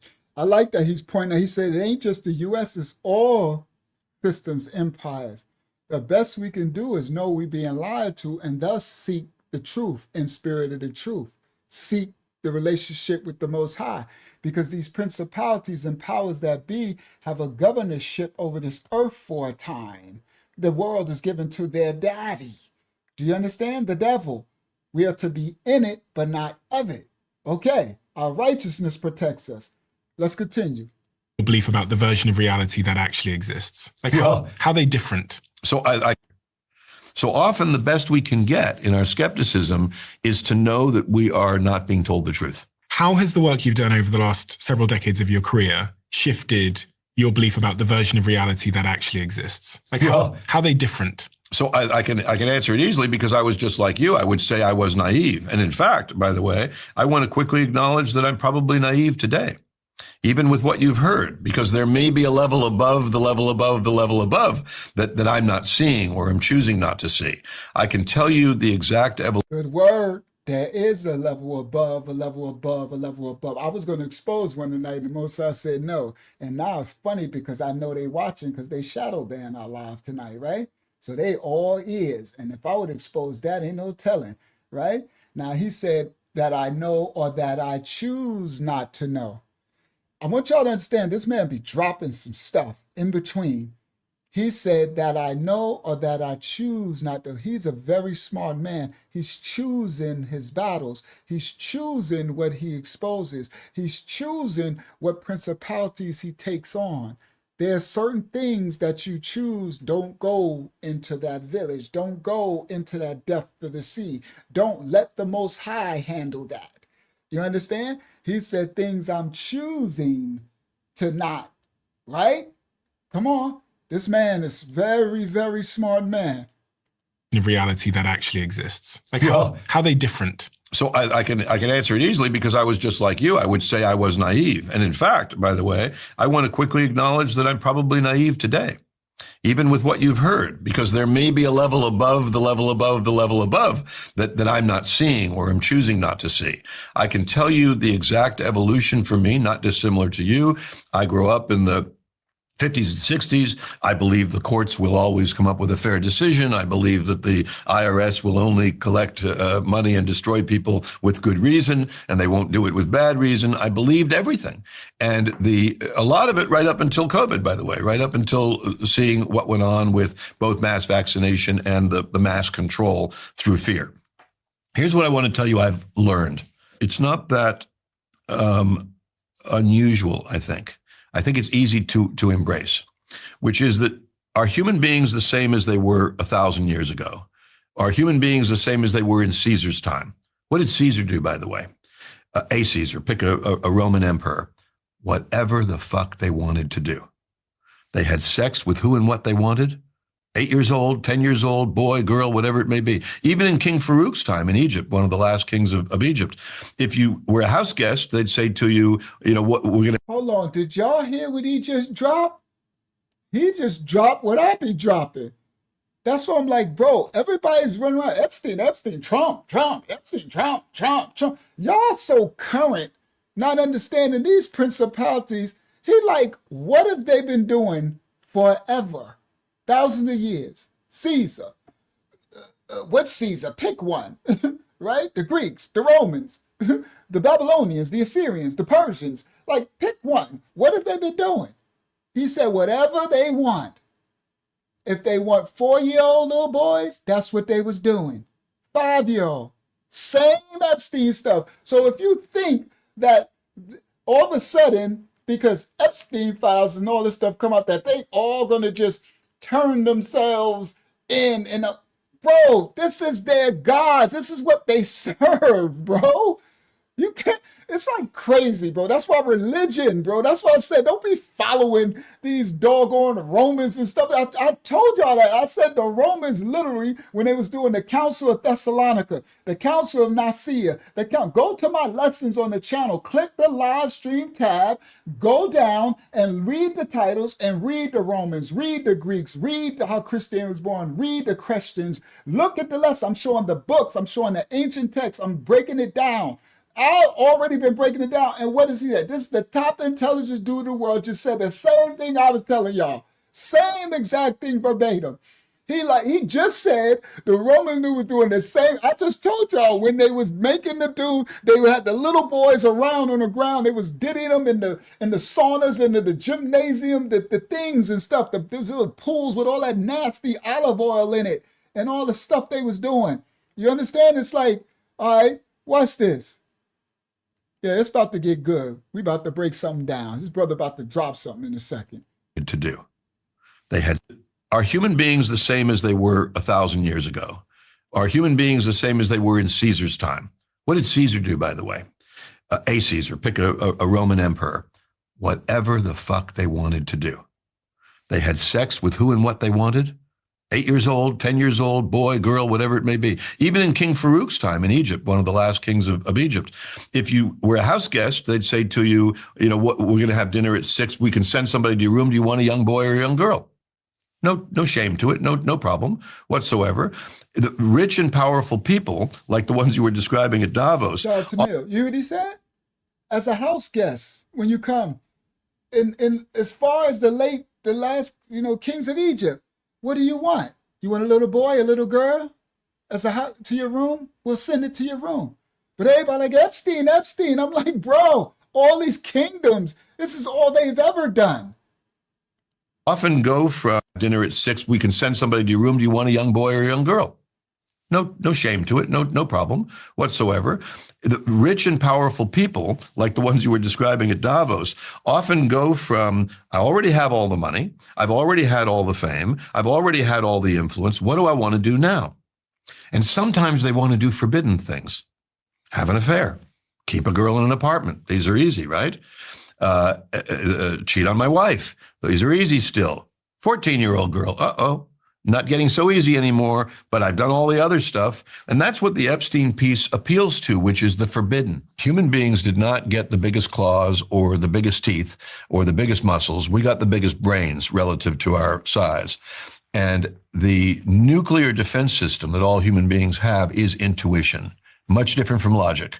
Intuition, the root of it, by the way, I learned when I was writing that book, is inter, which means to guard and to protect. So intuition, when you think about it, I just have a feeling I should go back to the apartment and double check such and such. Did I leave the fire on the pot? And you go back and you open the door and you didn't leave the fire on the pot. But something else will always be going on that makes you glad you came back. I believe that intuition is always right in at least 2 ways. One, it always has your best interest at heart. It's not fucking with you. It's giving you real information that's valuable. Now, everybody listen clearly. What he's calling intuition is the Holy Spirit. That's the Rayak Hayakadash. All right, the Holy Spirit. But he's calling it intuition. And he's correct. Now, he said human beings wasn't given the biggest claws, the biggest teeth, the biggest muscles of all the kingdom, but they were given the Holy Spirit, intuition. The animals don't have the Holy Spirit. They have instinct. All right? They act off instinct. Listen clearly. And you didn't leave the fire. Nuclear defense system that all human beings have is intuition. So the nuclear defense system against darkness. That's why I said this about to get good. Y'all listen clearly. The nuclear defense system, we're going to go a little long because I'm going to break this down and then we're going to close out. The nuclear defense system against all darkness is the Holy Spirit, meaning the spirit that's going to tell you what to do and what not to do. They call it instinct. They call it intuition. It's not intuition. It's the Holy Spirit. And you need to develop a stronger relationship. Listen. Anymore, but I've done all the other stuff. Have an affair. Keep a girl in an apartment peace appeals to, which is the forbidden. Human beings did not get the biggest claws or the biggest teeth or the biggest muscles. We got the biggest brains relative to our size. And the nuclear defense system that all human beings have is intuition, much different from logic. Intuition, the root of it, by the way, I learned when I was writing that book, is inter, which means to guard and to protect. So intuition, when you think about it, I just have a feeling I should go back to the apartment and double check such and such. Did I leave the fire on the pot? And you go back and you open the door and you didn't leave the fire on the pot, but something else will always be going on that makes you glad you came back. I believe that intuition is always right in at least two ways. One, it always has your best interest at heart. It's not fucking with you. It's giving you real information that's valuable. And number two, it's always based on something. And so our journey is to figure out when I have an intuitive feeling like do this show with you, who knows why, but when I have that intuitive feeling, and by the way, I don't do most shows, I don't know what the reason is. I don't know what it'll be. I can make up one with logic, right? I like that guy. I learned a lot from his shows. I can create a case. I can make a case for anything. But if it's just based on what I feel, and everything you've succeeded at and accomplished was based on what you felt, it was based on intuition. In America, in the West, we think we're doing it by logic, right? I do a big PowerPoint presentation and I say to the board, here's the reason, here's why, and here's the percentages. And they say, oh, good. The board at corporations in America would actually prefer that I use logic, even if I'm wrong, instead of using intuition, even if I'm right. So when I say to you, no, I just think it's the right thing to do. I think it'd be smart. I think it'll really work out, like something like Amazon Prime that people opposed. And then it's like 175 million people just in America are using it. Big success. Intuitive process, not a logic process. Logic is weak and plodding. Logic does A, B, C, D. Intuition does A to Z instantly. And you don't. Let me explain. It's because he's calling it intuition. He's correct. Logic is your mind, your brain, your cerebral, your neurotransmitters, reacting, your thoughts, logically thinking. What he's calling intuition, because the reason why he said logic does A, B, is good to have our logic, but having logic without the Holy Spirit. See the difference, guys? When you change the name of something and you don't have a relationship with the actual spirit, it's an actual spirit that's assigned. It has a purpose. And he's correct. It's for your well-being. Now, he said the logic goes from here, right, because it's like in a different realm. But he said the intuition covers the whole, because it's not intuition, it's the Holy Spirit. Listen clearly. Not a logic process. Logic is weak and plotting. Logic does A, B, C, D. Intuition does A to Z instantly. And you don't know. Now, I take logic is not weak. Logic, because you need to use logic over emotion, but it's weak compared to the Holy Spirit. But he's calling it intuition. You see, guys, I really wish he would call it what it really is. But he, sometimes you can not have a relationship, but still be able to be blessed because you're living righteously. You understand? But I'm going to break and show you this is the relationship you need to have with this thing that they're calling intuition. Okay? Now, let's continue. Why? It's knowing the logic process. Logic is weak and plotting. Logic does A, B, C, D. Intuition does. Cut from a different cloth. They keep attacking this lesson. They had a sister that said she couldn't subscribe. They had they shadow banned the mess out of it. We ain't got over 100 all night. I'm like, what in the world? I already know it's only going to be like 1,000 views when this ends. Verse like 20, I figure Monday we should get about 20,000, 15. I figure 10 to 20,000 would be, it's going to probably be 1,000 after we finish this. They do not want this teaching, but we going to keep teaching it. I know that's right. What I tell you, if it's one person, we going to keep teaching. I was teaching when there was nobody. That's the work of the righteous. All right. So anyway, there's so much fruit coming from this, but you need to learn to call it what it is so you can see what it really is. And plotting. Logic does A, B, C, D. Intuition does A to Z instantly. And you don't know why. It's knowing without knowing why. I don't feel good about that person. I'm going to back. I said I was going to make this business deal. I'm backing out of it. I said I was going to show up to that thing. I'm calling and canceling. And by the way, canceling, one of my favorite things. I recommend it to everybody. I recommend canceling and postponing to everybody I know. You are not obligated to keep your plans. You made a plan 3 months ago, and you don't know who you'll even be, or if you or them or anybody will even be alive 3 months from now. There's nothing wrong with canceling. What he's calling on, that's called la ya. Everybody, y'all write that down. Ma chérie, y'all get, if you can, get a pen. Right? Layah. L-A-Y-A-H. Hakyama going to put it on the screen. That's the Habarayah word for no. Let me explain. He's correct what he's saying. He's saying there's nothing wrong with saying no. No is the word that you should hear and say more than any other word in this earth. Let me explain why. No is the word layah. That's the word that will cover you and protect you in this dark second world that is given over to the beast. Let me explain. In the first world, before Adam and Eve transgressed in the garden, in the Most High's presence, it wouldn't have been Layah. It would have been Kanya. Write that one, Hakyama, too. K-A-N-Y-A-H is how you say yes. This is the language that our Messiah, what you call Jesus, spoke.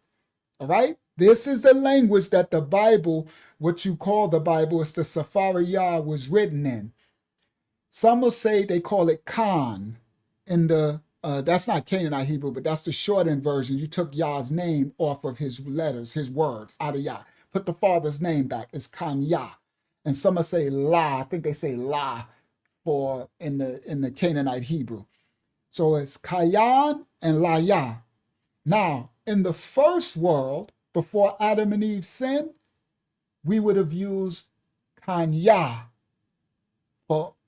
You would live your life saying yes to things because everything would be righteous. The world wouldn't be in sin and iniquity. All right? We would be of that world.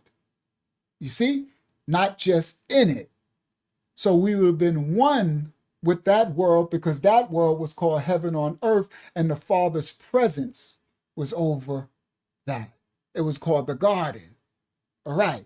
Now, with that world would have been no sin, no iniquity, no lying, cheating, stealing. So our existence would have been existence of Kanya. of living? Yes, because there wouldn't be things to harm you.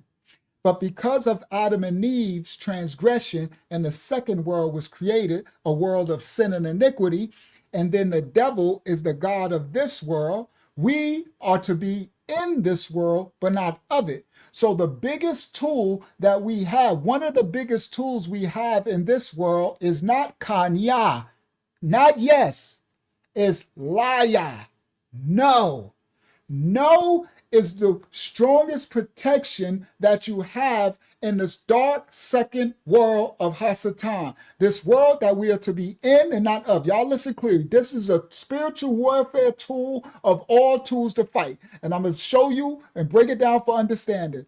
Now, the reason why you need to say la ya, because P. Diddy likes to party. And you got to tell him what? La ya. No. Listen clearly. That's why when our babies are born, the first powerful thing that they latch on to, those who raise children, you know what I'm talking about. The first thing that they latch on to is no. For anybody who raised kids, or if you raise your little cousins or something, you know when the baby, right? Because the baby is born in sin and iniquity, so they get to age and they'll lie to you, right? They'll hide a cookie. Nobody taught them sin. It's born in the flesh from Adam and Eve, because Eve did the thing with the Hasatan, so we have the flesh of the serpent. The mark of the beast is in our heart. It's lodged in our heart, sin. That's why he said the heart is evil continually, and we need to castrate it and die to it daily and replace it with the heart of the Father. That's where the mark of the beast is, sin, 3 and 6, Adam and Eve. Listen clearly. So when our babies are little, they start to sin. Nobody teach them. First time they start. The first word might be dada, usually, or mama. That's usually the first words. Almost guaranteed. It's usually dada more than mama. But it's dada or mama, right? Especially if the dad is around. Now, then it's usually dada. Now, the first thing that they hold on to is no. Let me explain. For those who witness babies, you know once they get that no, they say no to everything, right? They're like, no, no, no. You want ice cream? No. You want this? No. You want that? No. It's like a new toy. No, no, no. You be like, stop saying no. Right? Right? You're like, stop.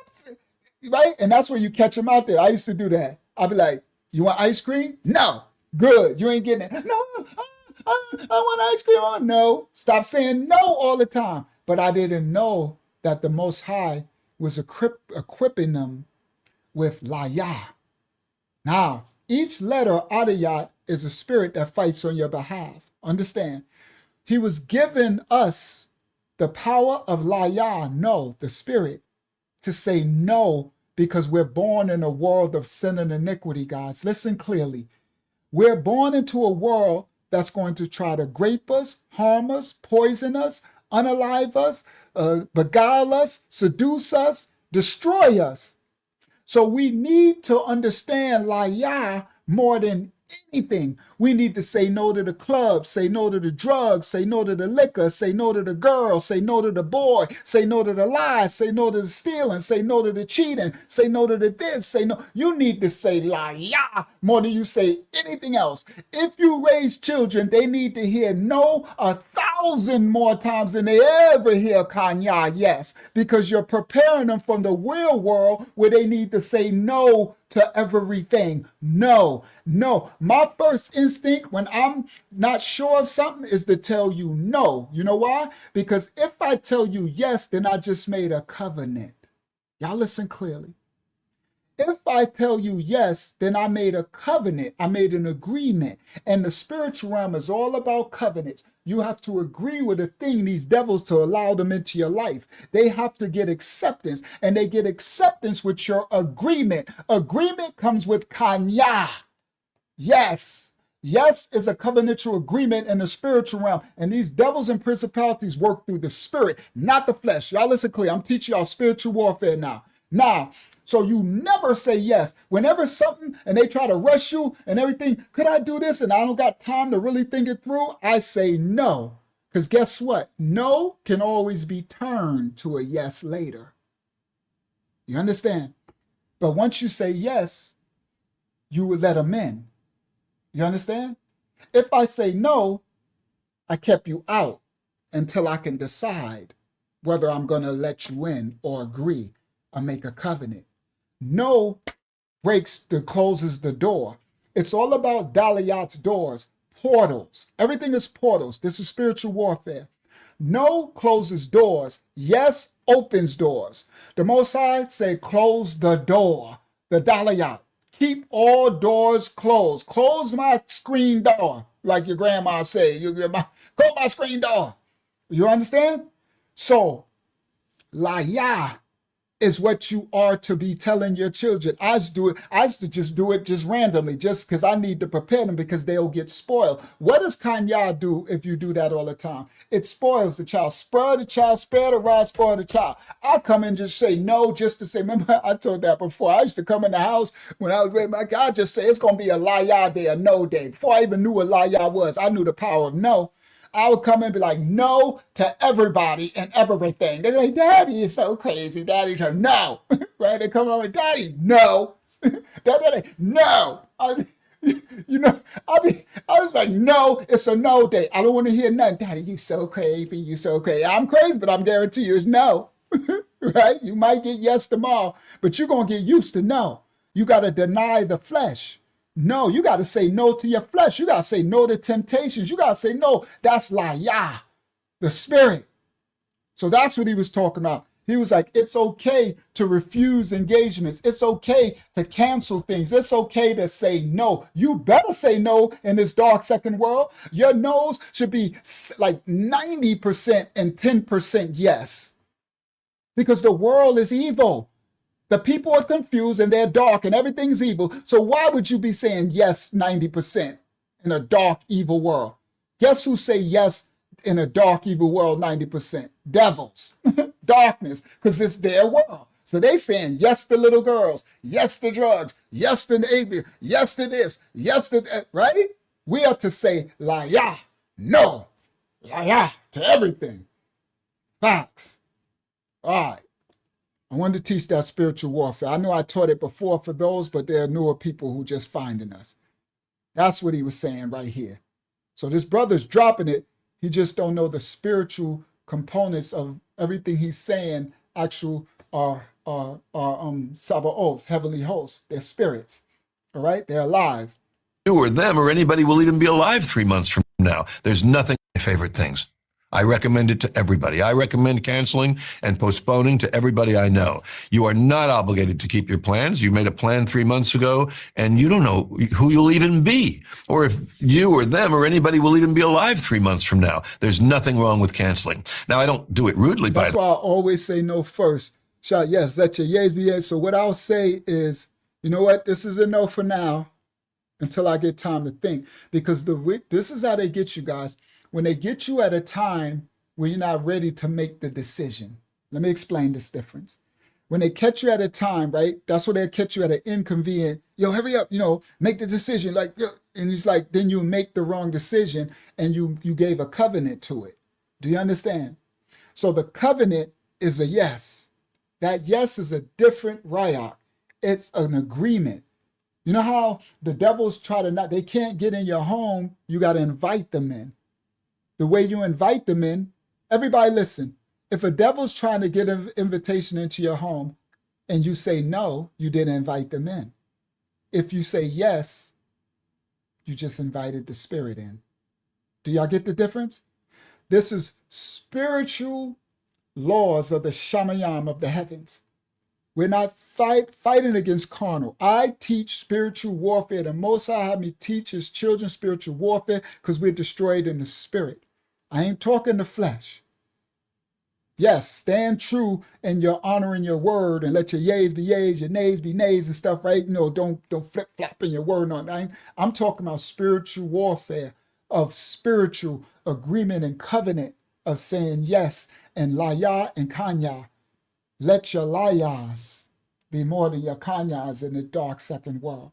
Okay?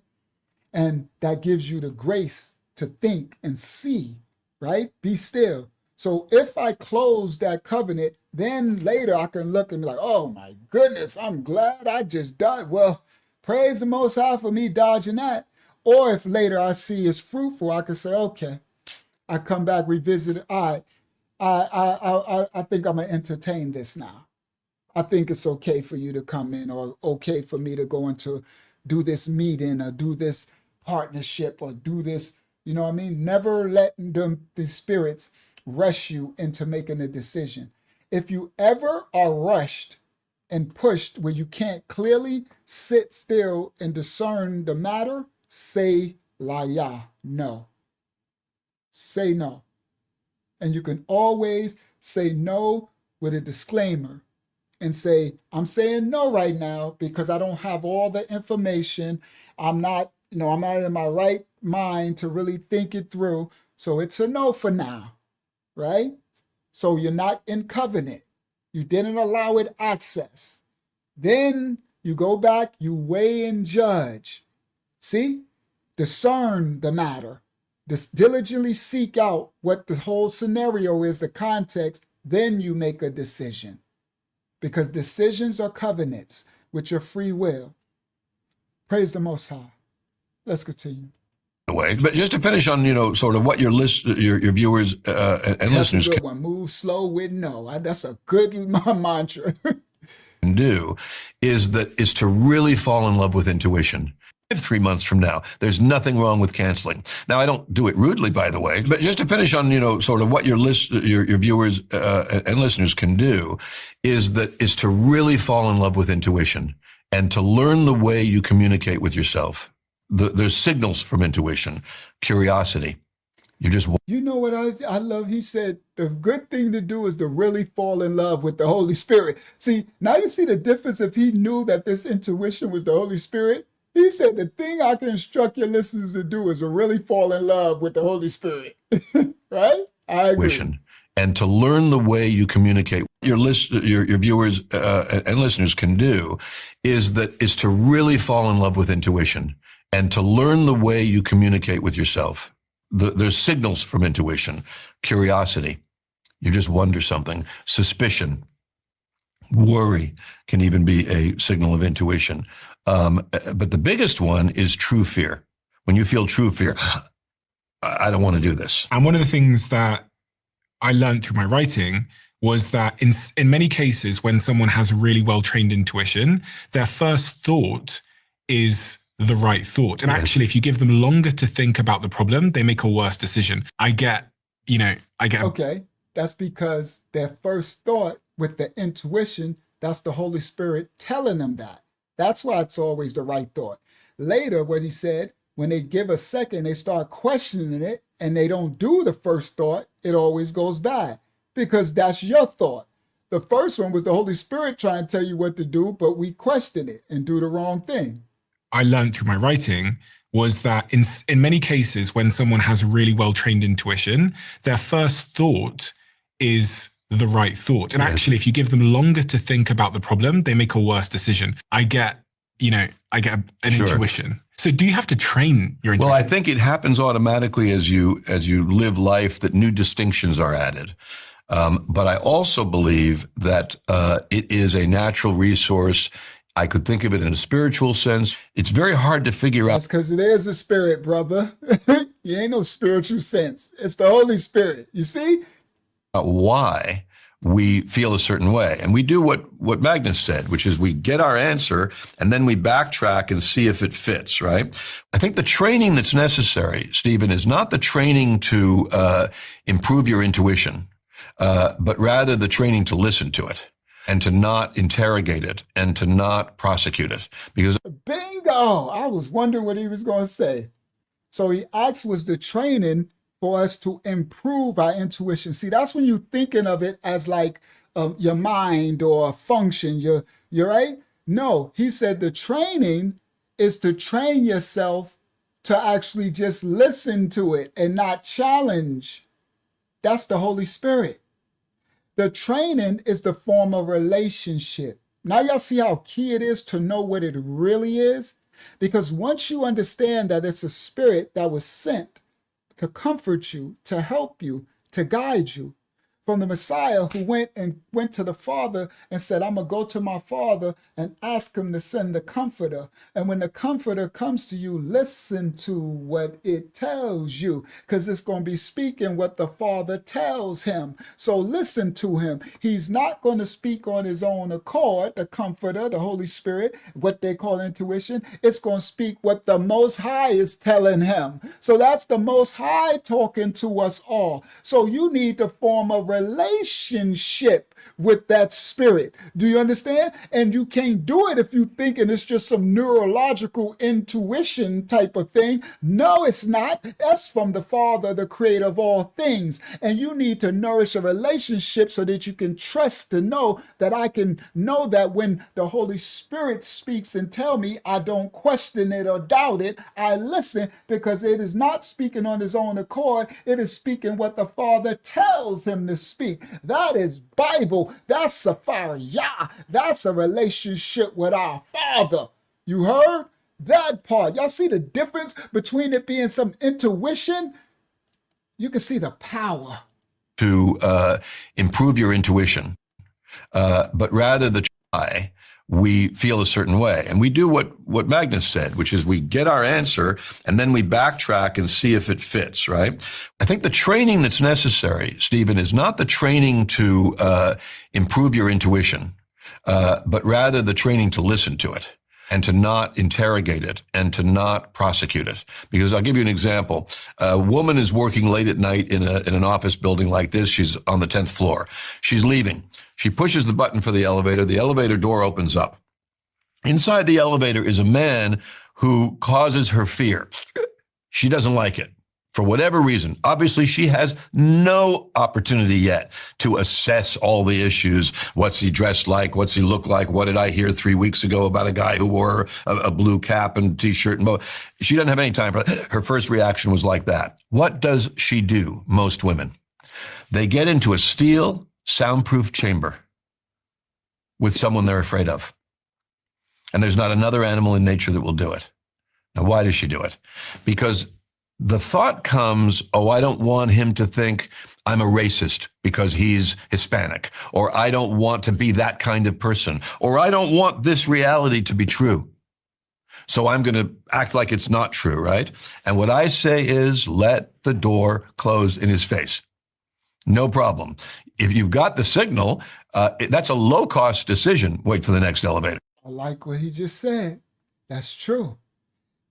The reaction, the emotion, the Holy Spirit, the reaction was fright. No. The reaction was laya. No. Don't get in the elevator. But they, because of their thinking, now here come the logic and the thoughts and the emotion. Well, I don't want to do that. I don't want to offend it. Well, it might be all right. And he said, there is no other species on earth that would do that. He's correct, because the animals live off instinct, and they would never go into a confined, sealed space with the threat that could take their life, because they have instinct straight with the Most High, and they'll flee the animals. They will never go in, but they don't got free will. Y'all listen clearly. We got free will, the choice to listen to the still voice, the Holy Spirit. Your intuition, what you think is your intuition, is the Holy Spirit, and it's resonating all through your members. You could feel something. That's the Holy Spirit saying, Laya. No. No. You need to hear no, children of the Most High. Laya. And let that door close. I don't care who offend. I don't care what. I ain't getting in there. Laya. No. Let's continue. Right, that's a very low-cost issue. Now, there is let the door close in his face. No problem. If you've got the signal, that's a low-cost decision. Wait for the next elevator. right? That's a very low-cost issue. Now, there are so many examples of this in my work where I interviewed people who had been victimized, and time after time they would tell me, I knew when I walked into that underground parking lot that that was the same car that I'd seen earlier. I knew when I met that guy, such and such. In fact, there's a woman who wrote me the most beautiful thing. I think it's in Gift of Fear, or it's in one of the subsequent books. And she said that she would look at her lifelong diary. She kept a lifelong diary, and she looked back at it, and it would say, met this guy, feel a little queasy about him, not so sure, dated him, married him. And then what she wrote to me was, she said, again and again, I could see, there it was in my diary. Listen to this, the ending embedded in the beginning. And so what I encourage people to do, going to your original answer, is how people can be safer, is listen to their intuition, know that its function is to protect you. That's what it's doing. You know, I remember a friend of mine telling me he went back home for Thanksgiving. Listen to the Holy Spirit and know that its function is to protect you, guide you, lead you, comfort you. Yes, he was sent. And he saw his whole family. And he said he learned to only stay. You know, I remember a friend of mine telling me he went back home for Thanksgiving and he saw his whole family. And he said he learned to only stay for one day. He said, because all the shit happened on the second day with his family if he stayed for 2 days. And he also learned to stay in a hotel. I said, oh, you staying at home? He said, oh, fun. No, never stay at home. Because here was this group of people. But what he told me that was interesting is, he said, Aunt Charlene, you taught me to speak more quietly because you talk so fucking loud. And he says, Uncle Carlo, you taught me to be more gentle because, man, you're rough in everything you do. Throw the glasses around and the way you engage. Dad, you taught me to listen to people because you never fucking listened to a thing I said, even today. Isn't it a beautiful way of looking at it, basically? These were the teachers in our lives. For my mother, 100%. All right. Now, you hear what he just said? He just dropped a real important lesson. I'm going to teach you another spiritual warfare lesson. That's why I said this lesson is going to be so good. That's why they shadow banned it, because I knew I was going to teach a lot of spiritual warfare tips. Now, what he's speaking of right here, he said he learned from the sin of others. Fucking Listen loud. And he says, Uncle Carlo, you taught me to be more gentle because, man, you're rough in everything you do. Now, let me give y'all the fruit. Let me give y'all the spiritual warfare tip. You have to, everybody listen clearly. You have to watch the mark of the beast in others. Sin is the mark of the beast. It started at Genesis, Bereshit 3:6. 3:6, mark of the beast, sin. All the other marks in Revelation, these are marks of the beast. The beast is sin. Listen clearly. The beast is sin was brought into the world when Adam and Eve transgressed, 3 and 6, when she chose to transgress. Then she gave to him and he did eat. That created the world of sin and iniquity. Beast. That's the beast. The sin. Now, from us being descendants of Adam and Eve, it's lodged in our heart. We're born with sin and iniquity in our heart. It's in our flesh. The flesh is evil continually. We have to die to it. Now, you have to watch the mark of the beast in others. That means watch the sin in others. This is what he was talking about, that person was learning from the sin of all his relatives, their transgression. Now, I got a quote this is my quote that I made. Is look at everyone and see the sin that's awake in them. Listen clearly. You look at everyone, family members, co-workers, friends, new people, everything. I'm teaching you spiritual warfare. Look at everyone and look for the sin that's awake in them. But also leave room to see the righteousness that might be sleeping inside of them. All right, I'm going to say it again. This is a quote from Uncle Yahya Shah. I'm marking it March 17th, 2026 in the Gregorian calendar. Look at everyone and see the sin that's awake in them, but also leave room in your thoughts to see the righteousness that might be asleep in them. Asleep. All right. Now, what that means is, as I look at everyone, I'm looking for the sin that is alive and breathing and awake, right? Some like to drink, some like to smash, some like to smoke, some like to cuss, some like to steal, some like to lie, some like to fornicate, some like to, right? The sin. So you're looking at the mark of the beast in others. So I'm looking at others, everyone, to see the sin that is awake in them. It's alive and functioning. But I don't want to get so jaded that I miss leaving room for the righteousness in them that might be dormant, asleep. Because sin is awake. You look for the beast first. Everybody listen, because this is the beast world. That's why the world is so dark. That's why Epstein and the governments and the pharmaceuticals and the drugs and the fluoride and the beryllium and the aluminum and the toxins and the poisons and the graping and the killing and the lying and this is the beast world. So you look for the beast first. Watch the mark of the beast in others. Look for the sin, but don't become hardened where you can't see the righteousness that lay asleep in the person. Because we were all, we were all in sin. When I was in my sin and I was good at it, right? I was a drug dealer, gun toting, thugger, street nigger. I was outside of the club and I was proud of it. You heard? I wore it like a badge. Thugger, for lifer. You heard? But within all my sin and transgression, I was smashing and drinking. Well, not really drinking, I drink some, but smoking. I was smoking like a chimney. I was smashing everything that moved. I was selling all the drugs. I was popping that gun. I would stab you. I would bust you. I would do all that, right? But in that sin that was alive and awake, there was a righteousness that was dormant and asleep in me. And it would pop up. Listen, guys. It was asleep, but it would awaken whenever I would see the meek, the humble, the hungry, someone being victimized.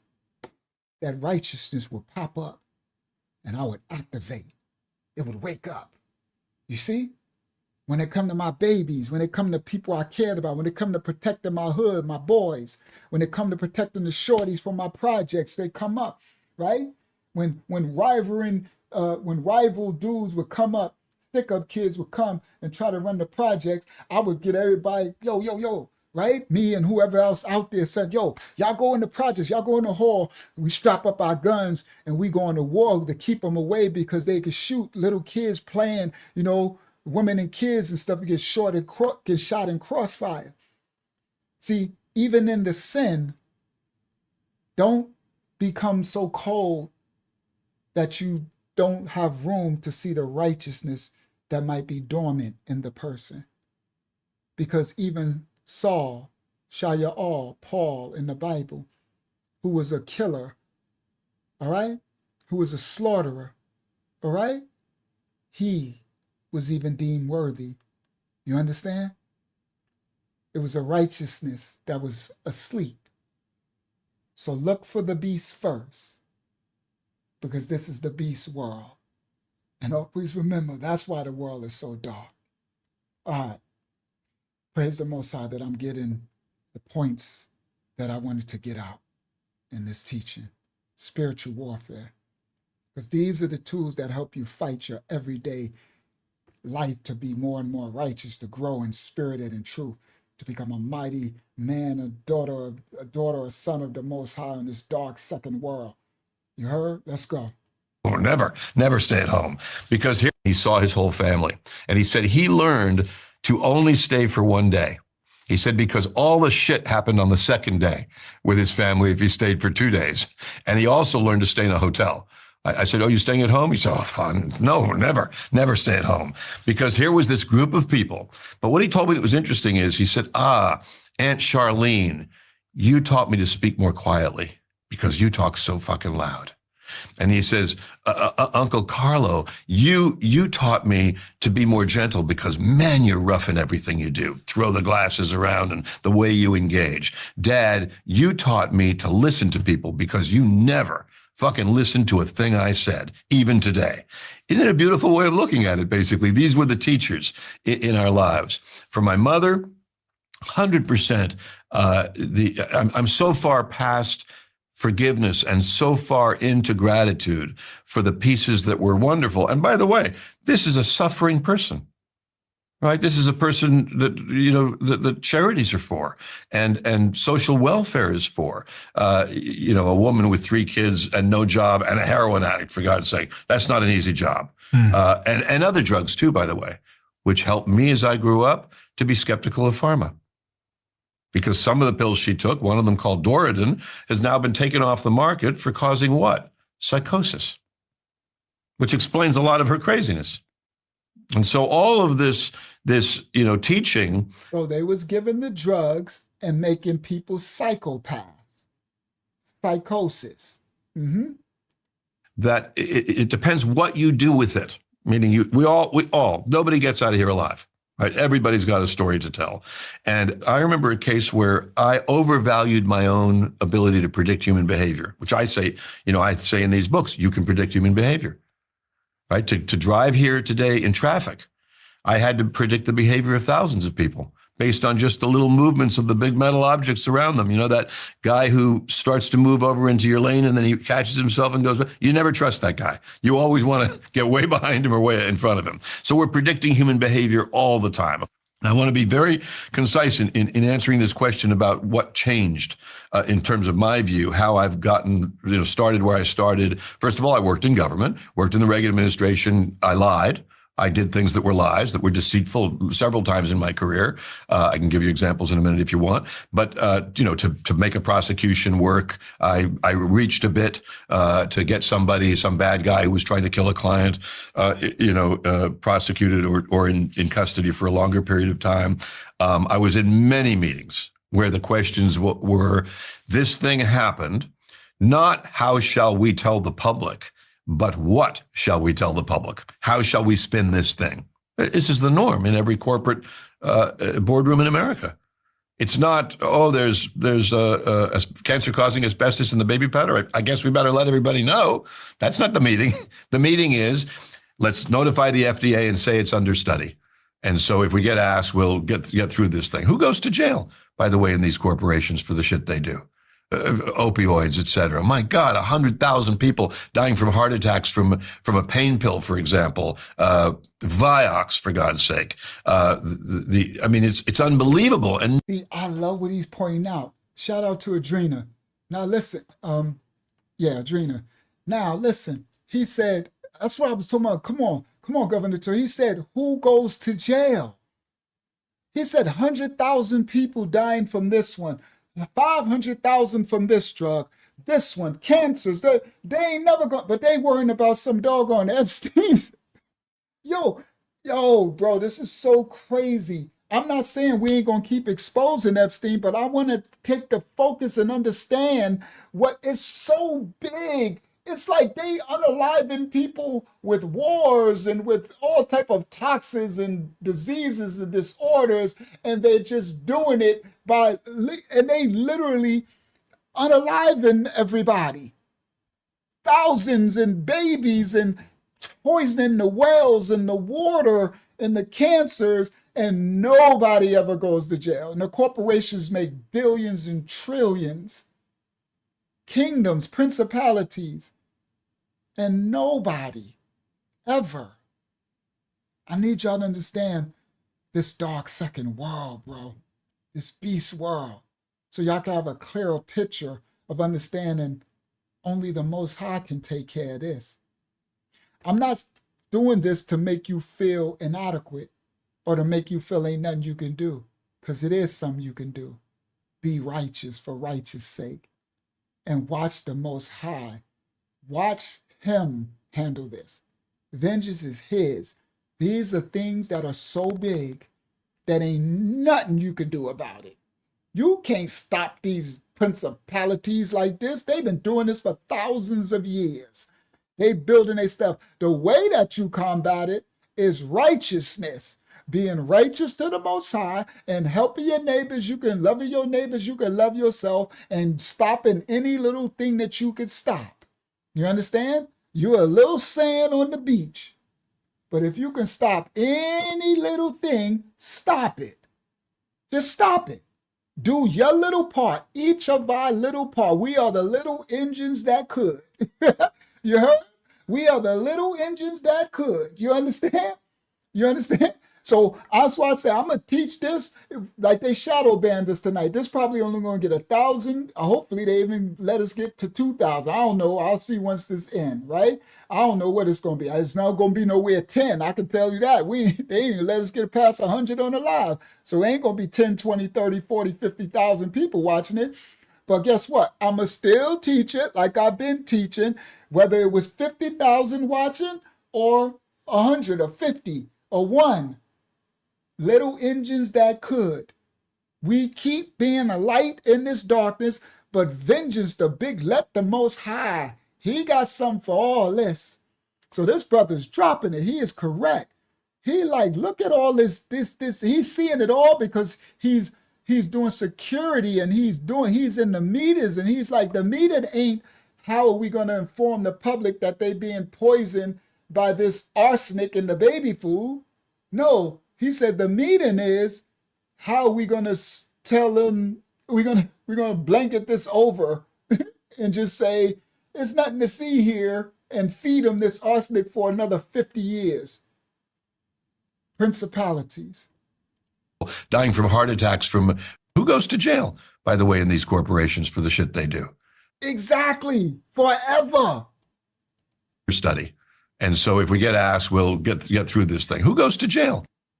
Cancer-causing were this thing happened, not how shall we tell the public, but what shall we tell the public? How shall we spin this thing? This is the norm in every corporate boardroom in America. It's not, there's a cancer-causing asbestos in the baby powder. I guess we better let everybody know. That's not the meeting. The meeting is, let's notify the FDA and say it's under study. And so if we get asked, we'll get through this thing. Who goes to jail, by the way, in these corporations for the shit they do? Opioids, et cetera. My God, 100,000 people dying from heart attacks from a pain pill, for example. Vioxx, for God's sake. It's unbelievable, and nobody gets in trouble. Right? Companies are fined.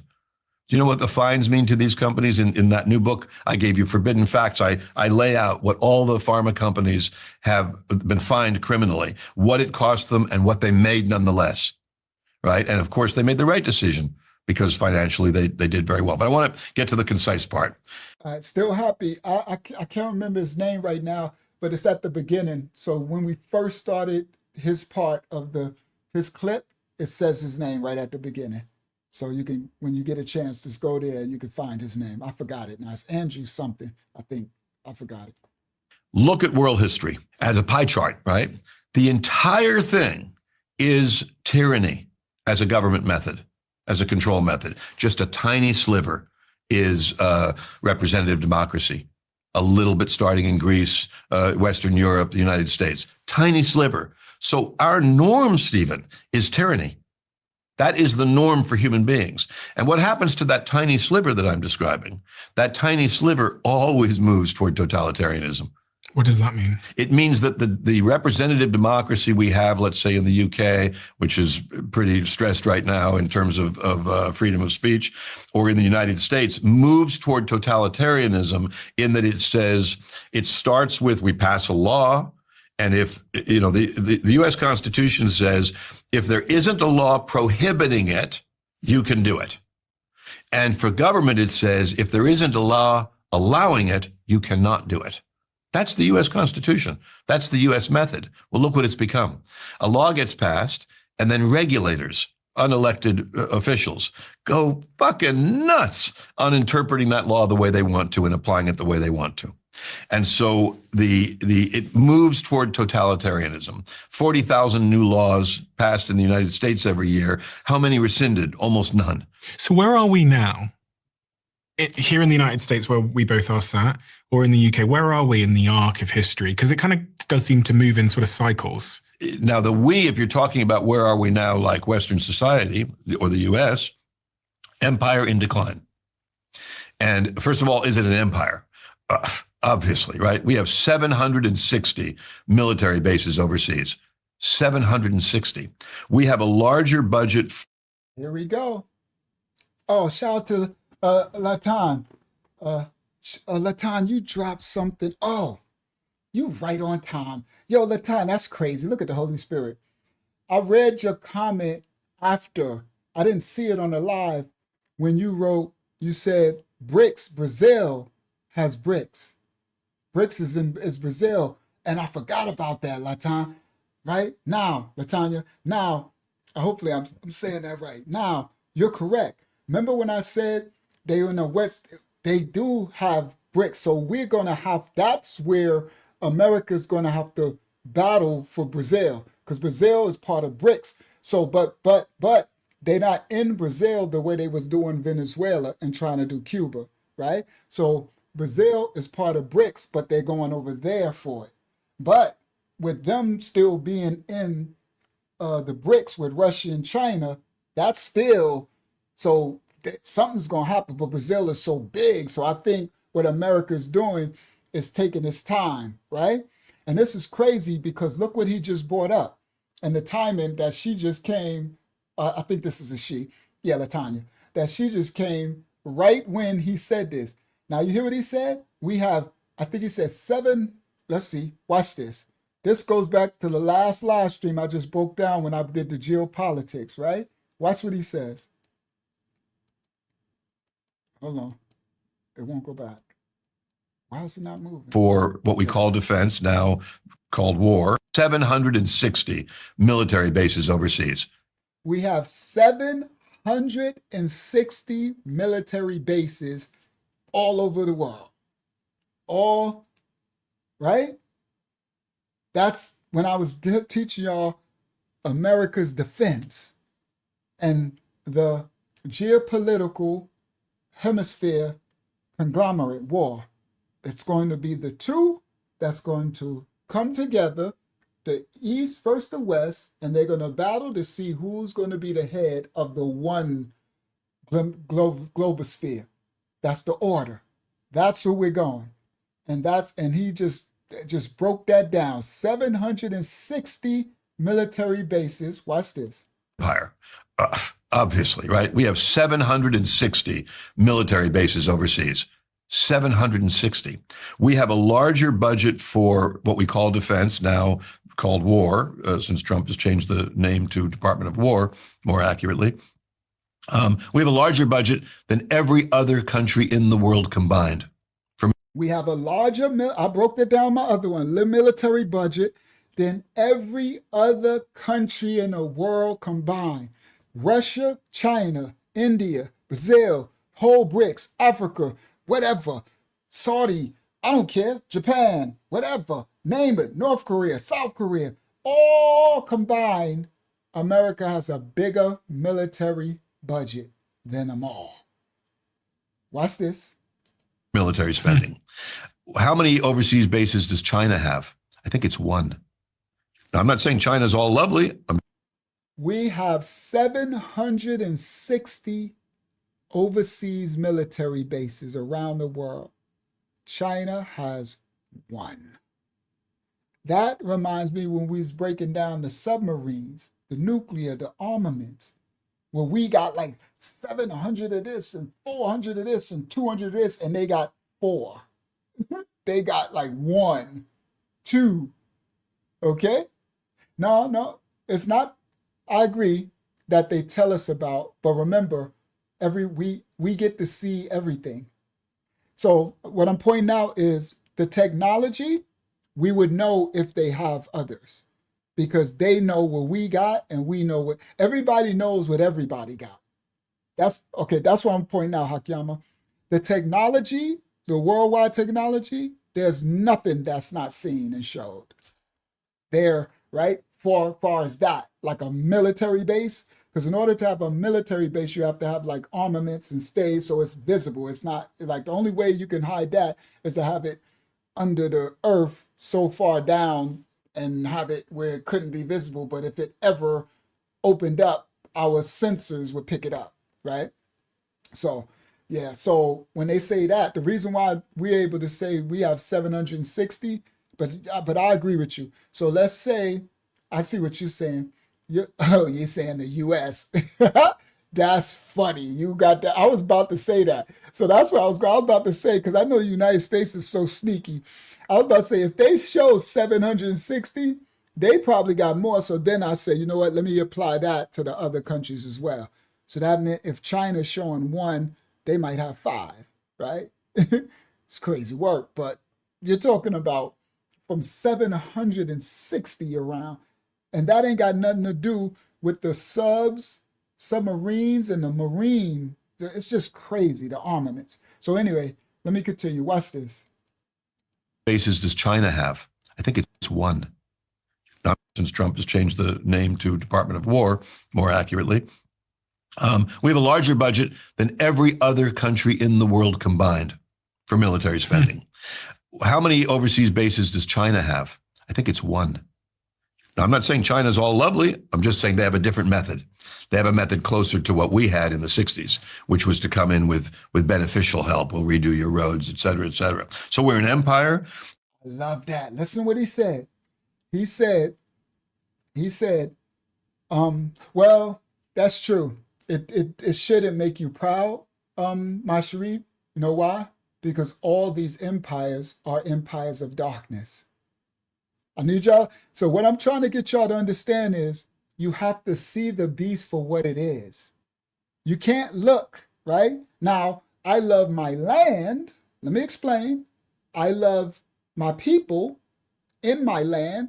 My ancestors fought and blood shed underground. For those who ancestors didn't shed their blood, some of your ancestors came over, you were born here, right? I love my country, but I don't love the serpents who are ruining, right? I don't love the serpents who unalive the indigenous ones to gain it. I don't love the serpents over it.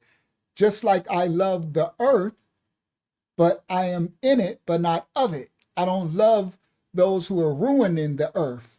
Y'all understanding me? Because the earth and the fullness thereof is given over. That's called dominion. It was Radayah. Adam and Eve lost it. I take back the dominion. Now, I can't physically own the earth because now this world belongs to the serpent Hasatan. But I still love my earth. So I won't ever be chopping down trees for no reason and desecrating the earth. I speak. I might walk barefoot on the earth and ground myself, right? I might touch a tree and feel the energy in the plants, my plants in the front that I speak, water them. And I know that plants, right? Those are Yah's children, the earth. So you get it? And who's this earth, right? Who's destructing the earth? So that's the same way about the country, right? Because the country is an earth. It's a ground. It's the, right? So that's why I'll be explaining. Now, I'm not proud of none of their devils that these devils are doing to our country as they fight for dominion of their serving their God, who is the God of this world. And I'm in it, but not of it. But I love the earth. I love the animals. I love the trees. I love the righteous people. I love Yah, the Most High's children. And he sent me to this country. So I love my country because I'm here and I'm a righteous American in this country. I was born here, so that labels you as an American, right? From the land that you were born into, right? So I am the righteous, but I don't love, right? So again, that's what I mean by the tactics that these serpents doing. We would never be proud of none of it because they're all evil. They're fighting for head of the serpent.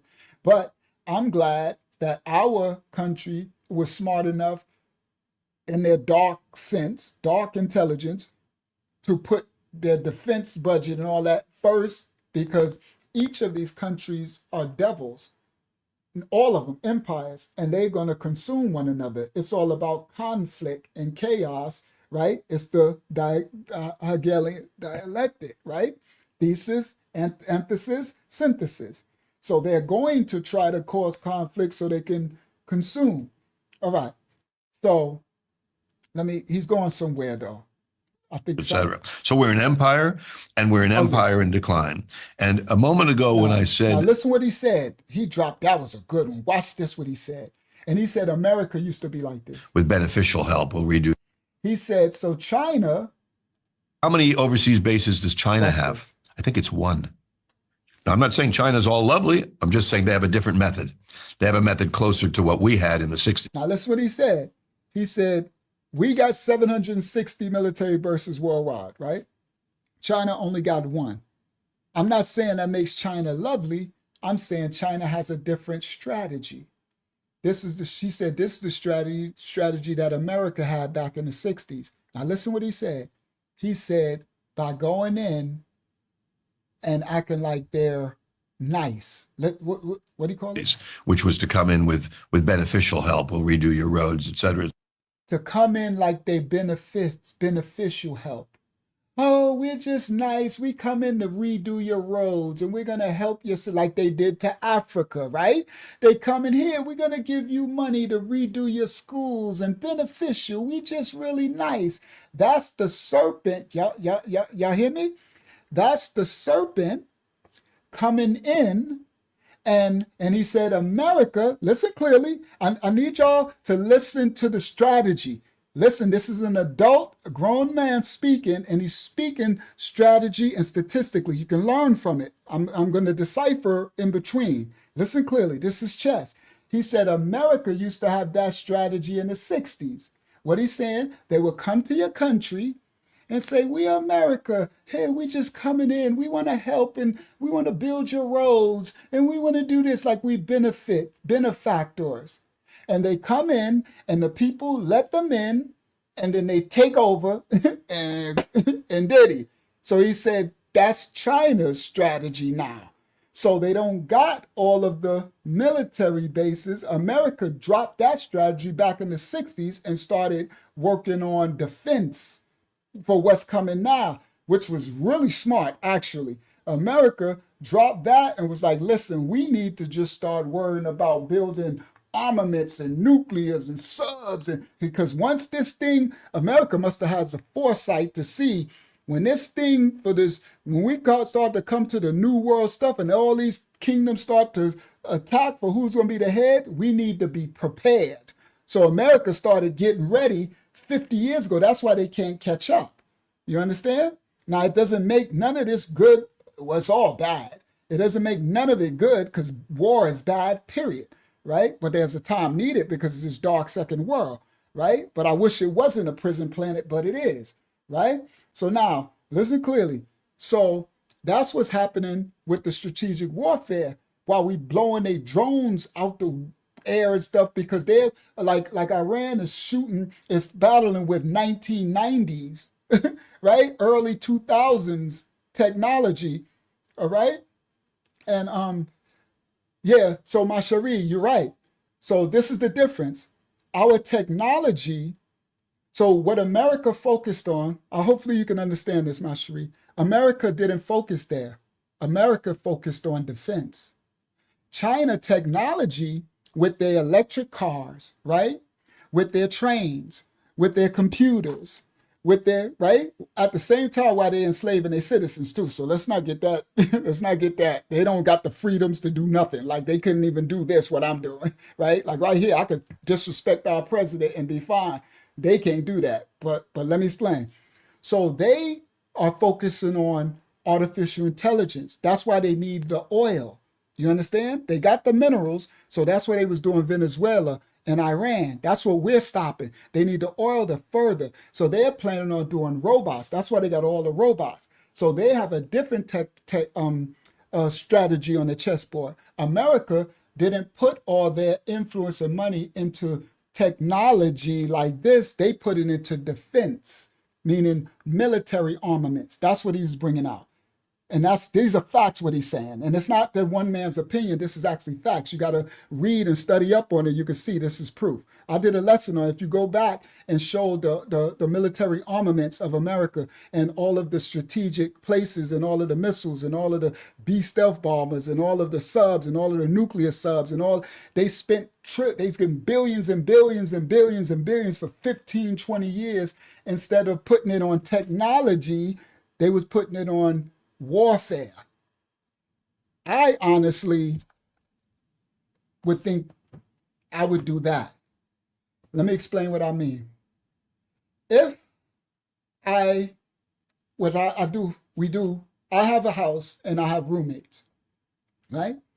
And if I know that this neighborhood is going to go to war, we don't know when, might be 5 years, 10 years, I might want to put my money in securing my house. Let me explain. Getting cameras, getting guns, getting survival things in case the electricity cut out, getting, right? Preparing for the ish hit the fan, right? STF, SHITF, how do they call that, right? This is what I'm trying to explain. So America was preparing for what's coming. Everyone else was preparing in their own way. Okay? Now, well, that's what I'm trying, my Cherie, it's all blasphemous. I don't think you get it. It's okay though. I don't think you get it. So maybe over time, as you have a little more patience, you'll try to get the bigger picture, understand it's all dark. I think you're looking at it like America's supposed to be righteous. This is the world was given over to Hasatan. America is not meaning the people who run the system, who unalived the indigenous people here, the people who unalived the people in Hawaii, the people who unalived the people in Egypt, the people who unalived the people in Assyria, the people who unalived all these kingdoms, the Romans, what's his name, Nero, Alexander, the Greek, the Hellenes. We can go through all time, Caesars, and right.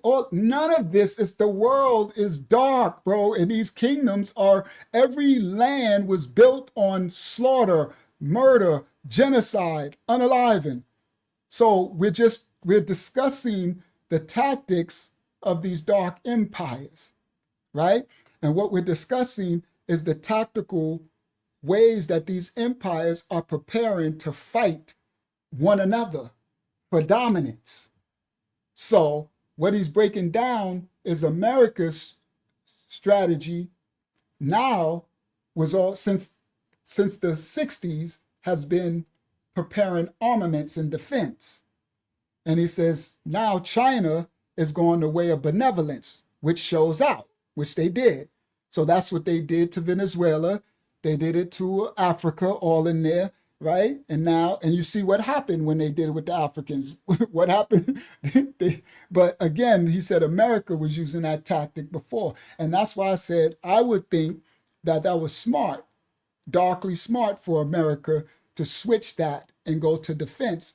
Because in my home, I would probably spend more of my money securing my home than buying my kids phones and technology and tech. So now this the part. Now listen to this, my Cherie. I know you're not saying pancakes. I understand. We're just having a discourse. So listen to this, daughter of Yah. Do you think China is above America in the technology and warfare? Huh? See, that's the difference. You just said China is above us in technology. You're talking about phones and electric cars and robots.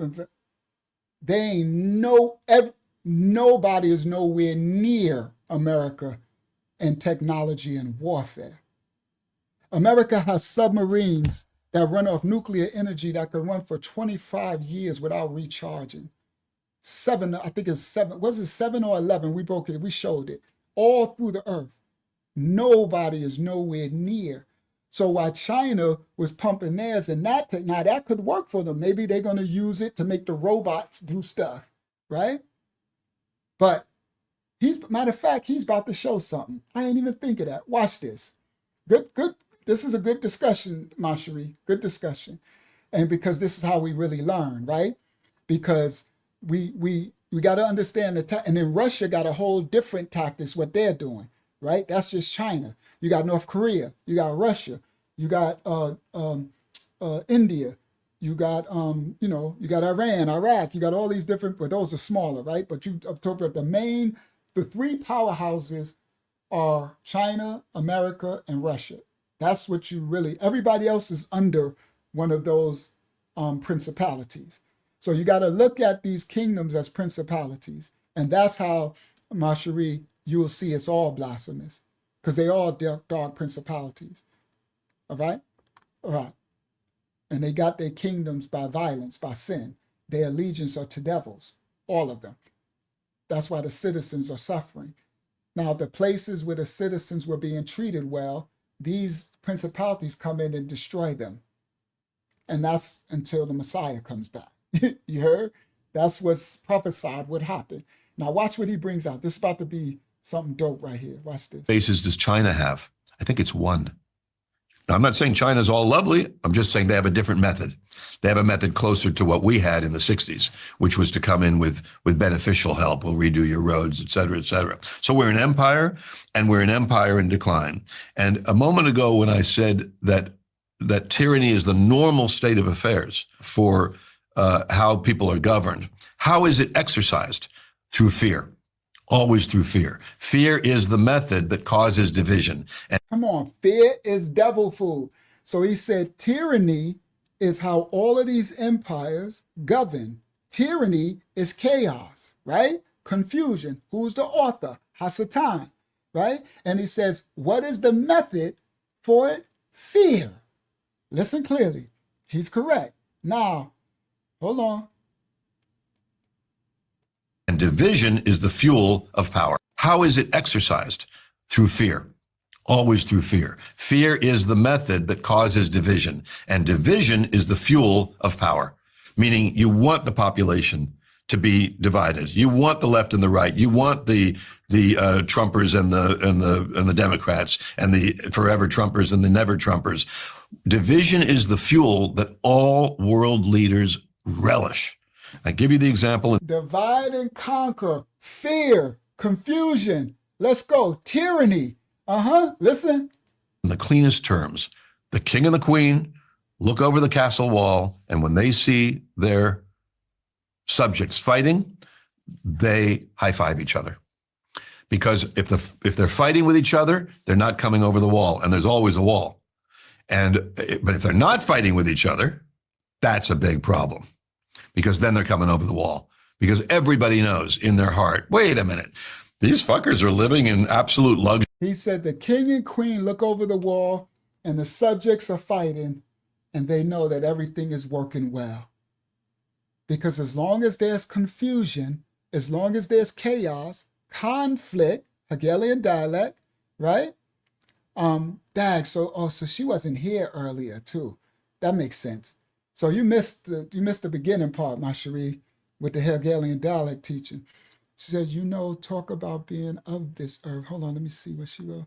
What does the Most High think? With free will of our. We woke that, so you late. That's kind of why it kind of. So what you just did, my cherie, you jumped into a lesson at like the end, and we broke down free will. We went to the skull and bones. We went through the Hegelian dialect of the synthesis, antithesis, thesis. There's so much that we broke down. So yeah, so you're gonna have to, after it's over, when you watch the lesson over again, then you could kind of catch up. But we kind of broke that down in this lesson already. Talk about being of this earth. What does the Most High think? With free will of our time. Yeah, we broke all that down with our free will. Facts. All right. Yeah, that's how you know. I'm about to pop you, my cherie. I'm like, you know better to show up to the class late, too. You know what you're doing, right? You done walked into class 2 hours late, and then you standing there, everybody like, would you stop? Girl, you're gonna have to go back and read the notes. We broke down so much. So yeah, we done went somewhere. You know how we are. You should know better than that. All right, let's go. But I'm glad you're here. Just don't. You can always come late. I'm glad you're here, and you can always say whatever it is you want. Don't ever feel like I welcome any discourse and any discussion, and praise the Most High. And I know you're his righteous daughter trying to seek the truth and expose the dark. I know that's right. Like we all in this fight together. All right, so watch this. He about to show something really good in a second, and then it's finishing out. Sorry, guys, it's kind of we went going long, but it's finishing out. Well, I can't afford to feed my kids. If they're fighting with each other, they're not coming over the wall, and there's always a wall. But if they're not fighting with each So I other, like that. He said the king and queen and these elites, dark elites, these powers, as long as the subjects, us, we fighting the woke versus the right, the black versus the white, the this versus the that, then they're not going to come at us over the wall, and there's always a wall dividing, right? Let's continue. that's a big problem, because then they're coming over the wall, because everybody knows in their heart, wait a minute, these fuckers. So if they ever stop fighting, start paying attention to us, then that's a problem, because then they're going to start questioning us. They're coming over the wall. Are living in absolute luxury while I can't afford to feed my kids. They're motorcades, and today and in those days they're beautiful ornate wagons pulled by a bunch of horses go by and splatter mud on me in the street. What really is the difference? I mean, royalty is such a bullshit scam. So what happens to the Western world if we're in a declining empire? I'll give you the optimistic version, because I have a dear friend, happens to live in Cape Town, who helps me with this sometimes, because like anybody, when I look a lot at what happens, I can get discouraged. Well, like he said, America is a declining, it's on the empire, the decline. He's correct. Because the most, because the Most High is cooking. Yeah. All of these empires are on the decline. I don't care how much technology, how much weapons, how much stuff they get. He sees the bigger picture. It's on the decline, all of it, because it's imploding. Because the Most High is cooking, and most people don't know it. The Most High is causing all the fires, all of this, all of that, everything. He's doing it all, and most people don't even see his hand. Oh yeah, let Yah cook. Facts. All right, watch this. Get cynical. It's not a good place to live. I think, Tony, maybe even happens. I can get discouraged. Dear friend happens to live in Cape Town, who helps me with this sometimes, because like anybody, when I look a lot at what happens, I can get discouraged. I can get cynical. It's not a good place to live. I think, Tony, maybe even he said it on your show, Tony Robbins, which is, that what you focus on will determine the quality of your life. So I can focus on the pharma companies and all the shit they're doing, or I can focus on the beauty of nature and spend more time in nature and spend more time with my kids, etc. So my optimistic answer, which comes from a dear friend. Now you hear what he said? He said with the Western, with the countries declining, empires declining, he said, it depends on where you focus your energy. Listen, my Cherie. He said, I can focus on Epstein. I can focus on, man, woe is this and woe is that and down with this. Or I'm woke. I'm the woke right, left, and I'm the ultra conservative. I'm this. I'm MAGA. I'm this. I'm that. I can focus on this. Or he said he chooses to focus on the animals, the earth, the gardens, his children. You know what I choose to focus on? Do I got to tell y'all? Come on, my Cherie. Where's your focus? Attention is the new currency. Guess where my focus is? The Most High. You heard? I'm about my Father's business. I live every day of my life in complete focus with the Father and his instructions and guidance of what I am to do.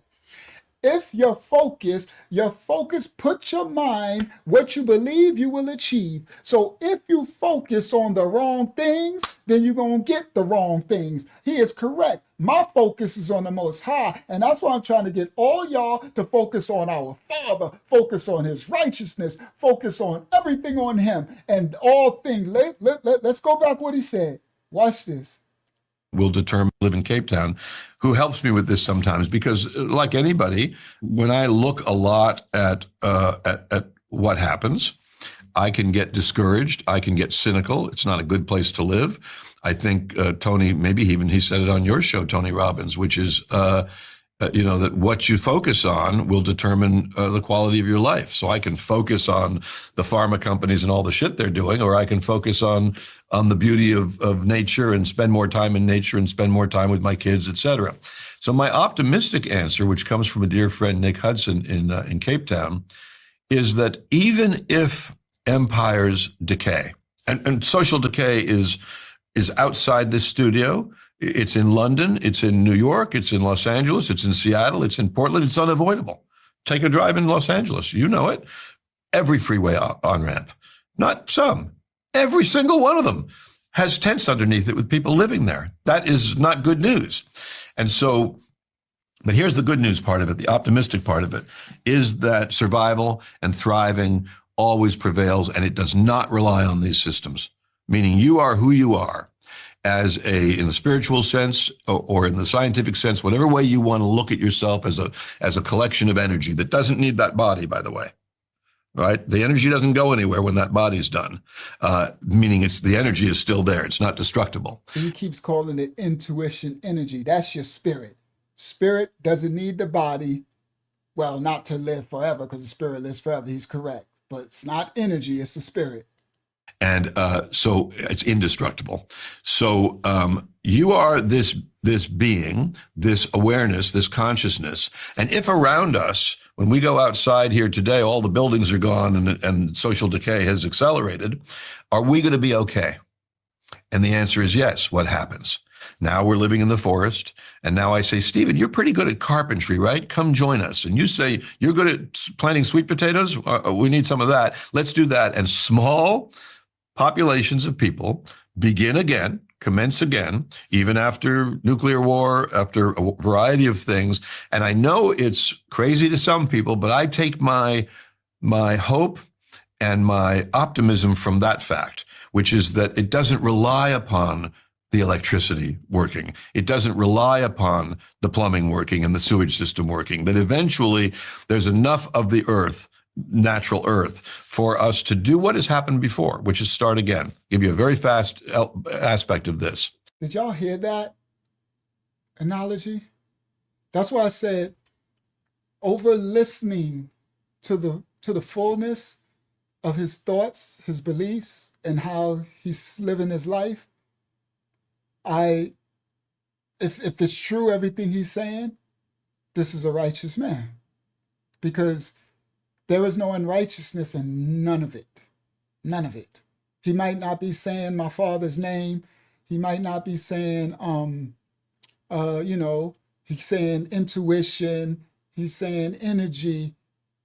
But he's saying, like, I don't need none of them. Yeah, I heard Reset too. He said, back to the earth, back to living in small villages, back to living from the fruits of the field. The herbs of the ground shall be to you for healing, and the fruits of the trees shall be to you for meat. Back to, right? Yeah, all I hear is the fruit of my father through this whole thing. That's why I was like, because I listened, because I chopped it up. This was long. It was like 2 hours or something. So I had to get a lot of fluffy. I got all the fluff out. We'd be here 9-10 hours, right? But I'm like, all I hear is fruits of my father. All through this, bro. All through this. All through this. My hope and my optimism from that fact, which is that it doesn't rely upon the electricity working. It doesn't rely upon the plumbing working and the sewage system working, that eventually there's enough of the earth, natural earth, for us to do what has happened before, which is start again. Give you a very fast aspect of this. 1,000 years ago, Facts, just like he wanted in the first place. That's back to his original covenant before sin and transgression. Let's continue. 1,000 little governments. There's shoguns in Japan. There's village war, which is start again. Give you a very fast aspect of this. 1,000 years ago, there's 1,000 little governments. There's shoguns in Japan. There's villages. There's a guy has 300 people and he's the chief. Then it becomes what it was in your life and my life, which is about 190 countries. But those 190 countries are really about 5 power centers. Right? There's NATO, there's Brexit, there's the oil-producing countries, and eventually that 5 power centers will come to 2 power centers. Woo! The West, U.S., and China is my prediction, but it'll be somebody else's prediction, can do it differently. And then those 2 fuckers are standing in a room together, and one has to kill the other. That's the course of history. Did you see what he just said? Did he just not break down my whole the other one, my geopolitical? I've been telling y'all, he just literally said it. It might be China, it might be Russia, whatever one for the West, the Eastern Hemisphere who become their top. America, we already get that. It's them 2, and then they're gonna go to be who's gonna be the one, and that's the one world thing. Come on, bro. Come on, bro. All right, watch this. That's how it goes. That's how it goes in every, that 5 power centers will come to 2 power centers. The West, U.S., and China is my prediction, but it'll be somebody else's prediction, can do it differently. And then those 2 fuckers are standing in a room together, and one has to kill the other. That's the course of history. That's how it goes. That's how it goes in every geographical area in history, which is we've got 30 villages, and if I can find your village, we'll take the women, we'll take the children, and we'll kill the men. And it's just a matter of math. How many there are of you, and how many are there of our group? We are currently at war with Russia. Oh, come on, Unbothered Movement. This one, this boy dropping it. This boy dropping it. Everything I'm telling y'all. Now listen clearly. I said that. Everybody was saying stuff like, when they're trying to start World War III, right? And I told them, I said, we already in World War III. Everybody, we already in the war, but y'all just don't know it yet. I've been teaching this for months and months, and when it's geopolitical, right? When I first started the geopolitical, when I said they are battling for the head of the one world order. They're already battling, right? So these little skirmishes, they're battling for the oil, they're battling for the mineral, they're battling for the geopolitical positioning of the East and Western Hemisphere, who's the top. They already in World War III. Guys, World War III ain't gonna be played out with shooting because everybody got nuclear arms. This is how the World War III plays out. They're bro, I swear. My Cherie, when you rewind at the beginning of his part of the clip, because we showed 2 clips, it says his name. I can't remember it right now. So at the beginning, whenever you get back, you get time, you go to the beginning of his part of the lesson, it says his name at the beginning. All right. Which is, we've got 30 villages, and if I can find your village, we'll take the women, we'll take the children, and we'll kill the men. And that's because this is a world, the second world of beast, sin, and iniquity. And that's why all kingdoms, he is correct. He said they're going to come in, take the women, take the children. Great. That's what every little villages to big villages, South Africa, North Africa, Caribbean, wherever. It's like for ancient times, nothing new under the sun. It's tyranny, it's conflict, it's devils. And that's why the world is given over to the darkness, and the remnant is righteous. You understand? There's a small amount on the earth who are the children of the Father in spirit and truth, that are righteous light in this dark second world. Be ye the light, children of the Most High. Let's go. Let's close this out with a bang. And it's just a matter of math. How many there are of you, and how many are there of our group? We are currently at war with Russia. We are not supporting the war in Ukraine only. We are at war with Russia. because we are providing satellite information, electronic warfare strategies, drone strategies, providing targeting information, and that is war today. That is war. War is not just the guys on the battlefield with rifles. That's the low-end element. The high-end element is supersonic missiles, which Russia has, and the high-end element is intel and satellite technology and the wide variety of things that are going on, some of which aren't even in the news, by the way, that go on in Russia and they say, oh, shit. Or that go on in Ukraine and they say, oh, shit, the Russians have figured out that thing. But the U.S.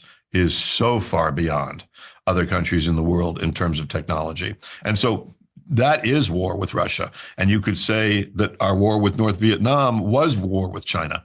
But now there's just no question about it. So that was a long answer, Stephen, to say I want to get your imagination closer. We're already at war with Russia. Speaking of crazy weapons, I was reading about a story where you did a tour with the CIA and they showed you a mechanical dragonfly. Yeah, with a battery. What did they show you? Well, I've had a lot to do with the agency that's been public over the years, and I was giving a talk, and then afterwards, they took me on a tour to a CIA museum. They showed me a lot of things. Oh, here's the helmet that was worn by that pilot who was shot down over Russia, named Powers. All kinds of interesting memorabilia, and one of them was a little dragonfly, the size of a dragonfly, and it was mechanical. And I looked at. Y'all see him do his hand thing again? Right? You see him do his hand thing again? Now, what? Come on, good word. She said, Russia is currently in the dark. No satellite at all. Telegram is down. And Putin is unaliving his generals. That's because the Most High is causing them to implode each other. Now, listen clearly. This is called the Insectohopter. It was a miniature aerial vehicle developed by the CIA. It was hand-painted to look like a dragonfly. Now, what he's talking about, guys, he's saying they invited him to CIA. For those who don't know, who didn't watch, you got to go back. This dude runs the security of the top elite of the world, this dude, right? Now watch this. Watch this. This is my cherie, because that's why he said America's technology, you have no idea, right? That's why I showed the military stuff. All right, now watch this, guys. Named Powers, all kinds of interesting memorabilia. And one of them was a little dragonfly, the size of a dragonfly, and it was mechanical. And I looked at it real closely and thought, wow, that's really fantastic. It's very interesting. And he said, you don't have any questions at all? I said, no, I mean, I get it. And he said, why don't you ask me when it was built? And I said, okay, when was it built? 1967. In 1967, before we had any miniaturized electronics or motorization, the CIA had built that little thing. Now, ma cherie, do you hear that? See, another part of America's tactics is secrecy, right? So, people be like, well, China is more advanced. China got this and they got that. Let me explain something to y'all. America, back in the 50s, when they caught Area 51 with the fallen angel, whatever these alien devils they found, and they got the technology to make those stealth bombers, the one that look like Nephilim. Do y'all not understand others don't have that technology? America got fallen angel technology from what's the name? From the Anunnaki, from the pyramid stuff. That's why they went into Iraq with Saddam Hussein. They got, what's his name? Gilgamesh. No, not Gilgamesh. Nimrod's head from Babylon. So they be looking for their ancient gods, and they got temples too. Like, it's crazy, bro. All right? So understand. So a part of America's real darkest stuff is secrecy. That's why we got these secret societies and stuff, right? So they built that dragonfly in the 60s, bro. Now listen clearly. This dude is like, where do you think this was built? Let me tell you another tactic about America. Whatever they show you, you multiply it times 1,000. Whenever they show you. So if they had these little insect copters, dragonflies that are fly in and do it in the 60s. That's why Trump said they got stuff he can't even imagine. He like Trump, because Trump wasn't a politician. Trump came from, he was a real estate developer, and then he was a TV, he came be a real estate dude and all that. He a big mogul and doing all that. I'm saying he righteous, unrighteous. I'm just saying he wasn't born in the political stuff, right? So he is saying like, Trump always say stuff too, right? Trump just speaking stuff. I actually like that about him, that he speaks his mind, right? They don't like that. They've been trying to control him for a while with that. They got him a little better now. First presidency, they couldn't control him for nothing. He just say it, right? So Trump is like, Trump is like, y'all won't believe what they got. They got stuff I can't even explain what they got. So again, thank you. 50 years ahead of anything they show us. Now watch this. Go back a little. Was a little dragonfly, the size of a dragonfly. So here's the helmet that was worn by that pilot who was shot down over Russia named Powers, all kinds of interesting memorabilia. And one of them was a little dragonfly, the size of a dragonfly, and it was mechanical. And I looked at— So this was like memorabilia when they showed them this. They would show them, this is from there. This is like their museum of art. They're like, this is in the museum that we had this in the 60s, bro. And guess what? Area 59 and stuff was what? That 60s stuff. Let's continue. Memorabilia. And one of them was a little dragonfly, the size of a dragonfly, and it was mechanical. And I looked at it real closely and thought, wow, that's really fantastic. It's very interesting. And he said, you don't have any questions at all? I said, no, I mean, I get it. And he said, why don't you ask me when it was built? And I said, okay, when was it built? 1967. In 1967, before we had any miniaturized electronics or motorization, the CIA had built that little thing. And it was a little camera that would fly around in here as a dragonfly, and then fly home. And I don't know how many pictures it held, but it's an interesting piece I want to share with you about AI, which is people. So in 1967, they had a dragonfly that can fly in, film, record everything, and after they can equip it to spray stuff to do. So if they made the dragonfly, so let's go forward, they reduced it. Because, dragonflies are big, you can see. So they reduce it to a fly, they reduce it to a gnat, right? And it can record, spray, shoot, right? Come on, guys. All right, let's continue. People wonder, how sophisticated is AI and where is it? My belief is that everything I want to share with you about AI, which is people wonder, how sophisticated is AI and where is it? My belief is that everything we have access to, like AI, we probably have something that the U.S. intelligence had 10 years ago. We're probably dealing with something quite old already. I'm just looking at a picture of this dragonfly. Oh, I didn't even know it was public. That's the fucker. There he is. This little thing here. Yeah. And, this was made, as you say, 50 years ago. So one can only imagine the type of technology they have now. Oh, of course. So the host looked it up, and he said he didn't even know it was public. And he's correct. Imagine the technology.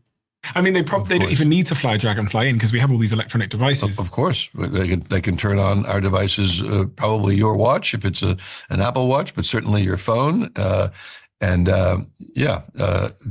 We are participating in, I won't even call it an experiment, but a process that you read 1984, I'm sure, and most of your audience did. I was very heartened during the beginning of COVID that 1984. So there's a book, and I think it was a movie too. It's called 1984 by Orwell. And it was a book built on the extreme surveillance, propaganda, and censorship.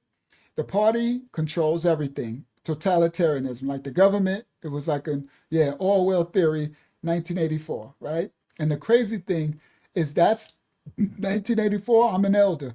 That's when they released the crack into New York. They started on it in, I think, 81 with the freebase in Cali. But by the time 83, I remember 84 is when it was really big, when they released the crack into the hood.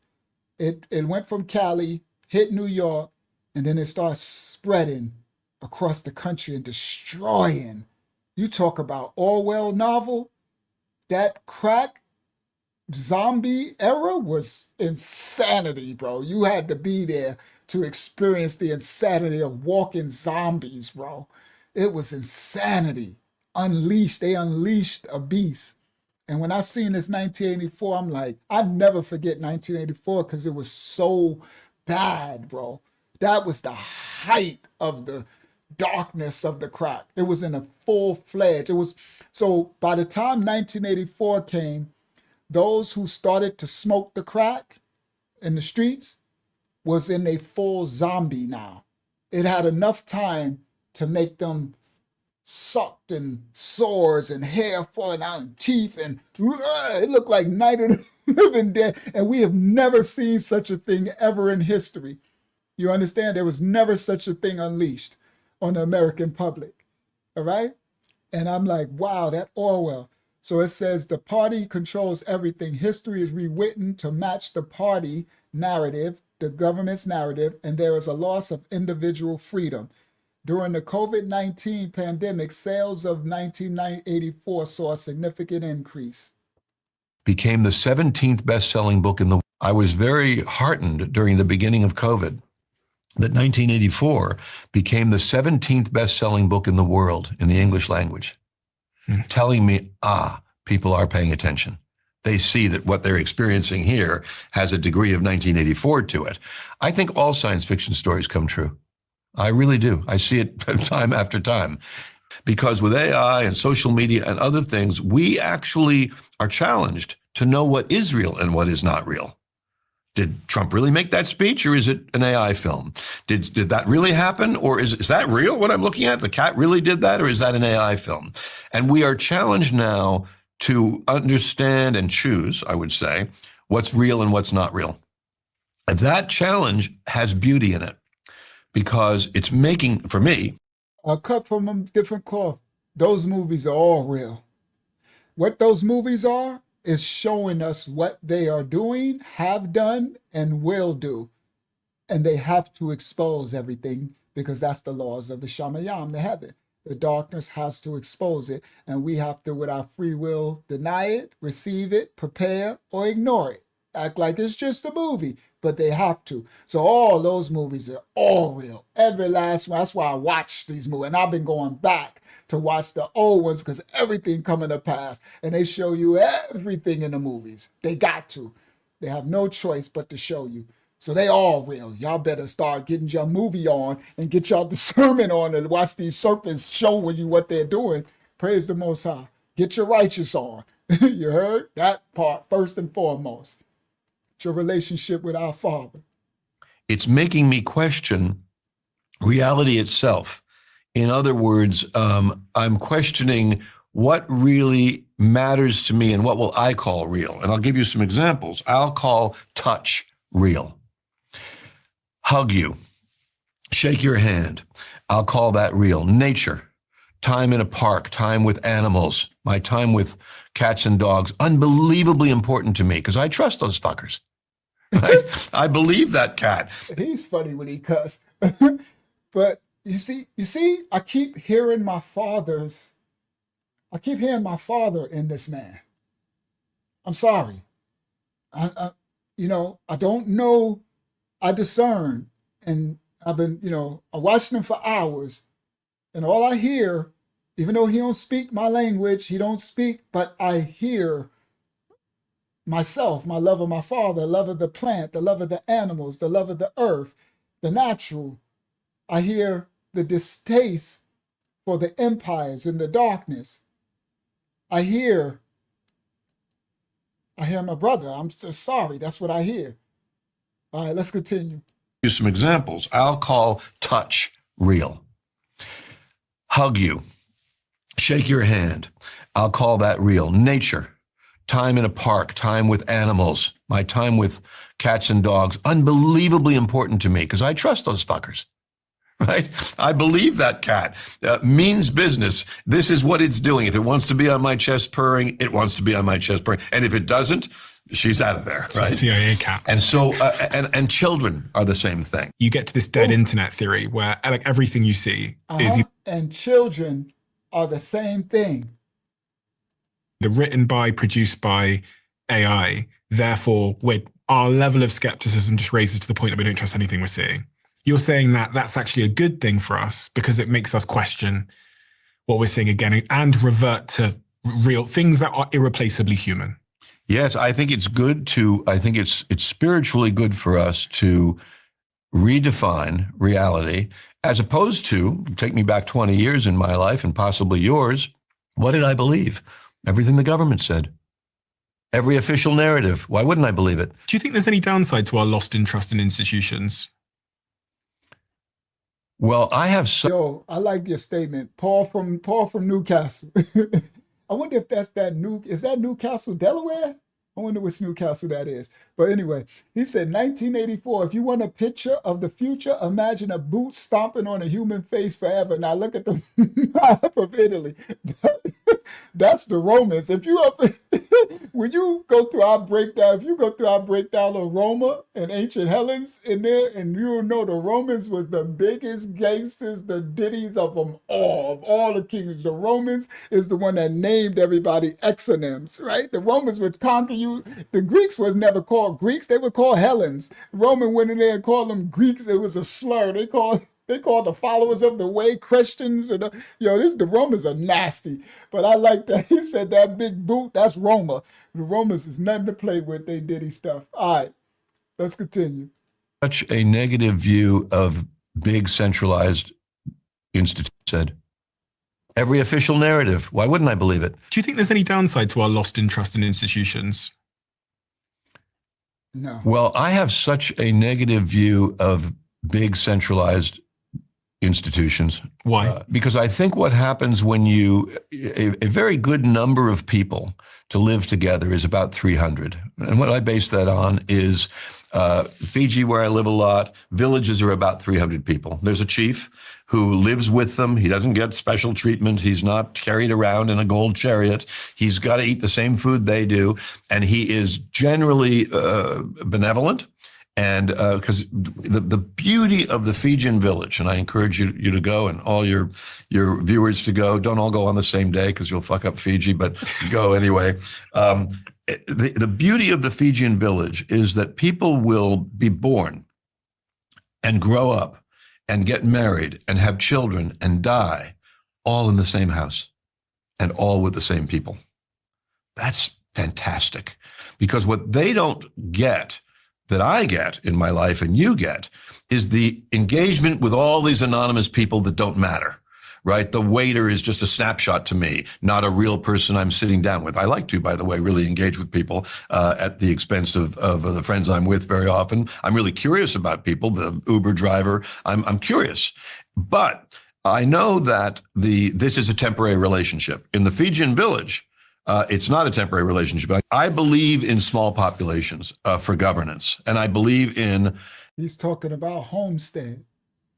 He said a village should be really no more than 300 because once you, a tribe. He's talking about once you go above a certain number, then it becomes like a city. It becomes a principality. A spirit takes over. He is correct. Your small simplicity and numbers.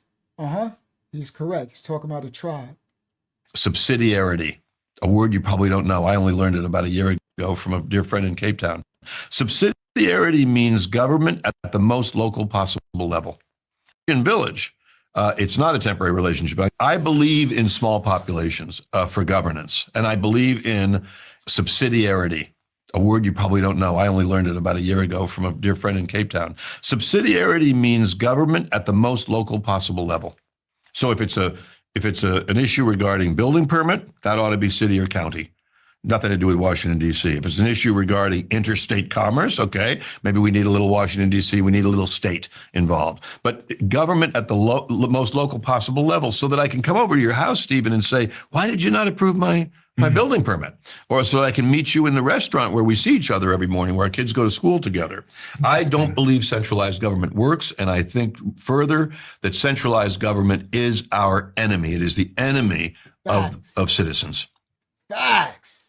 Centralized government is the enemy of the people. He's shout out to Paul from Newcastle in the United Kingdom. Shout out to United Kingdom in the building. I didn't know there's a Newcastle out there.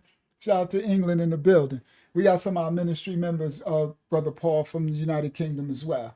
Right? We got quite a few of our brothers and sisters live in the United Kingdom in our ministry, in England and everywhere. All right, in our ministry. All right. Now, so that was the brother. I can't remember his name now. It's somewhere. Maybe I could find it really quick at the beginning of this thing, because y'all wanted to. A lot of people like, what is his name? Dag. Somewhere right here. Get away the minute you become the masculine. Yes, sometimes there's a very nice, like in my life, and I suspect in yours too, there's often a very straight line between certain childhood experiences. Hold on, what happened? Oh, that wasn't the beginning. I was like, what happened? That wasn't the beginning. This is the beginning. There you go. Where's his name at? Oh, it's the beginning. I'm thinking, it's the beginning of the video. Gavin D. Becker. That is his name. 7:45 a.m. I know I need to be shutting this down. People in the United Kingdom waking up like, Unc live. That's what some of our ministry members be waking up like, Unc still live. Gavin De Becker, that's his name, guys. What a great breakdown. Whew. So I ain't gonna do no more, right? But the relationship with the Holy Spirit, the Rayak Hayakadash. So we broke down, right? We broke down and stopped share. I know I'm like, it's finally over. We went long. We've been going long lately, man. The Most High is like. So this was Epstein, Johnson & Johnson, Skull and Bones, Billionaire Power. I was going to show a little clip of something funny with Trump, but I ain't going to do it now because we're going to close out. Hidden networks, and we touched it all, right? Epstein, Johnson, Trump. Y'all got your skull and bones. We got everything, but we got the fruit of the Most High to prepare. So the Holy Spirit, he called it intuition. It's the Holy Spirit. You learned about the Hegelian dialect, right? The thesis, the antithesis, and the synthesis. And this is the conflict that they create, and they make, they're like born a new entity out of the conflict, right? They cause the chaos and then born a new entity out of the chaos, out of the confusion. But who's the author of confusion? Hasatan. So that meant whatever comes out of that confusion and chaos is not going to be of the Most High. It's going to be of Hasatan. Your intuition is the Holy Spirit. It's the Haya Raya Kadash. I know y'all like, huh? The Ha, right? Right? That's how you say Holy Spirit. And the reason why that's called, because the original Hebrew has meanings to the Latin. So it describes what it's about, right? So let me do this. I'm going to close right here. I'm going to do this for y'all really quick, right? I did this for y'all. Stop share. So maybe I can show y'all this really fast, then we're going to close right now. All right, so come back to y'all and bang, share screen. Excuse me? Bang. Uh-huh. We had one question. It was about the thumbnail. Amanda asks, did you make the thumbnail or AI? I mean, no offense, just wanted to know the short source. So I do. So one day I'm gonna show you my process. That one took me 6 hours. It's my perfectionist thing. It hurts me, right? So I use AI to start a process, right? But AI can't make what my thumbnail is. So I use AI to start making the process like the DNA symbol and that thing, right? And I gotta keep prompting to get what I want, right? Then once it gives me a foundation, then I take that foundation and then I start in my Photoshop, my editing program, I start adding, deleting, mixing, and I make the thumbnail. So a lot of times I'll show you the way it looks from the beginning. And when I show you afterwards, you be like, dang, bro, you bought that from that? Yeah. So one day I'm going to film myself doing it, but I'm going to have to do like a time lapse because it takes me hours. And this one took me 6 hours, and that's not good. I need to chop it down to at least three. I'm doing 2 hours, but I don't think I'm too much a perfectionist to get it done in 2 hours. But if I can get it down to 3 hours, I know y'all like 3 hours. Yeah, 3 hours. This one took 6, right? Because I kept at it. I kept at it. So like I add these things. So like in the thumbnail, you see this. Let me start share. You see this image, right? Share. Share screen window, and then I'm gonna get back so we can close out share, right? So so when I show the thumbnail, you see the little part right here with the people and the skull and bones. That's this. So I squeezed this, cropped it, put it into the thing. I'll show you how I do it one time. It's a whole artistic thing, and so that's why I can have thumbnails that can never be replicated because AI can't create what I'm creating. But I do use AI to help with the foundation.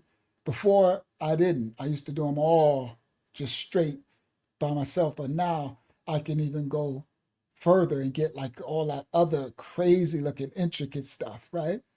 So let me see. I think it's in documents. I could do that, right? Let me show you something. And then I'm gonna close out with that thing, right? Just to show what I'm talking about. So I got it to do this, right? Why does that say documents? What is that? Oh, that's a different documents. Where's my documents, bro? What are you doing, bro? What? Downloads. Oh, I said documents. Downloads, bro. I'm tripping. That's because I'm tired now. So where is it? I got it to do, where is it? This, right here. Double click. I think it's this one. Yeah. So the first thing I did was get it to do this. Stop share, right? Which takes a while because you gotta prompt, you gotta get it to do it. It's a skill set to get it to do this level, right? All right, good. Y'all can see that. So see, I got the toxic waste. I got the guys over here, big pharma, right? Now this, if I wasn't a perfectionist, I could have just made this the thumbnail. That would have been maybe an hour. No, maybe half an hour for me to keep prompting to get it to give me this, right? Because it won't, you gotta, right? But I'm such a perfectionist, so I just keep going, right?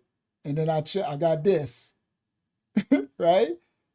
That's really dope, right? And then I got it to give me this, and then I kept going, and I got it to give me this. See? See how they look so different, right? Then I kept going. I got it to give me this. Then I kept going.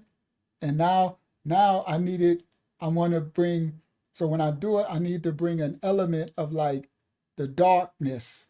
So I got it to give me this, right? And that's where I got my third eye thing.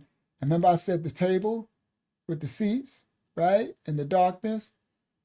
And then that was another one. I got to give me this, right? I'm probably going to use one of those another time. And see now, look. And see now I start to put it together. So you see?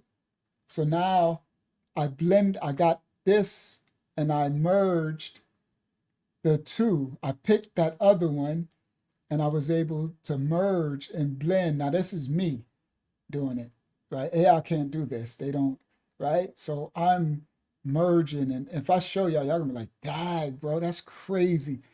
the work that it takes to do this, right? And then I continued, and yeah, I think that's different levels of it. Then I put my thing over the top, my red border, and then I continued. And later I added Epstein down here, and then I added the skull and bones in this section right here. I place it there so anyway, it's just a lot of work. It was 6 hours to do in that one. All right, so let me stop sharing. Let me show y'all things so we can close out. Share screen, because it's going to be important what I'm about to show y'all to close out. Window, bang, share. Y'all about to learn something. Share screen, because the brother was talking about intuition. Share. Now this right here is the word. It's a Hebrew word, Habariah word, not Hebrew, not Canaanite Hebrew, not Paleo, not Yiddish. Habariah, the original pictograph word language that was taken at the Tower of Babel, that the Most High said he would restore at the end, right? It's Raya, Haya, Kadash, Ha, right? This word says the Holy Spirit. This is how you say the Holy Spirit in the original Habariah. Now, in the Canaanite Hebrew, they'll say Ruach HaKodesh, right? That's not actual Habariah. That's not Hebrew. That's there you go. See, this is the Canaanite Hebrew. Ruach HaKodesh. Ain't no holes in Hebrew. I'm sorry, but there's no holes in the Habariah, in the language, okay? There is no whole Kodesh, right? Now, and I understand some of us learned it, but we learned the Paleo Canaanite Hebrew. The whole is Ugarit. No, that's Phoenician. The whole was the last vowels, right? Ain't no holes, right? Sorry. And Kadesh is how the Canaanites say set apart. Holy in the Canaanite Hebrew is the word Kadesh, right? But that's not Quadesh. It's with a Kayaf, okay, Kadesh. But I used to say Ruach HaKodesh too. The Ruach HaKodesh. We got songs with it, right? But we were learning as I learned this language, the tongue, right? Now, the yes, there was a Q. So the Q is a Kayaf. That's the mouth. I'm gonna show you. Matter of fact, I can show you. So, because there was 22 Adiyat letters. First, there was 19. The Q is one of them. Yes. So, all right. So I'm gonna show y'all this because others say this one too. Hold on. Let me move it over. I think it's another one. Yep. There you go. Ruach HaKodesh. So some will say Ruach HaKodesh. Then some will say Ruach HaKodesh or HaKodesh. Right? I remember I used to say HaKodesh, right? HaKodesh, right? All right. So let me show you this. Stop share. Share screen. Right? This is very important. All right? Bang. Just so y'all can have a basic of understanding. Let me see what y'all see. Window.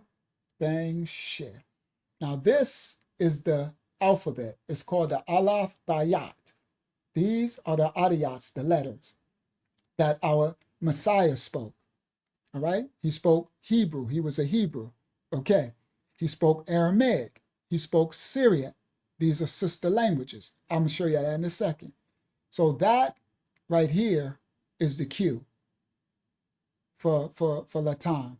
That's the Kayaf. Kayaf. Oh, no. Yeah. That's the Kayaf. Yes. That's the Kayaf. Sorry. I was thinking of, all right. So this is the Aliyah, the Baliyat, the Gamayah, the Daliyat, the Hayah.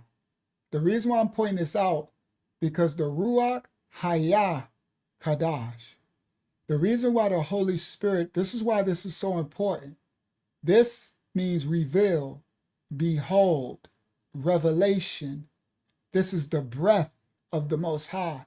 It's the image of a man with his hands raised to the Father in praise of revealing.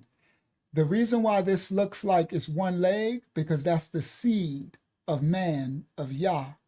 That's this, the Nayan. Know why this look like a sperm? Because this is the seed of Yah in man, right? So these are the Adiyat's letters. These are spirits. This is the door, the Daliyat. When the Messiah says, I am the way, the truth, and the life, he said, I am the Dalayat. This is the path, the door, the way. This is the Gamayah. This is the walking, the journey on the path, through the door, to reveal Messiah. This is the Wayah, but that's another lesson. I just want to give y'all a basic. I'm staying right here. Yep, from right to left. All right? Now, this is the Aliyah to the Tayyat. When he says, I'm the Alpha and Omega, the beginning and the ending. This is where the alphabets come from. The Greek, that's where they get Alpha and Omega. Alphabet is the A to Z, Aleph to the Tayyat, right?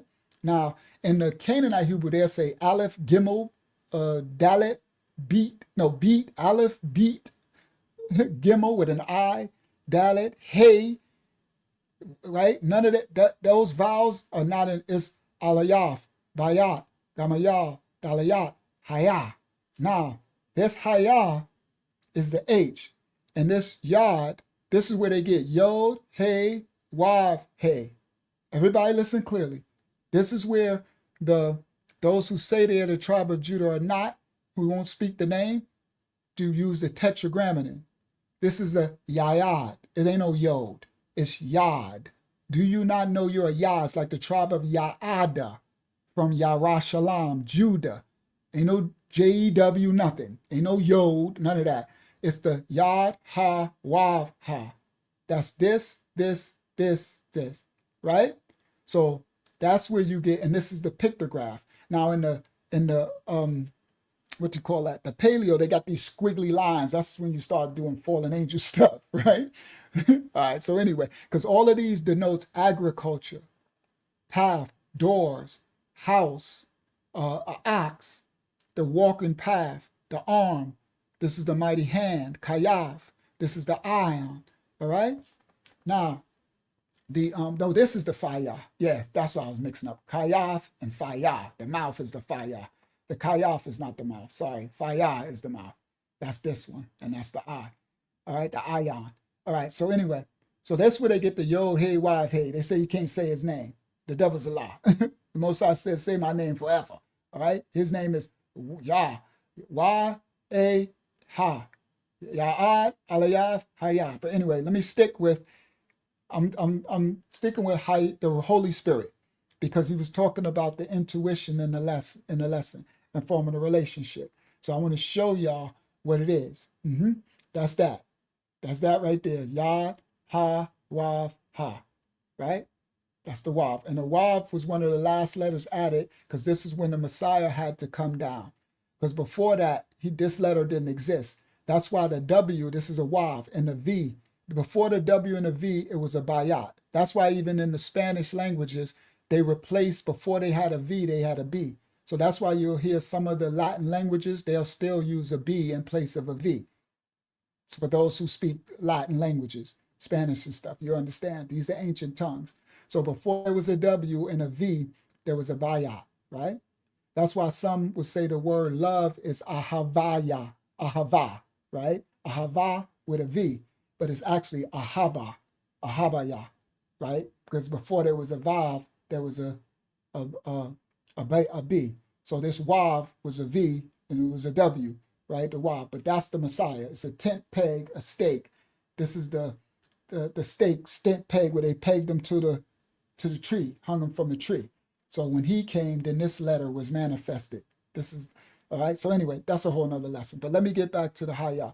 All right, so that's the pictograph image of the Habariya Hebrew word Hayah, to reveal, to behold, okay? So this stuff is very key and important. It means to look, to behold, to reveal. It's to express, to show. Also used as the word the. That's why the word ha is the short end of Hayah, is what we use for the word the, right? Ha. That's why they say Ruach Ho Kodesh, right? It ain't no ho. Ain't no holes in the Mossad's tongue. It's ha. And it comes to shortened letter ha, Hayah. So it's the fifth letter of the Hebrew Aleph Bayat alphabet. all right? And it's a pictograph of a man with his arms outstretched, showing praise, pointing up to the Father, okay? This is the revealing spirit. It means to behold, okay? It means to be revealed, all right? This is what the Father reveals, all right? And each of these adiyats or letters are actually live spirits, like our Bible is alive, and they fight on our behalf, all right? And if you're in sin and transgression, then you're going to get the complete opposite of what they are fighting for, all right? Like anything else, the Most High creates completion, all right? So that's why you have to be very careful and speak in the holy set apart tongue. That's why he took it away at the Tower of Babel, because he said, if I don't confound them, they'll be able to do all things. They accomplish all things. So at the Tower of Babel, he confounded the tongues and dispersed them because there's power in these adiyats. Do you understand? So you have to, this is nothing to play with, okay? Now, so it's a cleansing. Look at it as the inner sanctum temple, all right? Because if you call on something and you're not in the right spirit, then you're going to get an equal opposite reaction to that, right? They once you call on it, what you need to be in the correct spirit when you call on. They'll fight on your behalf, but you're in darkness, you're going to get a complete opposite of what you're calling on. All right, that's the spiritual warfare lessons in the heavens of Shamayan. But anyway, I ain't trying to spook y'all or nothing, but I just want to share this is the Hayah. Now, let me get back to that word so I can close out. Right, the Hayah, the Holy Spirit, the Hayah, Ruach Hayah Kadash. Stop share. Let me click it again. Right, stop share, share screen. And I wanted to do this when it was a lot. You see Hakiyama, I was like, man, they I'll do it, and I'll be teaching this another time. I want to do, it'd be like 200-300 people here, and I'm like, they can get all right. So now let me get back to the original. Now this word says Holy Spirit. Now let me break it down for you. Ha, that's a shortened version of Hayah. That means the, right? Ha, Kadash or Kadayash, right? That means set apart.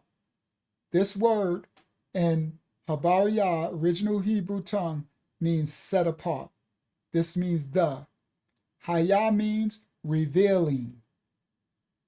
And Rayat is how you say spirit. It's not Ruach, it's Rayat. Okay? It's Rayat when you're saying the Holy Spirit. Let me explain. When you're just saying a regular spirit, it's Rayat with the het, the CH. It's not, it's ha, Rayat, right? It's not Ruach. The way they say R-U-A-C-H is R-A-Y-A-H-C-H. Rayat. That's for any regular spirits. But the set apart Holy Spirit is the Rayat. That's why it has the MT, the completion, the sign, the mark, the cross, right? That's the Tayah, the last letter, the seal. That's the sealed spirit, the set apart spirit. So this word says the set apart, revealing spirit. Ha Kadash Hayah Rayat. Now because we learned our Hebrew kind of backwards, we would say the Rayak Hayah Kadash, right? The Ruach HaKodesh. That's actually saying spirit revealing, set apart the. So we actually speak it wrong. So it would actually be HaKadash Hayah Rayat. Or, HaKadash Hayah Rayat instead of Rayah Hayah Kadash. But it sounds easier to say Rayah Hayah Kadash because I'm so used to saying a Ruach HaKodesh because we learned Hebrew backward. We learned it years ago. I learned it backwards when I was learning the Paleo, right? So this is why it's so important because each of these letters, adiyats, have definitive descriptors that defines. So each letter itself, not only does Hayat mean reveal, behold, and all that, then the Hayat and then the Aleph has that's the first, the last, the Wayav, the mighty arm and of the Most High, right? And then when they put them all together, they come together to form a compounding word. But individual, they have individual meanings. These are each Adiyat letters are individual spirits, and you can't replace them. They have a work to do. There's not something that you can replace with no O, because there is no O in our language. You can't replace it with a U, no disrespect, because there's no U. That's Ugarit. That vowels is fallen angels. Do you understand? The Afro-Asiatic Shemitic group of languages was consonantal, no vowels at all. It's all consonants, and it's the ha sound, haya, the breath. Everybody listen. The ha sound of the Habariya tongue, every word, the only sound, there's no vowels, the only sound is ha, because that's the breath of Yah, of the Most High, Haya. So it's ha, everything. There is no hu, ho, ha, he, ha, ho. And the ancient Sumerian, none of the original Afro-Asiatic Shemitic group of tongues had any any vowels. It's all consonantal. It's abjads, not abjagitas. It's when you get into Acadia, where you took on the first U, the Akkadians. And the Akkadians are Amorites. And the Most High told us have nothing to do with the fallen Canaanites. But what our ancestors do, we went right following the Canaanites. So that's when we got Yahuwah from Yahweh. Yah, ha, right? Yah, Aleph. So his name is Yah, Aleph, ha. Yah in the book of Psalms says, my name is Yah. When you put the Alephs in between, you'll get, well, Yaha, Yaha, Yah, Yah. So whenever you put something with Yah, it's describing something about him. So if I put Ayah with Yah, I get Yah, Yah. And that means he is Yah, he be Yah, Yah exists, right? So his name is Yah. So anyway, and his name was in everything. All right, so this is the Rayak Hayakadash, right? Now, let me show you something really quick. I'll do it another time. Let me see how many people here. Yeah, still 54 people. That's okay. The Most High's children. All right, we closing out right now. So I'm gonna show you this really quick, right? So the I gotta find it. Give me a second. Let me go real fast. There. All right, let me just open my folder because I ain't gonna find it that way. All right, I got the folder open. I should. Ancient Picto, yes. So let me double click. So I'm gonna double click that. There we go. So now I'm gonna show you. Stop share. Oh, y'all saw what I was doing? I didn't know y'all could see that. Share screen window. Bang share. So this is ancient Aramaic. Remember they say the Messiah spoke Aramaic? This is the Aleph, Beth, Gamma, Daleth, He, Wav, Zion, Hef, Tef, yeah, see? Aleph, Tau. So this is the Paleo. This is when they start doing the squiggly lines. Now remember, what I just showed y'all, that was this, Hayah. They call it Hey in Canaanite Hebrew, right? And remember, this is for those who know, the Paleo squiggly line, right? And that's supposed to be, where's the Yod supposed to be? They call it Yud, see? In Aramaic, see? In the Canaanite Hebrew, they call it Yod, but it's a Yod. And you see that looks different from the mighty arm. So that'll be Yod, that'll be Yud, He, Wav, He, if you wanted to do the tetragrammaton in Aramaic. This is the original ancient Aramaic script. So if you spoke Hebrew, everybody listen, you would be able to speak Aramaic. That's why they said Jesus spoke Aramaic. Well, duh, he was a Hebrew. He spoke Habariyah, he spoke Hebrew. So if I speak and I see this Aleph, Beth, Gimel, Dalet, Hey, I know what this means, because this is a sister language in the region. You understand? And they got the Mem, that's the Mayam, the water, right? That's the Lamayat, that's the staff, the shepherd's staff, where you pull. The Kayaf is the mighty hand of the Most High, right? Where he says, we have us in the palm of his hand. The Yayad is the mighty arm in hand. Do you understand? The Tet, that's the basket covering the surrounded, right? To gather his children together, right? So the Tayah, they say Tau. So with this, now watch this. Now this is the Assyrian, Syriac letters. And look what we got. Aleph, Beat, Gamma, Dalet, Hey. That's the Hayat again, the Holy Spirit. So I can say Raya, but it will be Hey, Kadash, right? Right? So the same thing, the Wav, that's the 10th peg, right? They got the Noon, that's the seed, okay? So yes, these are sister languages. So of course the Messiah spoke Aramaic. Of course he spoke Assyric, Syriac. Our ancestors did, because if you understood our tongue, the Habariyah, then you would understand. The only thing you would have to do is learn what picture groups, what dialects is. This is later that they wrote. But if they say Aleph Beat when they speak, you would understand it, because you know what the meanings of Aleph Beat, Gamma, Dalayat, Ha, Wav, Zion, right? And all that. That's Mem. That's the water, Mayam. Okay? That's Samkaya, Shamkaya. Okay? All right? So now this is why we have our names, right? What is Lord? I don't know if y'all can see that. I don't know if that played, but anyway, right? So here, now look, this is the Phoenician script. So everybody, now I done took you to Assyrian, I took you to Aramaic. Now I'm taking you to Phoenicia. Look at the Phoenicians. Aleph, Beth, Gimel, Daleth, Hey. There go the Hey again. Hayah, Wav. There you go again. Where's the Yod? Nayan, where's my Yod? Yod, there we go. So that would be Yod, Hey, Wav, Hey, if I wanted to do the tetragrammaton in Phoenician. Are y'all getting it? Now y'all seeing now? So our ancestors took on the Phoenician. That's why we became Hebrew Canaanites. That's why I'm teaching to come out of the Paleo, because it's it's Canaanite dialect. And the Most High told us have nothing to do with it, but it was part of our progression of coming back to his original tongue.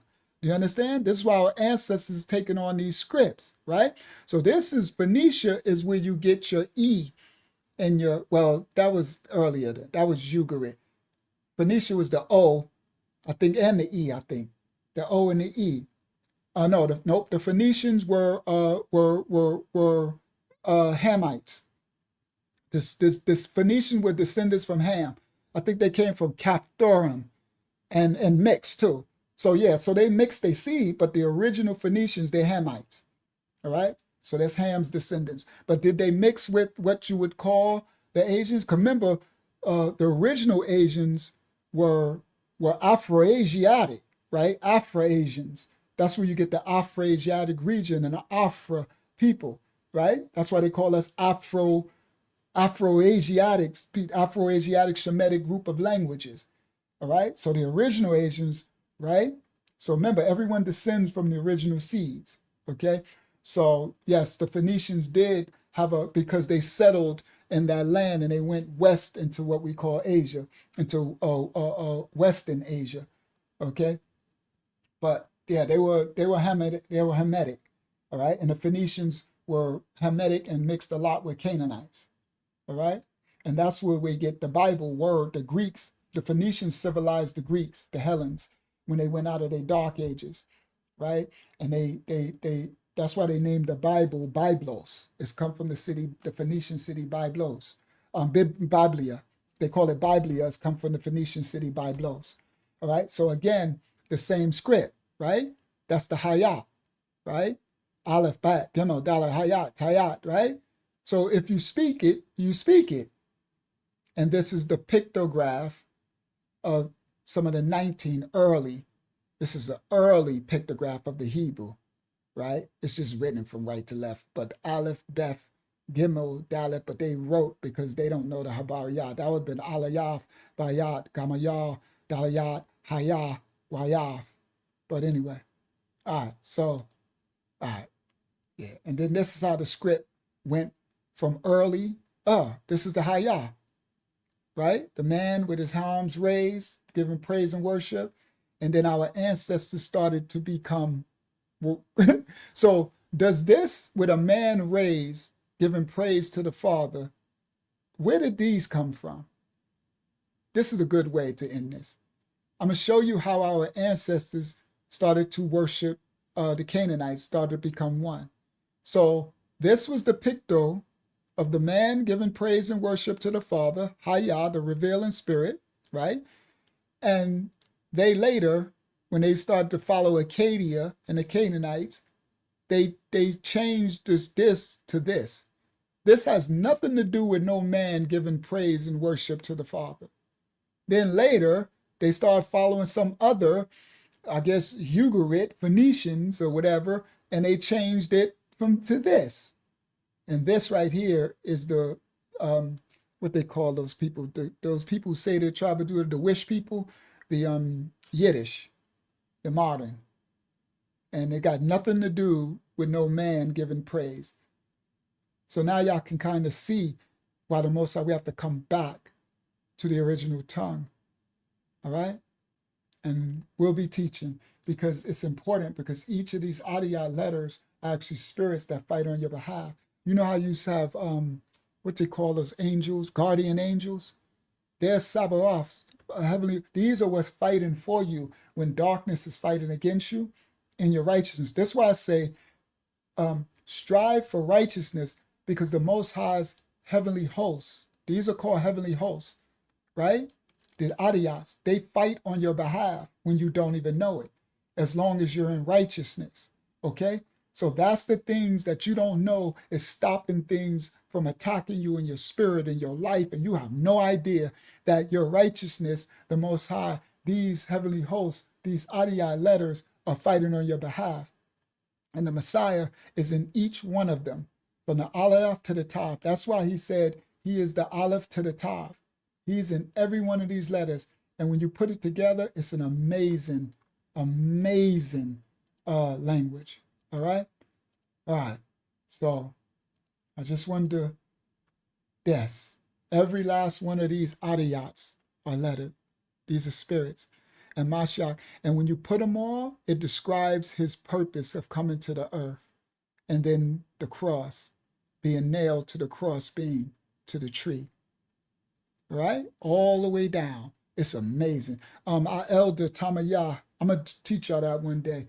They got the breakdown of how each Adiyat, he walks, he's the head leader who goes through the house and leads them through the door to reveal the Messiah.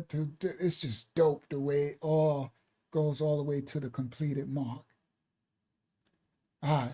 May the Most High cover and bless you all. All right. This has been Epstein, Johnson & Johnson, and Skull and Bones, and a lot more, right? And a lot more. We did another crazy long one, but I can only do what the Father said. And I only had 1 hour of sleep too, and he'd be super staying me. That's the thumbnail. Trump, Johnson & Johnson, and Epstein. There you go. That's another one. Me putting my letters, and I put the Skull and Bones here, and that's all me. All right. May the Most High bless and cover you all. Hopefully y'all got some fruit from this lesson tonight. And again, as your journey, we all start somewhere.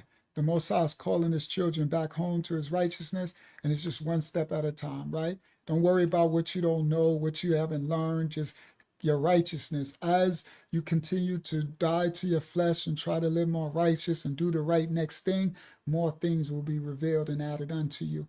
And the Most High will remove the things that are not of him. More of him, less of you, right? May the Most High bless you all from the house of Yah. Thank you, Hakyama, for your assistance tonight. Thank you, everybody, for joining us. We got mad shadow ban, but we still got up to about, I think it got up to like 90 of us on the live stream. Usually be like 5, 4, 300, but whatever. Praise the Most High for the 90 souls, and forever how many thousands get to see it afterwards. May the Most High cover and bless you all as we battle against all these dark spirits. See? So we don't have nothing to worry.